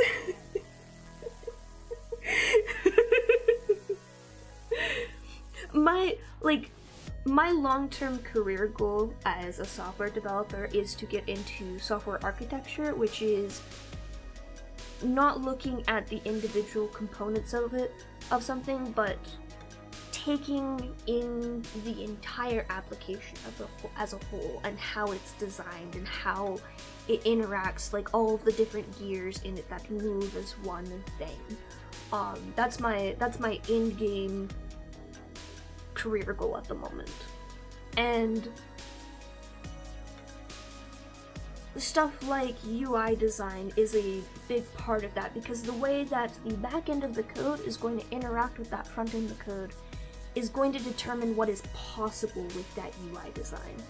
And as someone who fucking hates school websites, including the one from my college of literally software development, I fucking hate their website too. I know I showed it to you. It's not even because all the AI bullshit on there. It's because it's also an impossible to navigate website in a lot of ways. And there's just so many websites these days. It's the ones that like take a template off of like fucking WebEx or what's the other one? Squarespace. That's the one. Like they just take templates off of those and they slap all their shit in and call it a day, without thinking about like how easy it is to actually navigate their website. You can update the free. You can do that now. Yay! That's good news. That's good news. Like, here, my thing with YouTube is also like, I don't get mad at them taking time to implement these other features, like fixing thumbnails for shorts. Like, that's the kind of creator stuff that personally to me is just like, that's something I can understand putting off for a while and having it be a bit scuffed. Because of shorts, you don't really see the thumbnails as much. Most of the time you see shorts is when you're scrolling through them already, so you're not going to see the thumbnails of them, you're just going to have the video load. But yeah, you could only do it from mobile. And the other thing is, shorts were something that was designed for mobile users to upload videos on. For people like me who do things on computer with like art and stuff, it made it a really difficult thing to navigate. But like, even at the time I was just like, this is a frustrating thing, but it, like, I understand the thought process here and what they were developing here. It's not great, but they can improve this over time easily.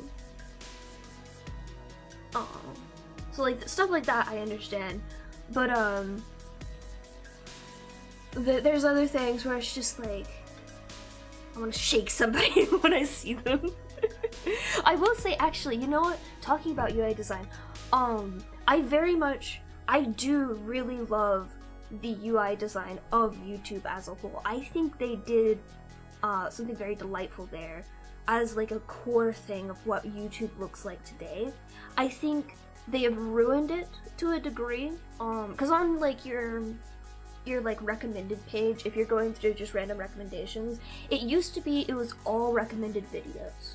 And then they might have a section for people you're subscribed to, recommending you older videos from them, and that I feel like was like the perfect recommended page. They have now filled it with garbage, and I hate that they have filled it with garbage. But like, as a whole, YouTube's menu for the average user is actually really good. And then they started ruining it. And it's one specific thing that really pisses me off that they changed, and I don't know why they changed this.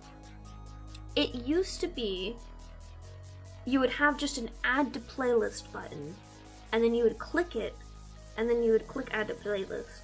And they have since changed it to where that is not one of the default buttons you see on a video. They have changed the order of them, and I do not understand why they have done that, because to my understanding, lots of people make lots of playlists on YouTube, especially like YouTube Music being a thing now as well.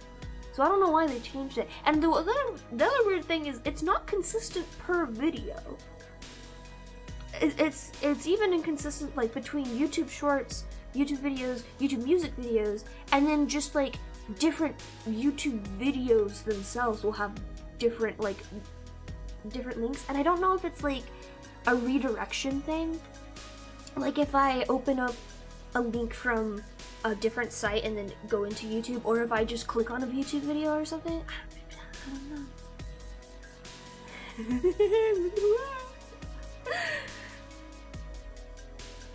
I would love to see the stats of people making playlists on YouTube, actually.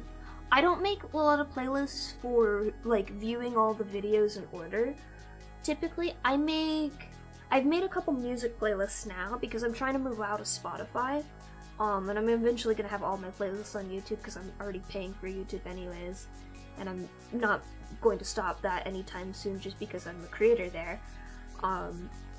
But I also have a lot of playlists for things like animations I really like to go back and rewatch and stuff like that. So I don't watch the playlist like entirely. I use it as like a bookmarks list essentially.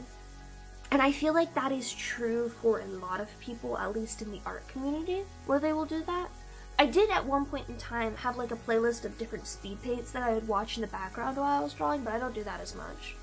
But that's also because I don't watch anything in the background sometimes when I'm drawing.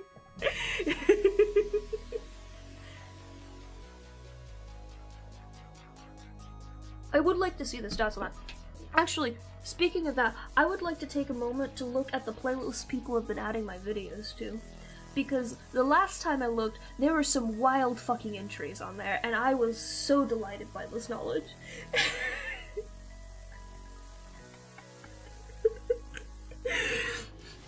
I think I posted a screenshot in Discord of them because I was just so flabbergasted and delighted by the names. Why won't this... Hello? Stop prompting me. Yes, discard changes. I don't want to be here.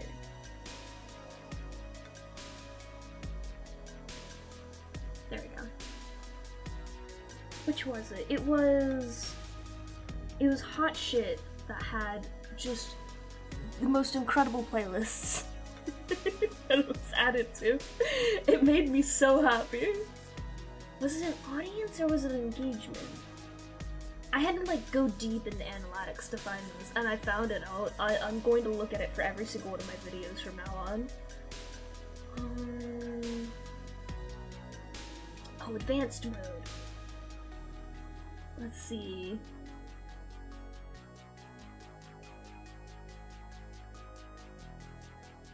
Playback limitation? Embedded? No, that's not it. Device type? No. Where is it? I know what's in here.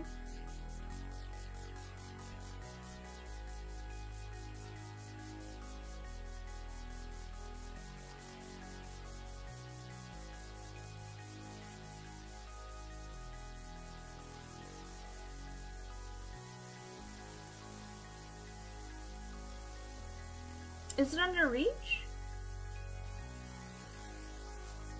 I thought it was in this advanced thing. It was under like an advanced thing at one point for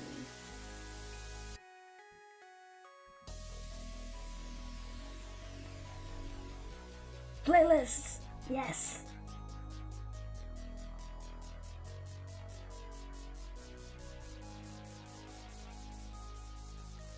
So like there's a bunch of them that would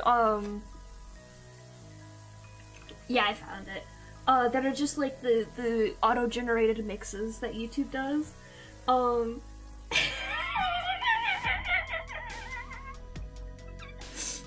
We also have the vibe, the shit bin, hot. That's a new one.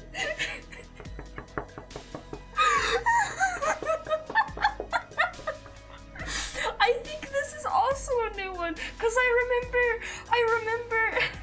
remember the shit bin and I remember vibe. I don't remember horny, lovely, handsome boy as a playlist that this was added to.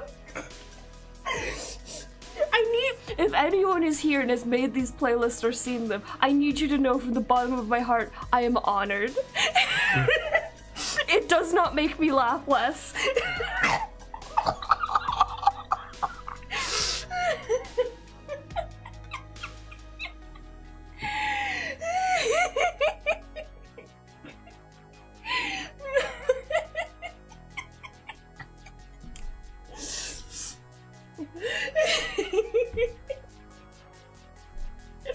I also very much appreciate songs I like more and videos I just like as playlists that this has been added to.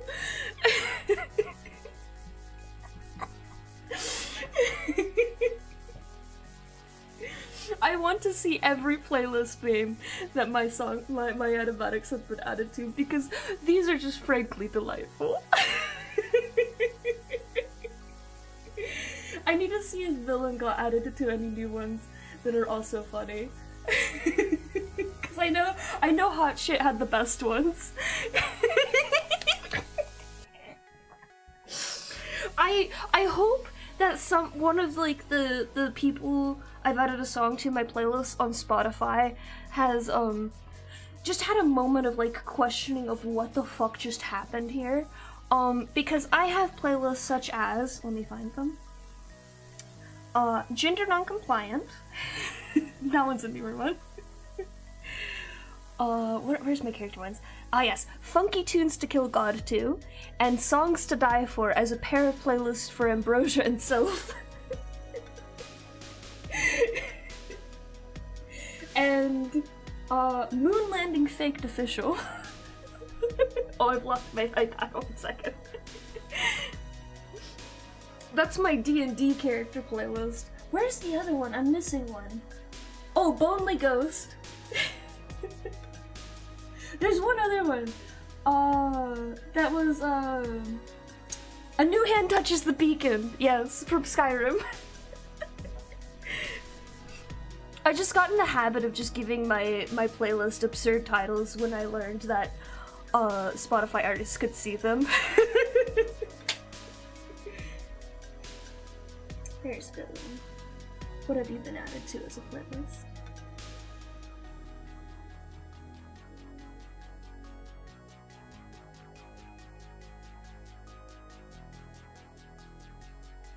It's not doing it correctly. That's angering me. Show me the playlist. No, I don't want to be in here.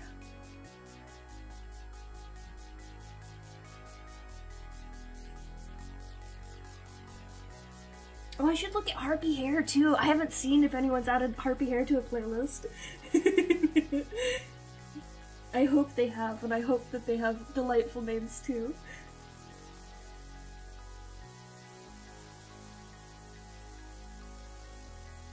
Reach. There's content. No! Not enough traffic to show this report! Oh, it's been added to one Russian one. Thank you, Russian person. You are highlight of my day.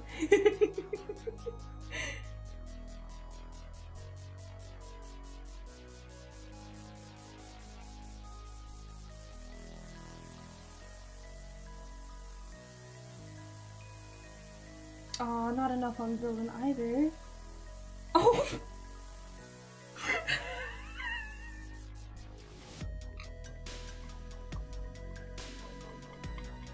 Oh no! Oh no! The top one for villain is animation memes, understandable. The second one is depression mix. Oh no! I don't know who you are, but I hope you're feeling alright after you watch your depression mix. I hope it's like a calming thing. Oh dear.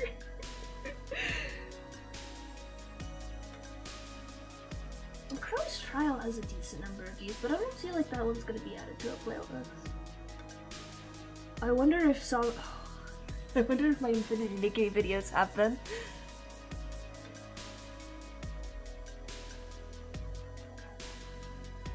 Oh, no, not that button. Sorry, I'm completely distracted from the art right now because this is something that just purely delights me every time I look at it.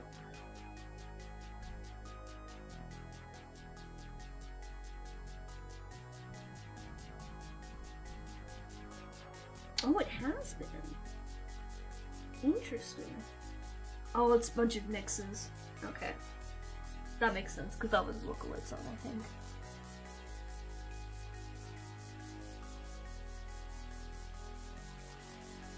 And not enough traffic to give me playlist names on that one. That's sad. Or maybe they're private playlists.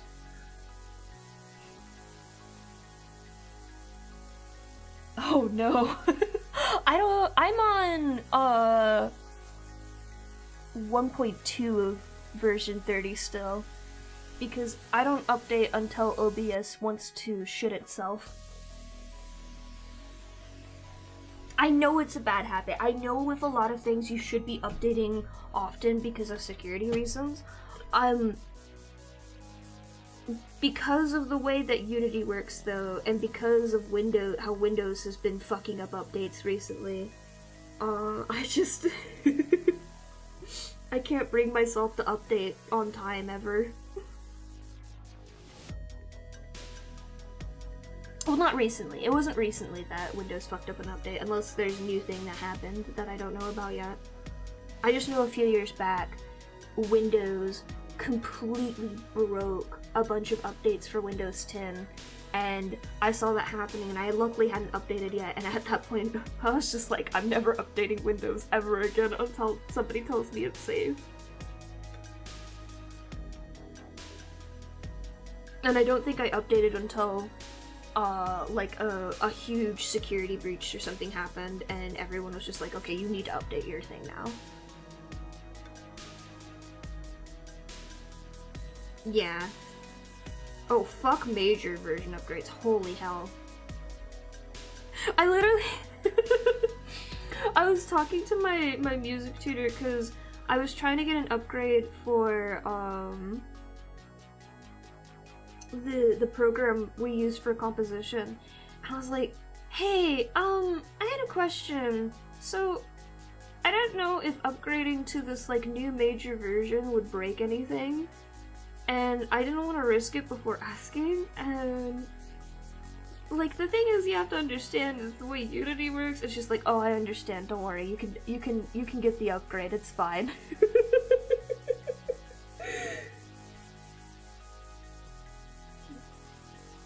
They don't break things here like Unity does, or Windows does. But you have to be so careful about that. Some things you have to be careful with the minor updates. Even fuck Bethesda, specifically. For their way of updating things. Cause they suck ass for that. I just also don't appreciate in general that Steam forces you to update everything before you can play it. Like, no, sometimes I want to be on the older update, on purpose, for a reason.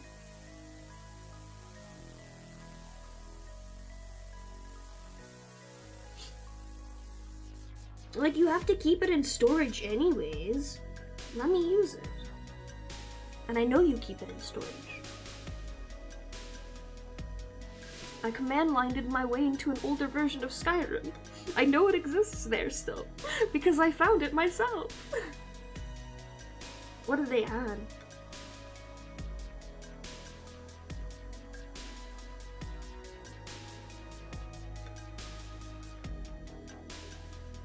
Oh, speaking of command line, this is only gonna be, like, something that a spare few of you will understand, but I'll do my best to explain it in layman's terms, because it is a very funny thing, to me at least. Yeah, I'm gonna wait until people say it's stable, for sure, as well. In software development, there is a concept of repositories, and I think most people at this point are aware of GitHub and how GitHub works, where like you store code on it. GitHub, the name, comes from the program Git, which is how versioning is kind of managed a lot of ways. Basically, the way it works is it creates a backup of your code. And every time you want to make an update to your code, you have to add that update to this repository of data, and it saves every version of that data.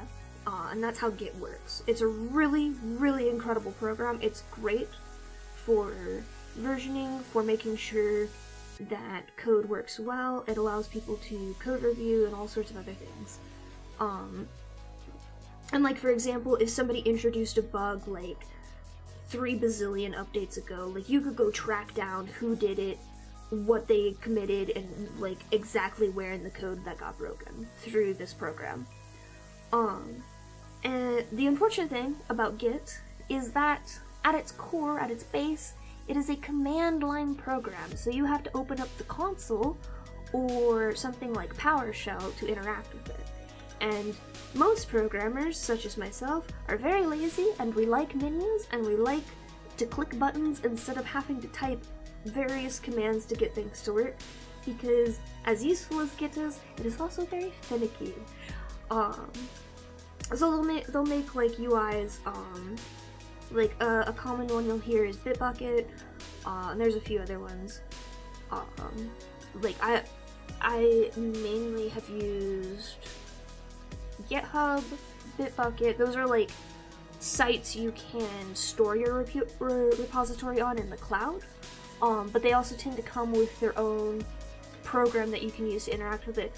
Bitbucket's is SourceTree. I think GitHub has one too, but you don't have to use like the one attached to that site. Like if I wanted to use GitHub, I could also use SourceTree with GitHub if I wanted to, etc. But there are some programmers who swear by using command line, and they'll get mad at you if you don't use command line or if you don't understand command line. Understandably so, because if you don't understand command line for Git, you don't know what you're doing with Git. You need to understand the actual commands that you're using.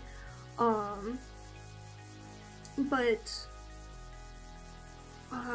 what was I trying to say? Oh, it was very funny, because at one point in time, I managed to break source tree.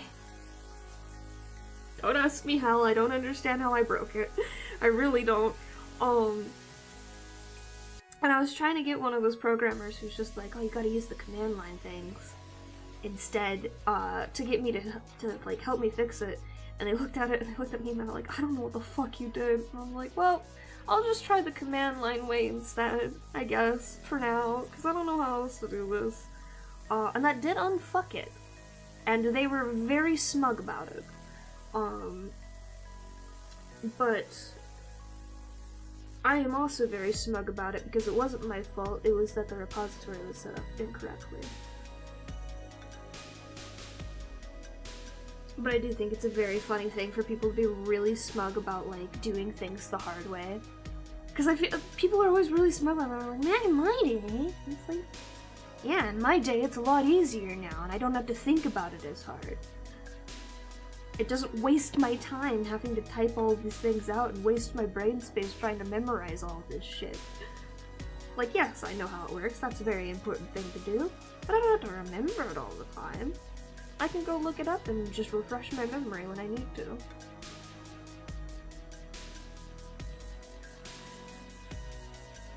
Native YouTube chat features? A better dog? Oh, that's exciting! Ooh. I don't really know what AV1 content encoding does. That's beyond my scope of knowledge. Better built-in background blur is nice. Because blur tends to be very expensive for reasons I don't understand.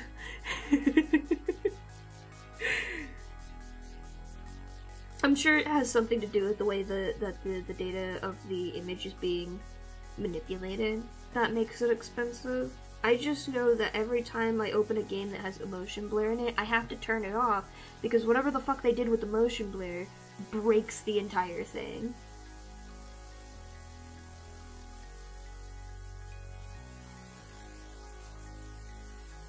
Like, I was trying to just get some screenshots of some Infinity Nikki whatchamacallits the other day. So I recorded the cutscene, and I was going frame by frame, and I have turned off motion blur in Infinity Nikki because whenever it's on, I literally can't see anything because it's so strong and there's no option to, like, turn it down. It's either on or off. And there was motion blur in the cutscene, and I'm like, excuse me? I know for a fact this cutscene is not pre-rendered. Why is there motion blur in my cutscene, Infinity Nikki? Infold Games, I turned that off. Ooh.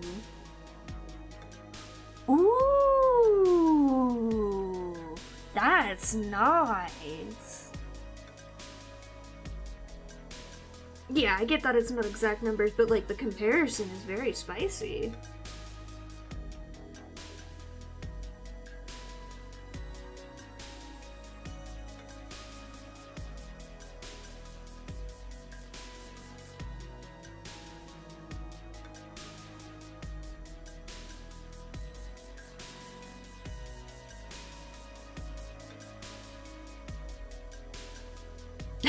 Yeah, that sounds about right. That sounds like the exact shit both of these websites are just well known before.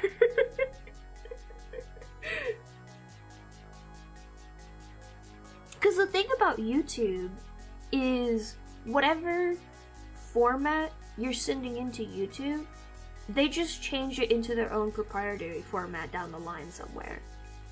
So that they don't have to worry about. That's why the encoding fucks up sometimes. I'm actually really pissed that the encoding fucked up so badly on Harpy Hair, but I don't know what to do about it. I was hoping, like, maybe I could, like, look into stuff when I get Hit Partner or something and see if I could get it fixed.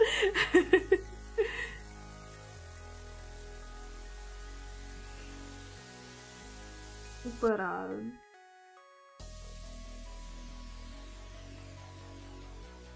don't know, I had a thought and then I lost it.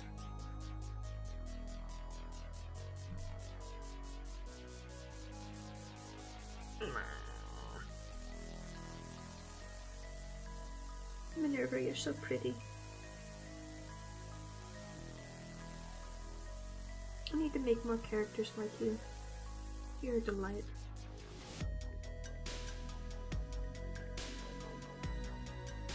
For the longest time I've been scared of drawing old people because I didn't understand how wrinkles work.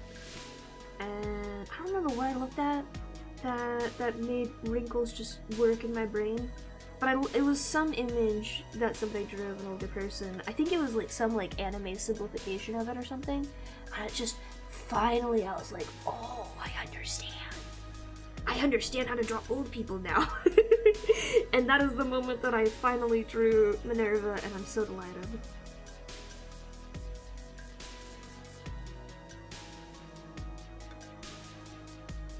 Yeah. I'm just thinking in general, like...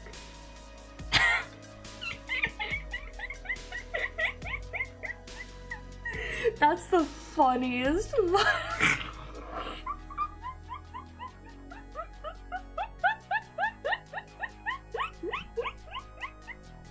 Oh no, it's late. I can't laugh this loud. I have neighbors.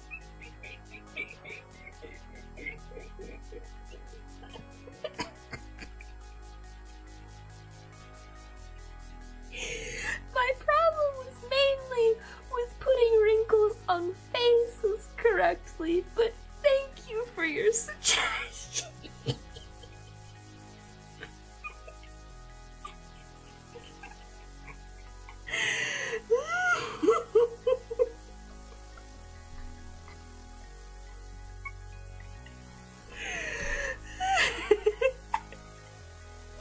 really hit me with the 1-2 combo on hairless cats, goddamn. I actually love those cats. I love hairless cats, sphinxes. They're delightful. They're just little guys, or little gremlins that hide in your attic. And you have to put sweaters on them or they'll get cold.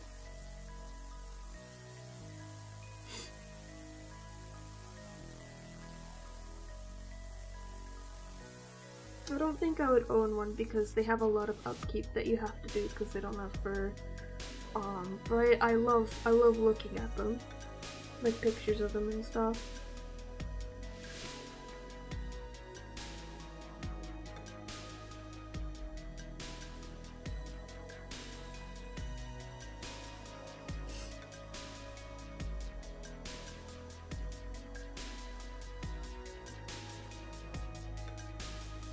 I mistakenly, the reason that caught me so off guard is I mistakenly read, if you need help understanding, and thought you were going to still be on the subject of the video stuff you were talking about, until it veered suddenly to the right of hairless cats.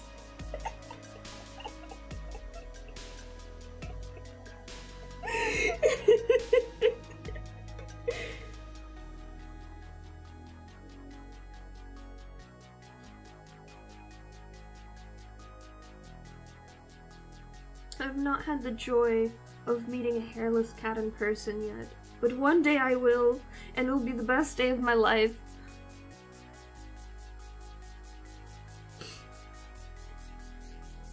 They're just little creatures.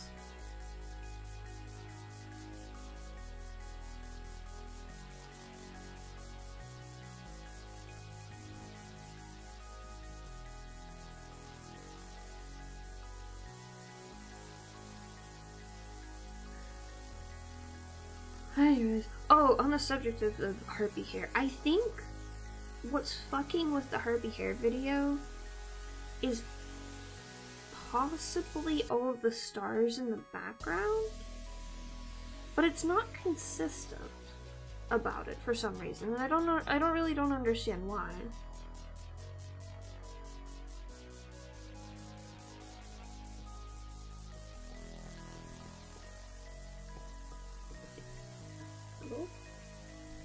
Where did this go? Why is it over there? What the fuck?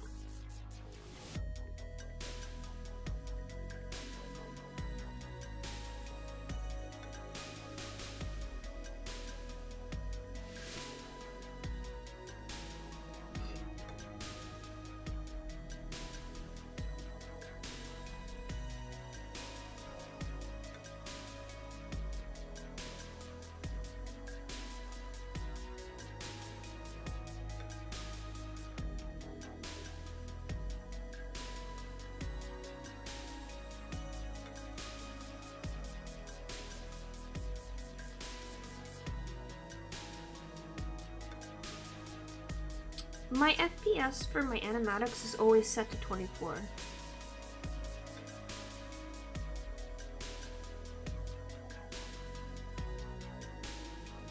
So if it is an issue with that, I would be very surprised.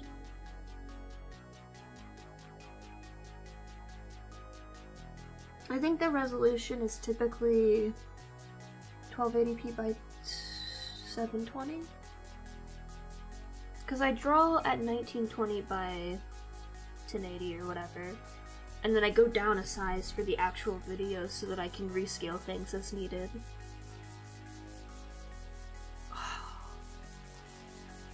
That'll be really annoying if it is. It's not the FPS though that's getting fucked up. It's like super crunchy in a weird way that none of my other videos have had an issue with. Like, there's artifacting all over the place on it for some reason. And I've used that same, like, similar space texture in other ones before. The only thing I can think that's different is that in this one in particular, it's rotating in the background for the entire video. But I don't know why that would fuck this one up in particular.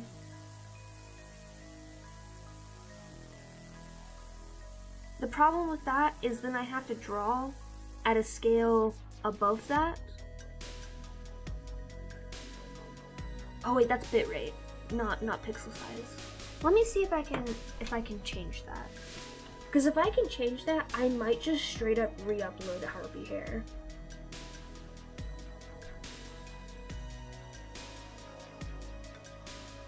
Yeah, I misread it. I read the 1440 pixels.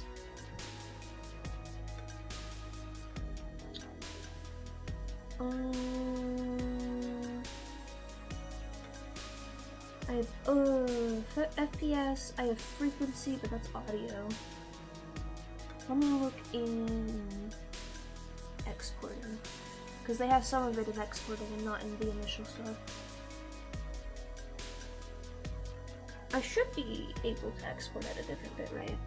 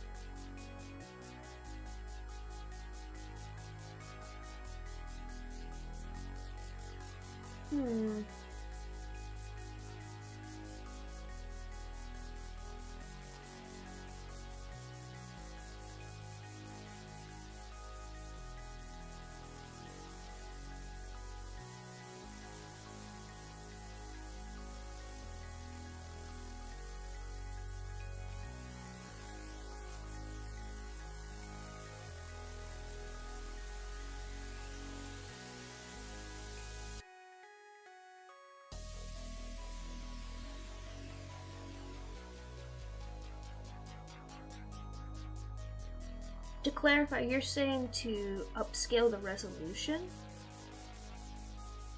Oh, this is at 1920, 1080. Yeah, everything looks great on my local computer.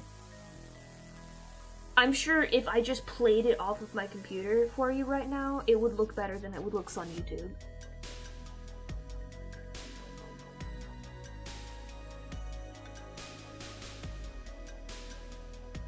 That's part of the reason I was so shocked that it looks so bad on YouTube.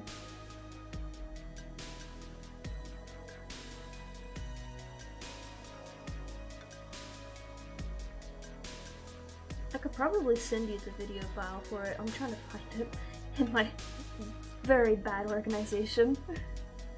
Which one of these fucking files is it? Is it this one?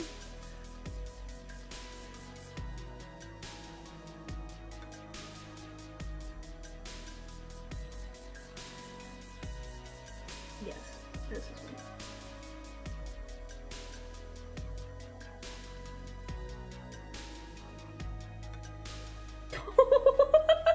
Did you search for the angriest ones you could find to send these to me? Oh, I can't send it over Discord. Discord said no.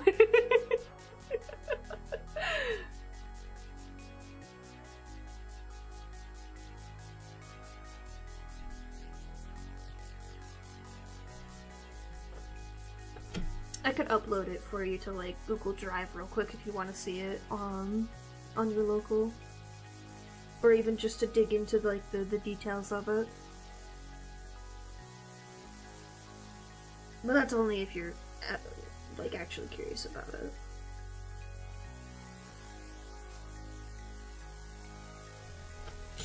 Alrighty. Can you send me a Gmail or something that I can link this Google Drive to? Cause it's my asset drive.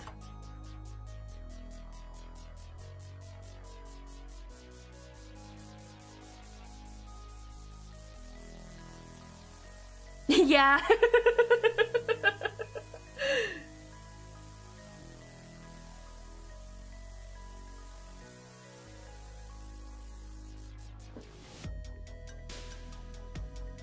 I will say, just by virtue of the way that I drew the stars in the background for the space background, it looks crunchy to a degree, but that crunch, I swear, is actually how the file, like the actual image file, looks. It looks really bad on YouTube in comparison for some reason, is what the problem.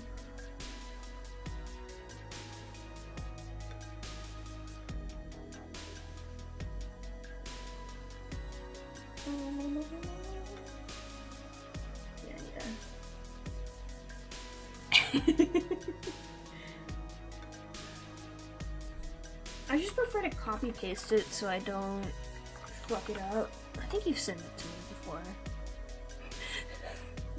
That's not what I wanted. Discord.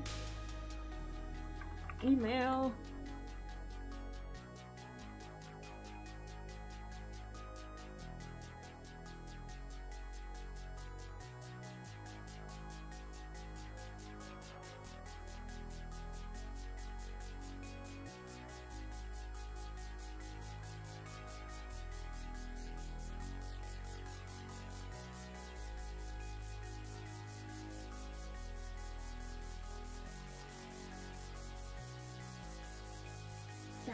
I can't find it.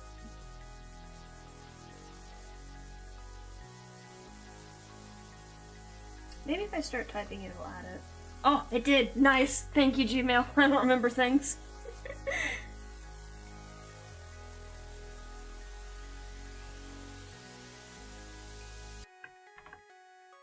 There you go.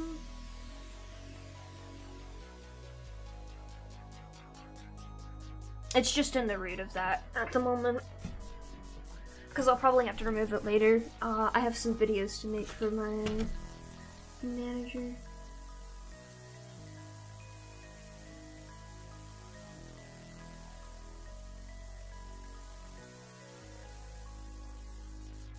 I figured since I was probably going to hire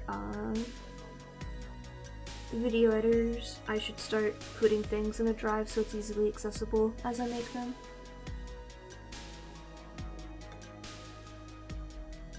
So all my PNGs are in there too! I was gonna send this to you anyways, just because of that.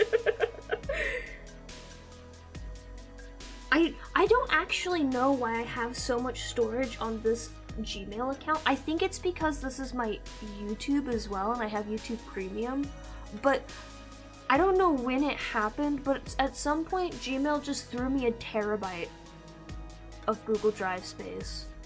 And I just have that now, and I don't know what to do with it.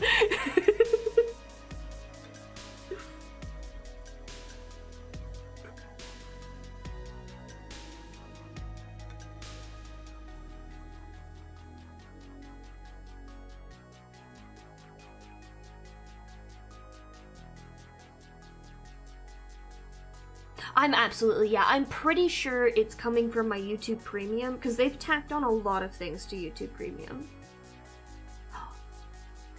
Ooh, that's a good point. It could be because of Pixel Phone. Because I got it around the same time as getting both the Pixel Phone and Premium. Like, that all happened within a few months of each other.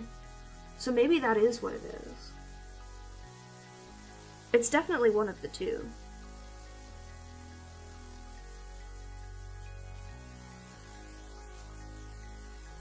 I don't know, I didn't look into it. Because I didn't care because I wasn't using it. That would make sense if it's Pixel Phone though. It just suddenly appeared in my account. I'm just like, what is this? I don't trust it. But then it never disappeared. I'm like, okay, I guess I can trust it a little bit. Not a lot of it though.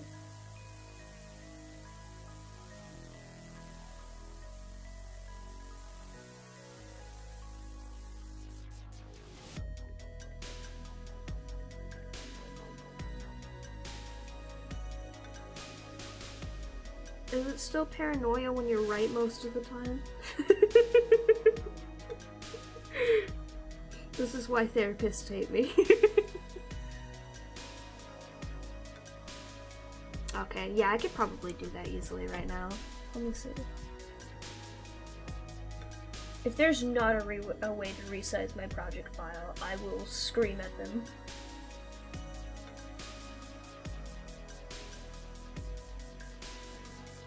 Mm-hmm.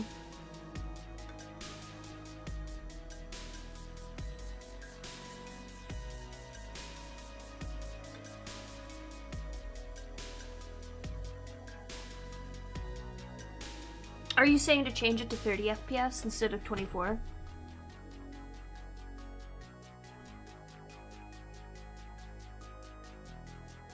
I can guarantee you this is not a good video editor.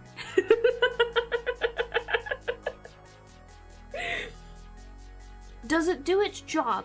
Yes. Does it do anything automatically well? No.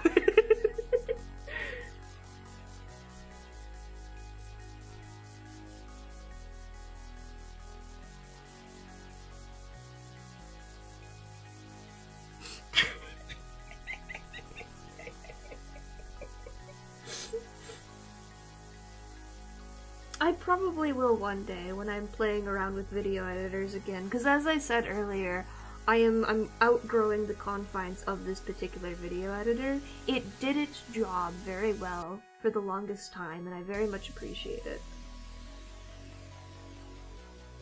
But I am definitely outgrowing what it can do. Cool, okay. Yeah, I'll do that after stream. I actually need to wrap up stream. It has been 5 hours. I did not expect to go this long, but I was having a delightful time talking. And I got 2 of these done, so you know what? That's fine by me.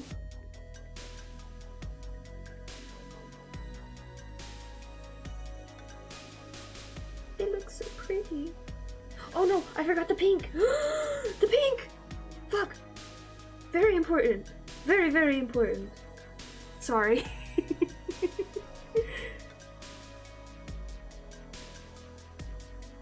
It's such a silly little detail. It barely does anything, but it's one of my favorite details. So I gotta make sure I had it.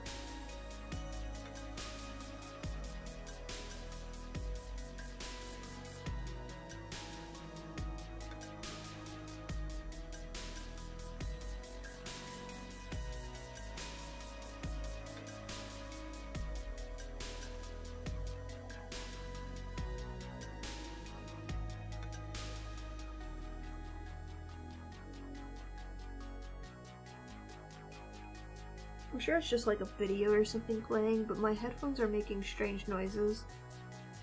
And I currently do not have them on my head.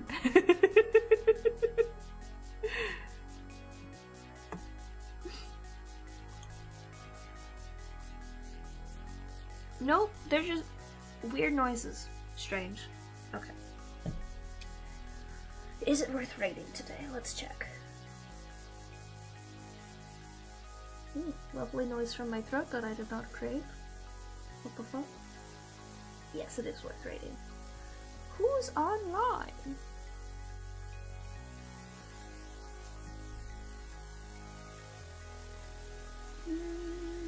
Special event? Birthday! Oh my god, we're going over to Cloudy Clarity. Cause I love her and she's doing special things. Oh my gosh. Weird. No, she's in follower only! Okay, wait. I don't like rating it to follower only chats. Oh no! It's sleep time. Sanuki's doing horror games, and I don't like writing from art to horror games. Does anyone else have someone online right now?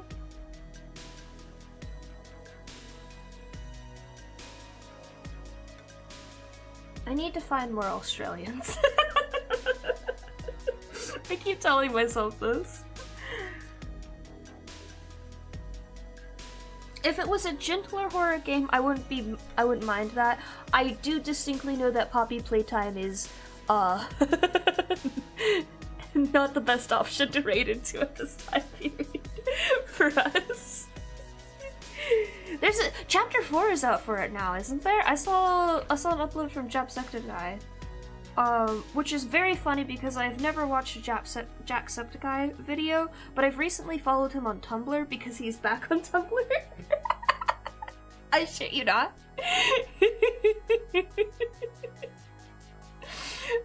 Which has led to the funniest possible events occurring there, which I think is just great. What's this? Yeah, we can read into them. I don't know who they are. Oh, cute mall. Okay, yeah, we're going there.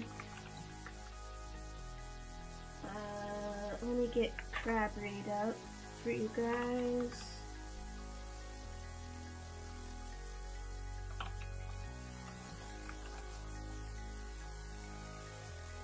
Ooh, very nice.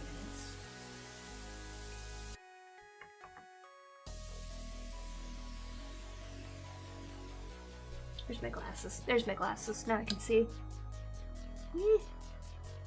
Oh yes, thank you everyone for joining. I hope you guys enjoyed me rambling and talking with Ty. I'm gonna get some sleep soon, because I'm on my last legs. Buttons, buttons, buttons, buttons. There we go. Alrighty. Good night.